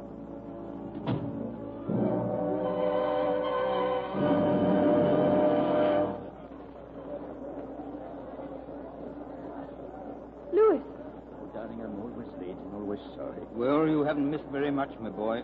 Something very noisy by a German. It's giving me a slight head. It's next, Louis. Your music. Tomorrow. Where were you, darling?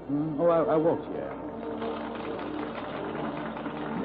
Well, my boy, horses are leaving the paddock. The stands are packed. Your hands are like ice. I don't wonder. Even I'm nervous. Success, Louis. Thank you.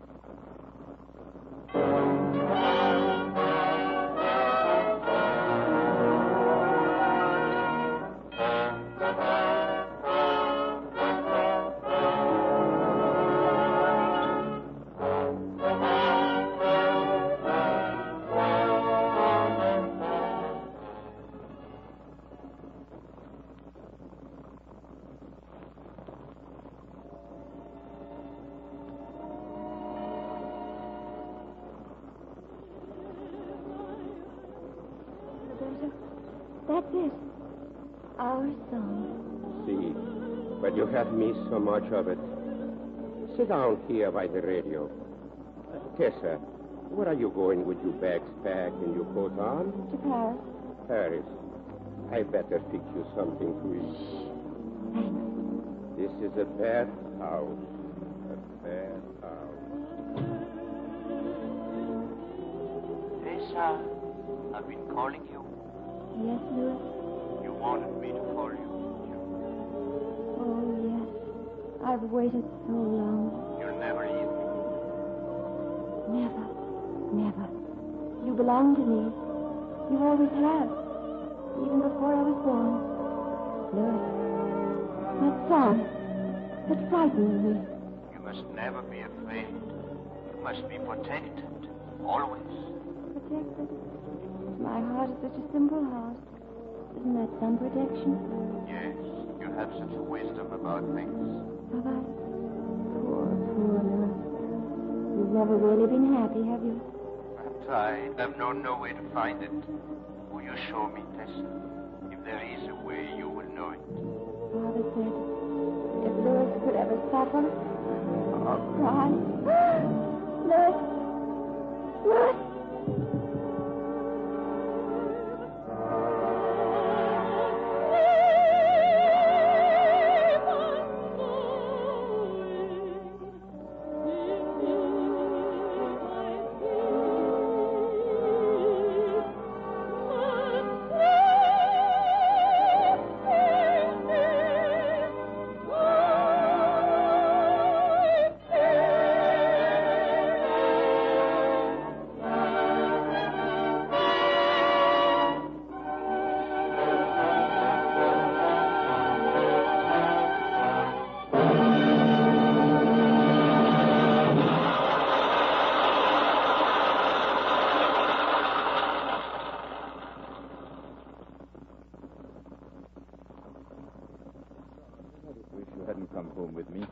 What about your father, your friends?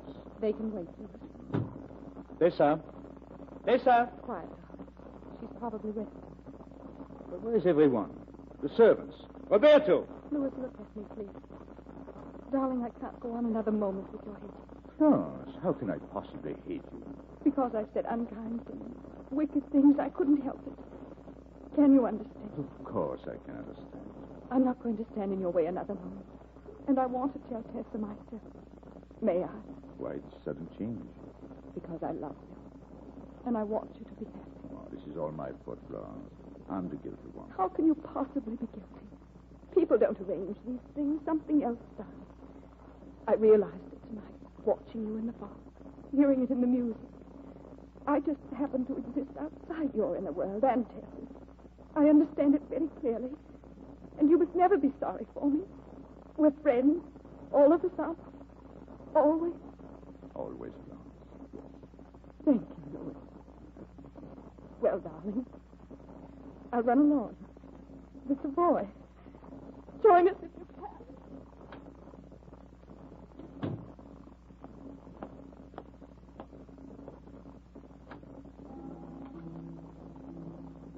Oh, Roberto, I heard you call before, Signore. I did not come. Whose bags are those? They're Tessa's. Hers, yes. Where is she? Here. She's going away? She has gone away, Signore. Roberto, Where? She's lying there.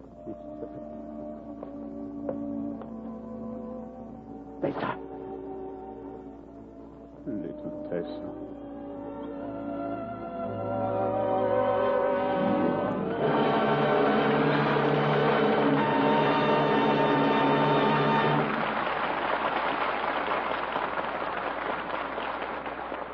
This was another evening of fine performances in the Lux Radio Theater, given by Charles Boyer, Alexis Smith, and Maureen O'Sullivan.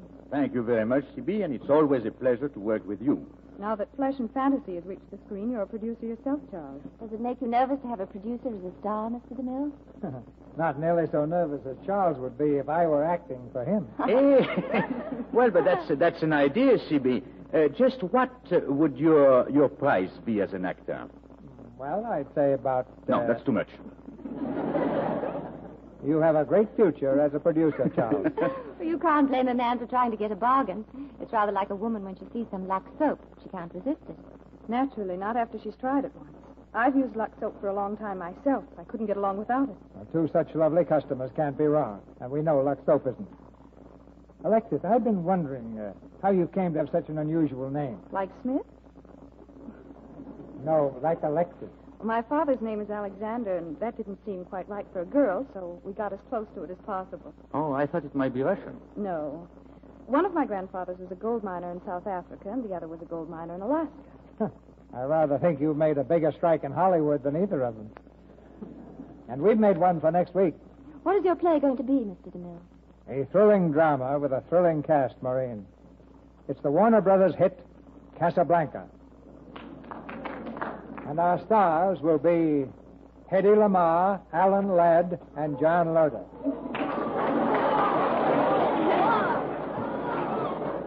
We'll go behind the scenes in the city that became famous overnight. A city of intrigue and mystery and sudden death. Next Monday night, you'll hear Hedy Lamarr in the role of a beautiful refugee, and Alan Ladd and John Loder as the two men in love with her. Well, I don't see how you can miss with that one, C.B. Good night. Good night. Good night. Good night. Good night. We'll have to see more of you three.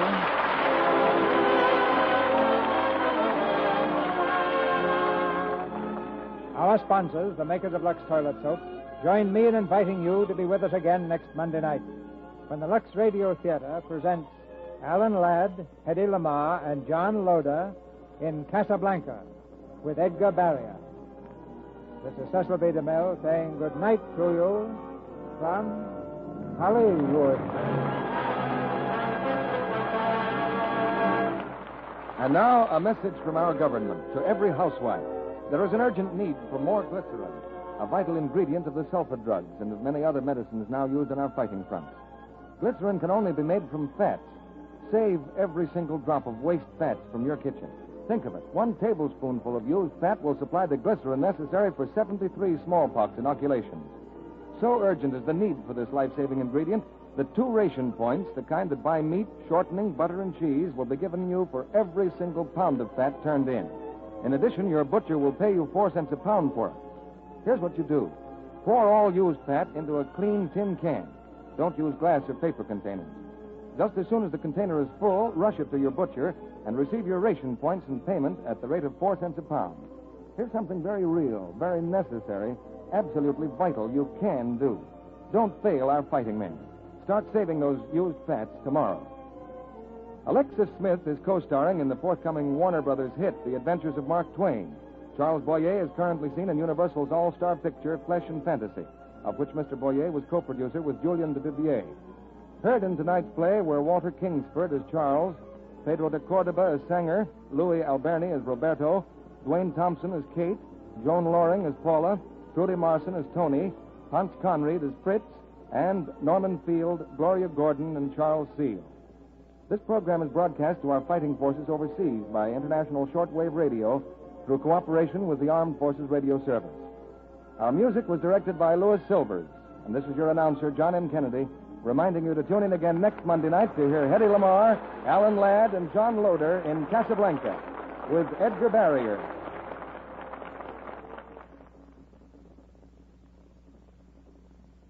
Know what they're all saying? your ration points go farther, go further, go farther. Your ration points go farther, further when you're cooking with fries.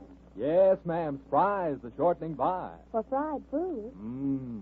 cake, Mmm. and pie, Mmm. it's gotta be fried. Mmm. This is the Columbia Broadcasting System.